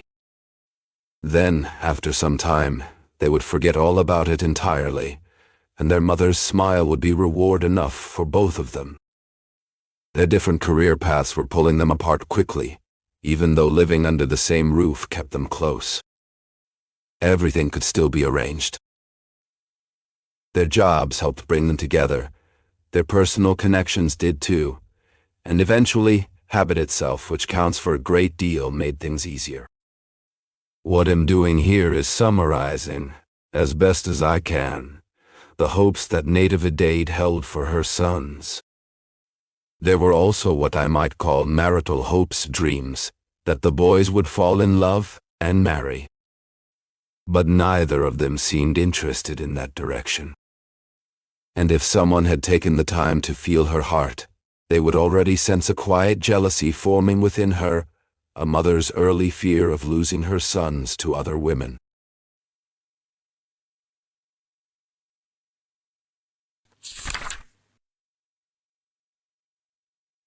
Chapter 112. The first month, the night before the first month after Flora's death, Pedro had an idea. He didn't tell his brother about it. It wouldn't have mattered if he had, because Paulo had the same thought and kept it to himself too. This chapter comes from that idea. Under the excuse of visiting a sick friend, Pedro left the house before 7 o'clock. Paulo left a little later, without any excuse at all. Dear reader, you can guess that both brothers went to the cemetery. But you wouldn't guess, nor could you easily know, that each one carried a wreath of flowers. I won't say they were made of the same kind of flowers, not only to respect the truth, but also to avoid giving the impression that their actions were planned to match. One was made of forget-me-nots, and the other, I believe, of everlasting flowers. Which brother brought which kind is not known, and it doesn't matter to the story. Neither wreath had a card or any message. When Paulo arrived at the cemetery and saw his brother in the distance, he felt as if something had been taken from him. He thought he would be the only one to come, but now he was second. Yet, the idea that Pedro might not have brought anything, not even a single leaf, made him feel better about arriving late. He waited for a few moments, but then noticed he might be seen. So he stepped aside, walked between the graves, and quietly positioned himself behind the one where Flora was buried. There he waited for about 15 minutes. Pedro still hadn't moved. He seemed to be talking and listening, as if someone were there with him. Finally, he said goodbye and walked away. Paulo slowly walked toward the grave. When he reached it and went to place his wreath, he saw another one already lying there, fresh and recently placed. Knowing it must have been brought by his brother, he felt a sudden urge to run after Pedro and demand an explanation for the visit and for the flowers. Don't think badly of him for that feeling, it passed quickly. Instead, he placed his own wreath on the opposite end of the grave, at the feet of the deceased, so it wouldn't be side by side with Pedro's, which lay near her head. What Paulo didn't see and didn't even imagine was that Pedro had naturally stopped for a moment before leaving. He turned his face back toward the grave one last time, sending a final look to the girl who now lay buried there. That was how it happened. But when Pedro saw his brother in the same place, standing still with his eyes fixed on the ground, he felt a sudden urge to go over and pull him away from that sacred grave. Instead, he chose to hide and wait. Whatever gestures of devotion Paolo might make, Pedro had already made his own, not just for Flora, but first and foremost. He was the first to call upon her spirit, to speak to her, to listen for her voice, and to mourn with her the pain of their eternal separation. He had arrived before his brother and remembered her sooner. Feeling somewhat comforted by this, Pedro thought he could now leave. If Paolo came out after him and saw him walking away, he would understand that Pedro had paid his respects first, and that realization would surely sting. He took a few steps toward the gate, stopped, stepped back, and hid again. He wanted to watch his brother's actions, to see if he would pray or make the sign of the cross, so he could later accuse him of mocking religious rituals. But soon Pedro realized this was a mistake. He wouldn't tell anyone that he had seen Paolo praying by Flora's grave. On the contrary, he might even deny it, or at least act as if he didn't believe it. While these thoughts chased one another through his mind, some accepted, others rejected. All wordless, Pedro kept his eyes on his brother, just as Paolo kept his on the tomb. Paolo made no gesture, moved no lips, stood with his arms crossed and his hat in his hands. Still, he could have been praying. Or perhaps he was simply silent out of respect for the spirit or in memory of the deceased. The truth was, he didn't move from the spot. Then Pedro realized that whatever it was, conversation, remembrance, worship that kept Paolo tied to the grave, was lasting far longer than his own prayers had. He hadn't timed his own visit, but clearly Paolo's was already longer. Even allowing for the way impatience stretches time, it still seemed true that Paolo was spending more time in grief than he was. In that moment, Pedro felt cheated, as if his brother had taken something from him by outlasting him in sorrow. He wanted to leave, but some kind of force he couldn't explain kept him from moving his feet or looking away from his twin brother. With great effort, he finally managed to turn his eyes and walk back past the other graves, where he read a few tombstones. One from 1865 was hard to read clearly. It wasn't clear if it was a tribute of parental, filial, marital, or maternal love, because time had faded the descriptive word. Still, it was clearly a tribute. The wording followed the standard formula used by stonecutters to save customers the trouble of choosing their own style. Seeing how the word had been worn away by time, Pedro told himself that his own love was something eternal, needing no adjective to define it. He thought other thoughts too, using them to cover up his shame. He had done everything in such a rush. If he had stayed longer, it would have been the other brother watching him instead. Time moved on. The sun shone on the face of his brother standing there. And still, that brother didn't move an inch. Finally, he showed signs of leaving the grave, but not before walking all around it and stopping at each of the four sides, as if searching for the best spot from which to see or remember the person resting below. When everything was done, Paolo stepped back, walked down from the burial site, and left, carrying with him Pedro's silent curses. Pedro then had an idea, which he quickly dismissed, and you, dear reader, would have done the same. His thought was to return to the grave and add more time to what he had already spent there, even more than before. But he pushed the idea aside and wandered around for a few minutes until he finally left, not seeing any trace of Paolo.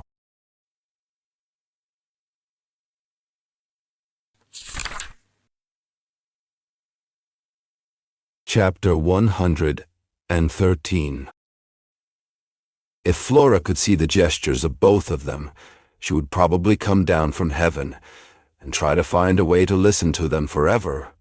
One Beatrice for two souls. but she either didn't see or didn't think it was right to come back down. Maybe she didn't feel the need to return just to be the godmother of a fight that had been left unfinished. As for that fight, if it was going to continue, it wouldn't be over the same old insult. Don't forget that it was right by that same grave that the two of them had made their eternal peace. And although the grave hadn't undone their vow, it certainly brought back a spark of the old anger. You might say, and with good reason, that if being buried apart still kept them separated, then her spirit coming down there would only push them further apart. But my friend, that would be a mistake. And at least at first, they would swear by whatever she asked of them.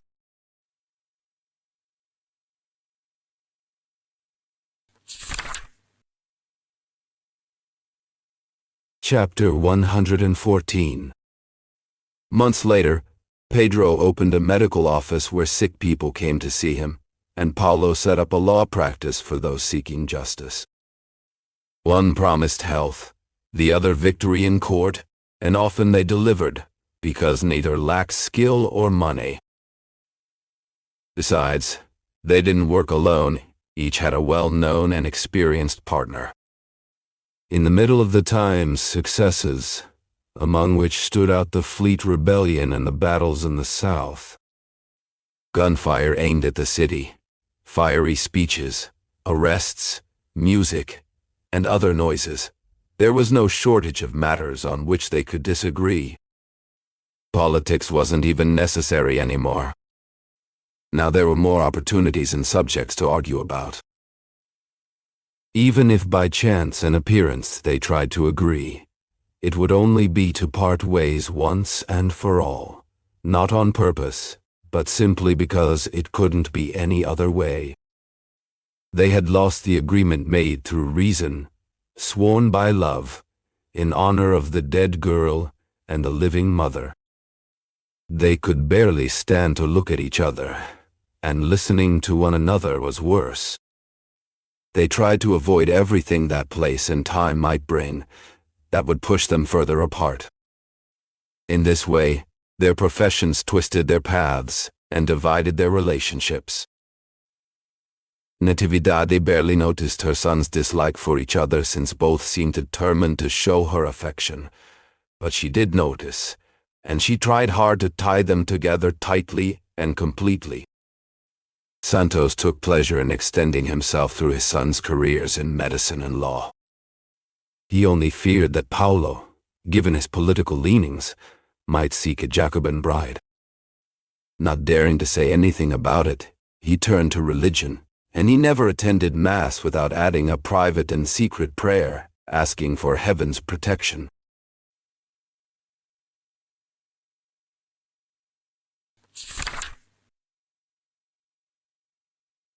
Chapter 115. The two brothers, who had once been so close, were now drifting in different directions. Natividad noticed the first signs of this shift. It looked less like a natural change and more like something planned. But in truth, it was completely natural.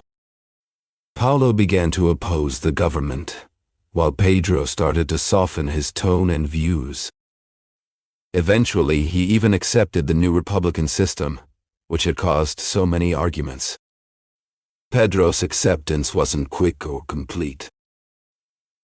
Still, it was enough to show that there wasn't a huge gap between him and the new government. With time and thought, this change grew stronger in Pedro's mind. Of course, one could wonder if ambition for a great future, his mother's secret hope, also played a part.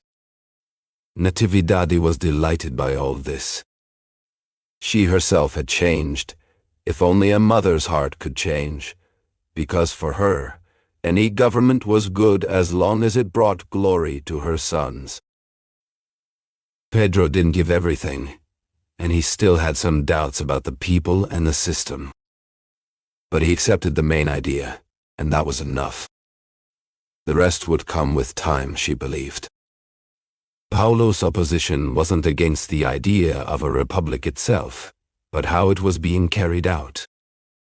"This isn't the republic I dreamed of," he would say. And he was ready to rebuild it in 3 steps, using the best of human institutions not from the past or even the present, but from the future. When he spoke about these things, you could see deep belief in his voice, in his eyes that seemed to look far ahead, like those of a prophet. This difference in ideas gave the brothers yet another reason to grow apart. Donna Claudia thought that maybe both were acting on purpose, just to avoid coming together again. Natividad might have ended up agreeing with her, if it weren't for what Eras believed. He too had noticed the change. At first, he was ready to accept Donna Claudia's explanation, mostly because he liked how easy it was to agree with other people's opinions. It saved him from getting tired or annoyed. It was even better when agreement came with just a simple nod. But this time, something deeper was at stake. "No, Baroness," he said. "Don't believe in plans or hidden intentions." But what could it be then? Eras took a moment to choose his words carefully, wanting them to sound neither too fancy nor too simple. He wanted to say exactly what he thought. Sometimes speaking is just as hard as thinking. After 3 minutes, he whispered to Natividad. "The reason seems to be that Paulo carries a spirit of restlessness, while Pedro holds one of caution. One is happy with what he has, the other feels it's never enough, and dreams of going further than any man ever has. In short, they don't really care about forms of government, as long as society either stays strong or moves forward. If you don't agree with me, then agree with Donna Claudia." Eras didn't have that sad flaw of stubborn people. He didn't mind whether others accepted his ideas or not. "I've said this before, and this might be the last time. Truly, the twins' mother didn't want any other explanation." Still, their disagreement wouldn't end. They only changed weapons but kept fighting the same fight. Hearing this conclusion, Eras nodded in agreement and pointed out to Natividad the color of the sky, which looked the same before and after the rain. Imagining there was something symbolic in that, she began to search for meaning, and so would you, reader, if you were there too. But there was nothing. "Have faith, Baroness," he continued after a while. "Count on circumstances, which are also like fairies. And count even more on the unexpected. The unexpected is like a minor god that we should thank from time to time. It may hold the deciding vote in the meeting of events. Imagine a dictator, a court, and an official message. The court debates the message, and the message makes the dictator seem holy. Each court member tries to describe one of the ruler's virtues: kindness, faith, justice, modesty. Then comes the turn to praise the greatness of his soul, and at the same moment arrives news that the dictator died suddenly from a stroke. A citizen takes power, and freedom is declared right from the throne. The message gets approved and copied. One clerk is enough to change the course of history. All that matters is that the name of the new leader becomes known, and the opposite is impossible. No one climbs to the throne without that kind of memory. Not even you, madam, would know what a clerk's memory truly is. Just like in funeral masses, only the name of the person being prayed for changes. Peter, Paul.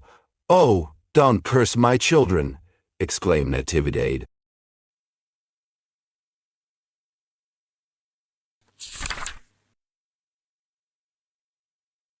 Chapter 116. They were walking back from the church, side by side, when the Baroness asked. So they were elected as deputies? Yes, Ares replied. They take their seats on Thursday. If they weren't my sons, I would say that you might find them even more handsome than when you last saw them a year ago. Go ahead, say it, Baroness. Pretend they're your sons, too. Ares had just returned from Europe. He had originally planned to stay only 6 months, but ended up spending a full year. Natividade had told him it would take at least that long to make the separation feel complete, and Donna Rita agreed. Both women had missed him deeply because of blood ties, the other out of habit. He had left under the excuse of seeking medical treatment through European spa waters. No matter how much others insisted the waters in Brazil were just as good, he refused to try them. To him, the idea that Carlsbad or Vichy waters could work the same magic without their famous names seemed impossible. Donna Rita once joked that he was really going to check up on the young women he'd left behind, and added with a smile, "They'll be as old as you are by now." "Maybe even older," the counselor replied. "It's their job to grow old."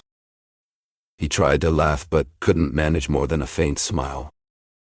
It wasn't the thought of his own aging, or even that of others, but rather the unfairness of fate stealing away his inner vision, the way things used to look, the way people used to be.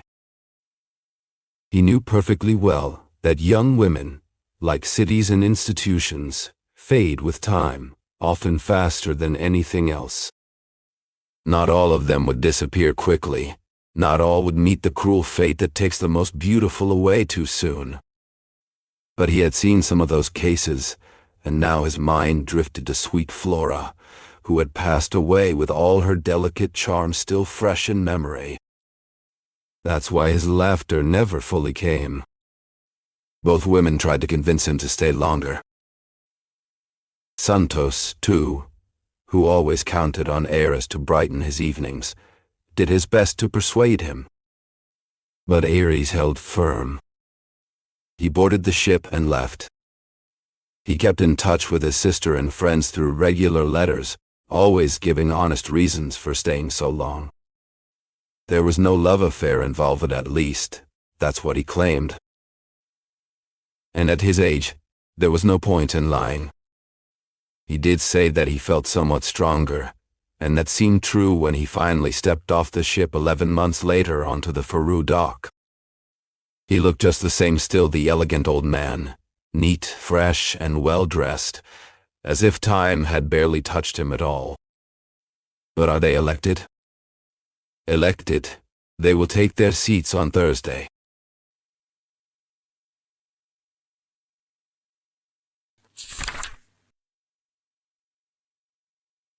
Chapter 117. The day the twins took their seats in Congress, on a Thursday, Natividade and Perpetua went to watch the ceremony. Pedro Paulo had arranged a special viewing area for them. Natividade wanted Ares to come too. When he arrived, he found the two women already seated. Natividade was looking through her binoculars at the president and the other representatives. One of them was speaking about the minutes from the previous session, but nobody was really paying attention. Iris sat down a little further inside and, after a few minutes, turned to Natividade and said, "You wrote to me that they were candidates from 2 opposing parties." Natividade confirmed his words. They had been elected against each other. Both supported the Republic, but Paulo wanted more than what it currently offered, while Pedro believed it was already enough and more. They were sincere, passionate, ambitious.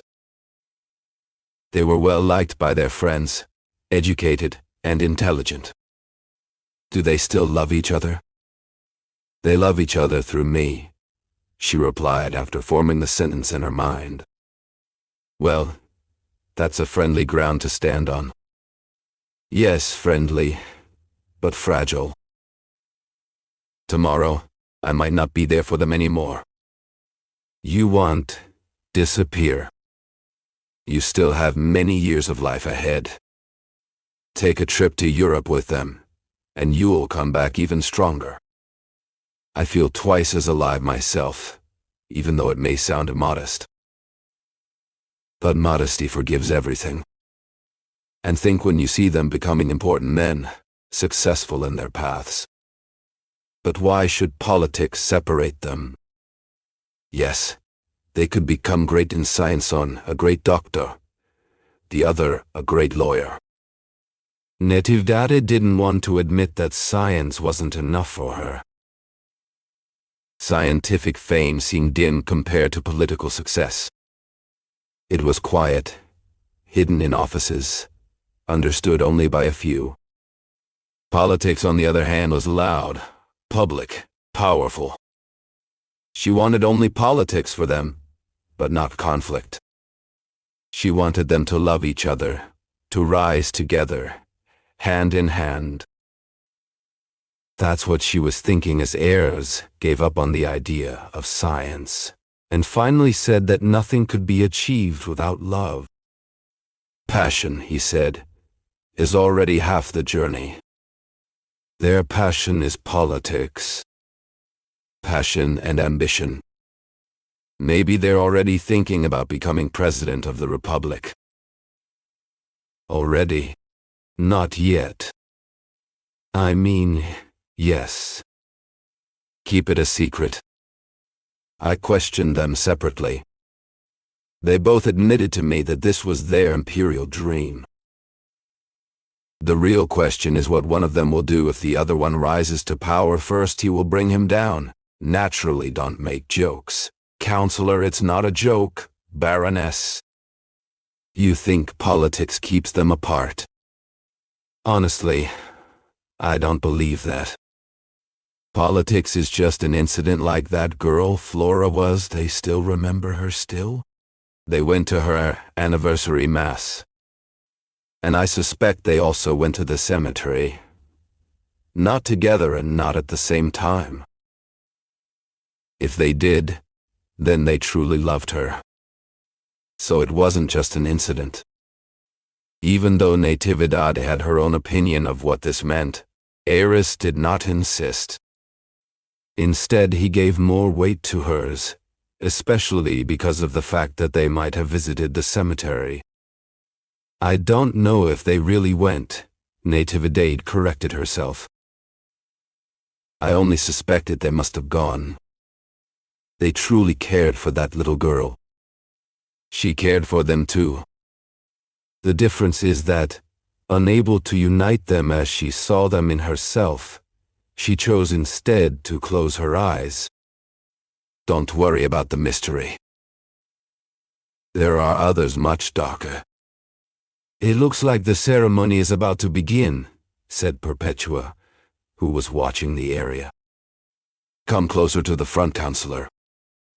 The ceremony followed the usual routine. Natividad thought she would see them enter together and take their oath side by side, just as she had carried them together in her womb and raised them together in life. But she was happy just to admire them separately. First came Paulo, then Pedro, both serious and composed. From her place, she could hear them clearly repeat the official words with strong and steady voices. For those watching in the galleries, the ceremony was interesting because of how alike the two brothers were. For their mother, it was deeply moving. They are lawmakers now, said Ayres at the end. Natividad's eyes shone with pride. She stood up and asked her old friend to walk with them to the carriage. In the hallway, they met the two new deputies, who had come to see their mother. It is not clear which of them kissed her first. Since there was no formal rulebook in that other chamber, it is possible that both of them kissed her at the same time, with her turning her face toward both, one cheek for each. The truth is that they both did it with equal tenderness. Afterward, they returned to the room.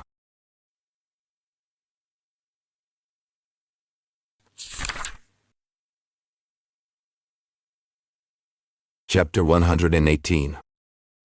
As she was about to step into the carriage, Natividad caught sight of the church of San Jose, right nearby in a piece of the castle hill rising in the distance.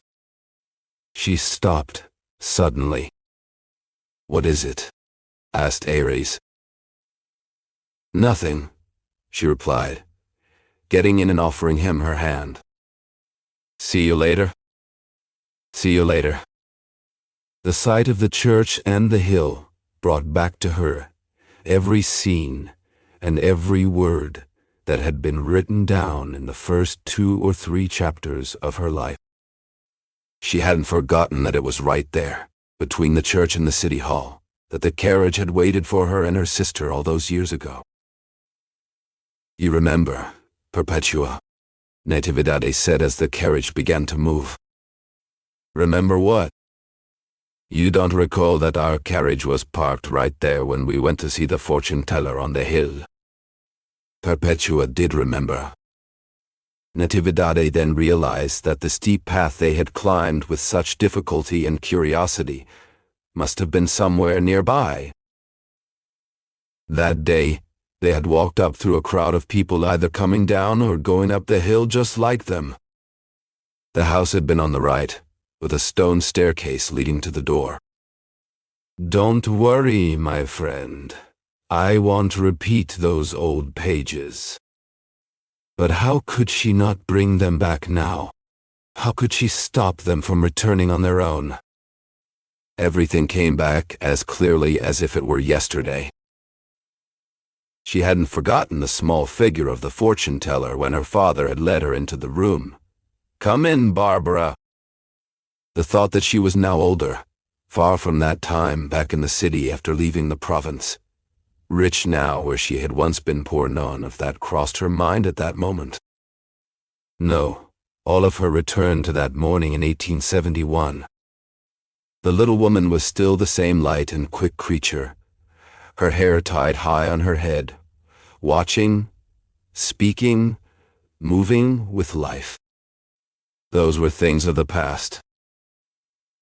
As the carriage turned onto Praia de Santa Lucia, passing by the Santa Casa, Natividad had a thought, but only a thought, about turning back and taking the path up the hill again, just to see if the fortune teller might still be there. She would tell her that the 2 little boys she had once predicted would become great men were now deputies and had just taken their seats in Congress. When would they fulfill their destiny? Would time allow her to see them become great men?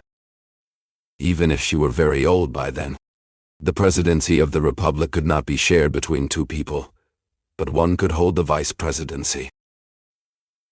And if that one found the position too small, they could switch places later on. There was no shortage of greatness ahead. She still remembered the words the backwoods prophetess spoke when she asked what kind of greatness awaited her sons. "Future things," the northern oracle had replied, in such a voice that it never left her mind.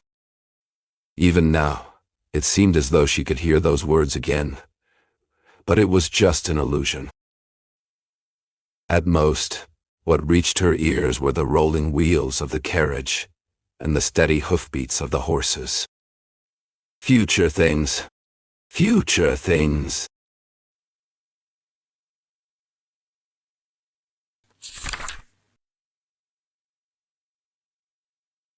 Chapter 119. Every story, if you slice it into pieces, ends with a final chapter and the one right before it. But no writer ever calls them that. Everyone likes to give those chapters their own special titles. I do the opposite. At the top of each upcoming chapter, I write exactly what it is, the ending part, without telling you the specific details inside. I just show you how close we are to the end, like marking the kilometers left on a train track. That is, if this story were a train. But it is not exactly a train. It could have been a canoe, if I had added water and wind to carry it along. But you saw that we only moved across land, walking or riding in a carriage, more focused on the people than the ground beneath them. This story is not a train, and it is not a boat.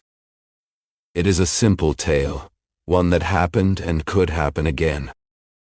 You will see that clearly in the next 2 short chapters that are still missing.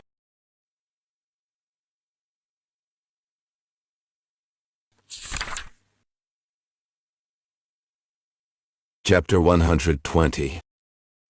This is another death. The young Flora had already passed away, and now the elderly Natividad has also died. I call her elderly because I read her baptism certificate, but in truth, neither her status as a mother of 2 grown sons, nor her white hair gave her the appearance of someone so advanced in years. Her elegance, which seemed like a sixth sense, deceived time so well that she still carried not exactly youthfulness, but at least the grace of earlier days. She did not die without having a private meeting with her 2 sons, so private, in fact, that even her husband was not present. He did not insist on being there, though.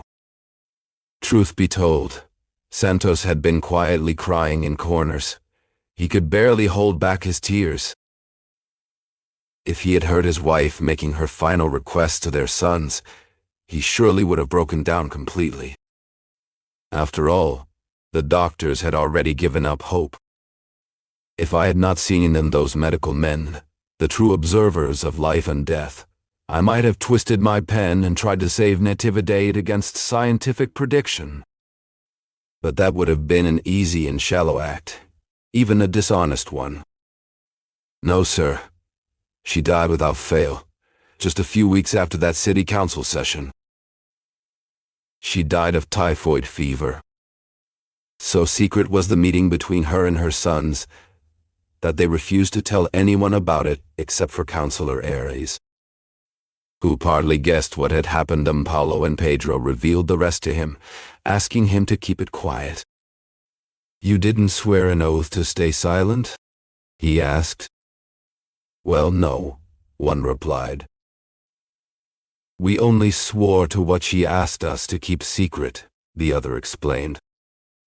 "Then you can tell me." "It'll be as discreet as a tomb." Ares knew very well that tombs are not really discreet. They don't say anything because they always tell the same story, hence their reputation for discretion. It's not virtue, it's simply a lack of new things to say.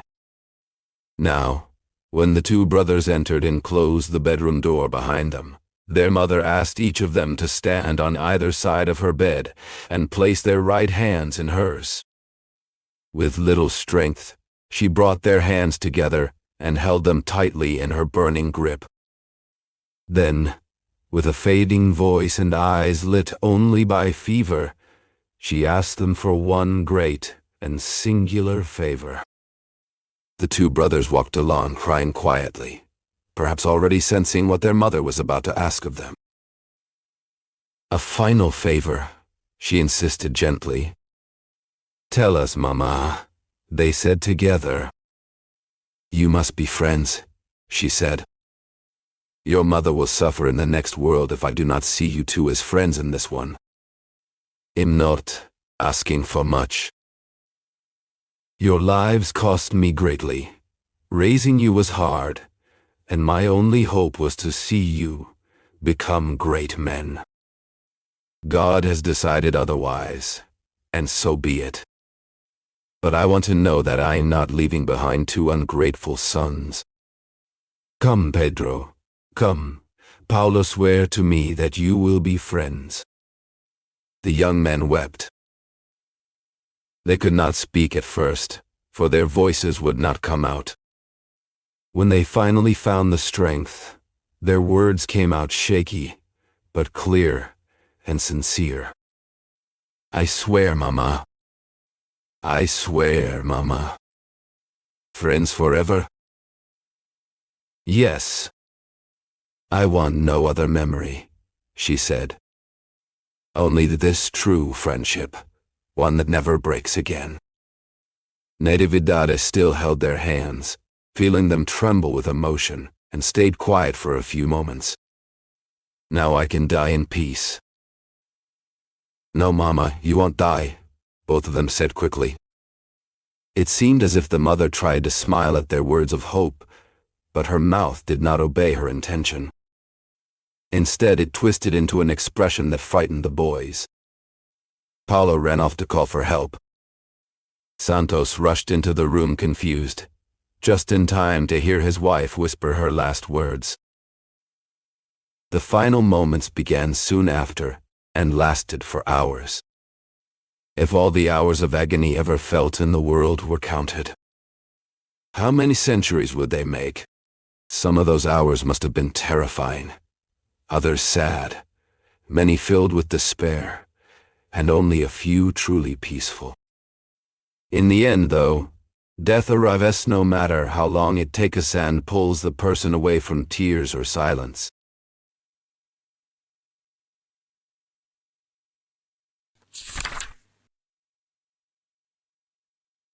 Chapter 121. Castor and Pollux. That is what one congressman called the twin brothers when they returned to the Chamber of Deputies after the Mass for the seventh day. That was the name people gave them, because of how close they seemed to be. They entered together, walked together, left together. 2 or 3 times they even voted the same way, which shocked their political allies. They had been elected to oppose each other, but instead, they ended up betraying the voters. They heard harsh words and bitter criticisms. At one point, they even thought about resigning from their positions. But Pedro found a way to make peace. Our political duty is to vote with our allies, Pedro told his brother. So let's do that. All Mother asked for was peace between us personally. In the chamber, no one will force us to attack each other directly.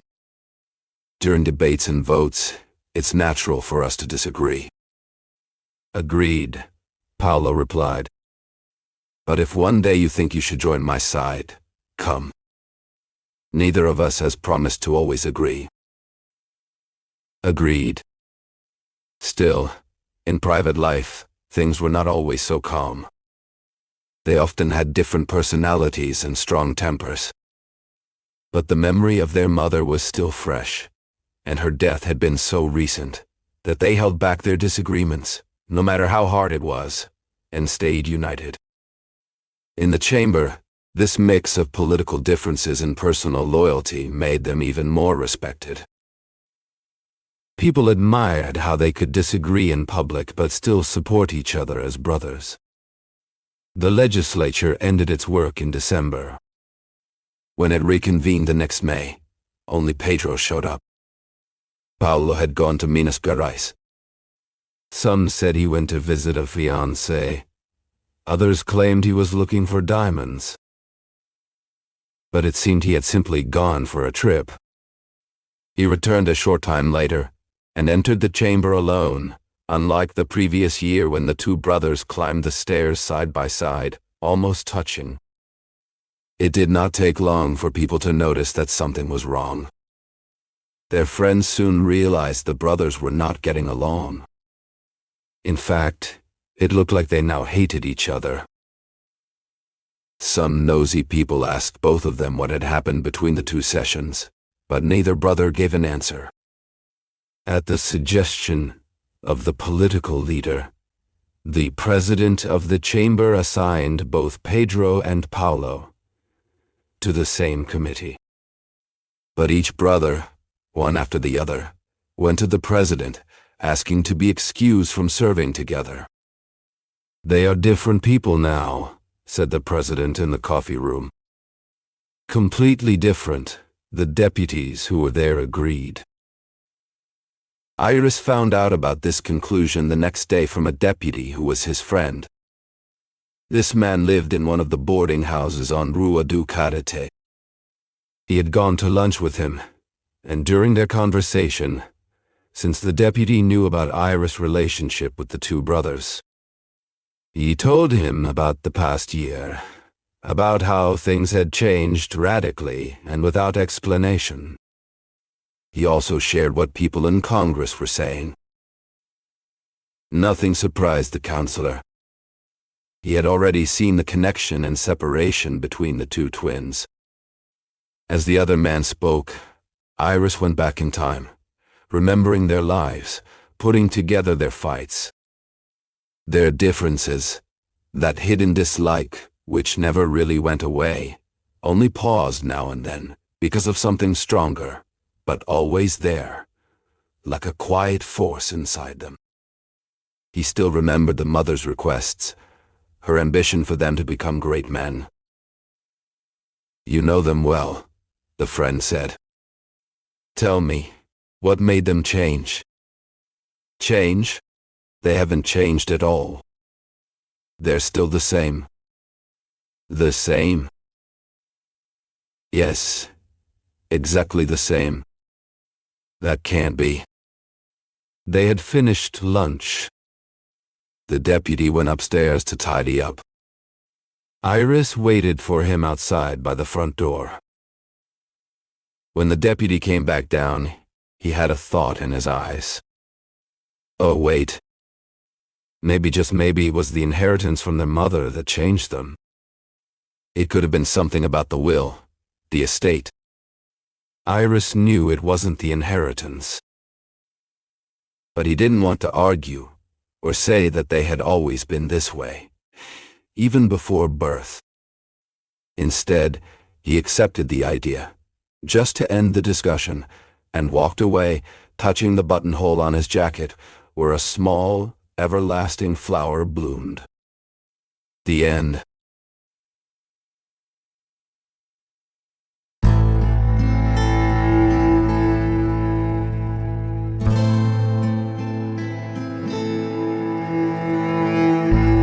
Thank you for listening so far. If you enjoyed this video, don't forget to like our channel and click the bell to be notified whenever a new book is read. Have you heard of Machado de Assis? Machado de Assis, born in Rio de Janeiro in 1839, is considered one of the greatest writers in Brazilian literature and a master of psychological realism. He was a novelist, poet, playwright, and short story writer whose works explore the complexities of human behavior with irony, subtlety, and deep introspection.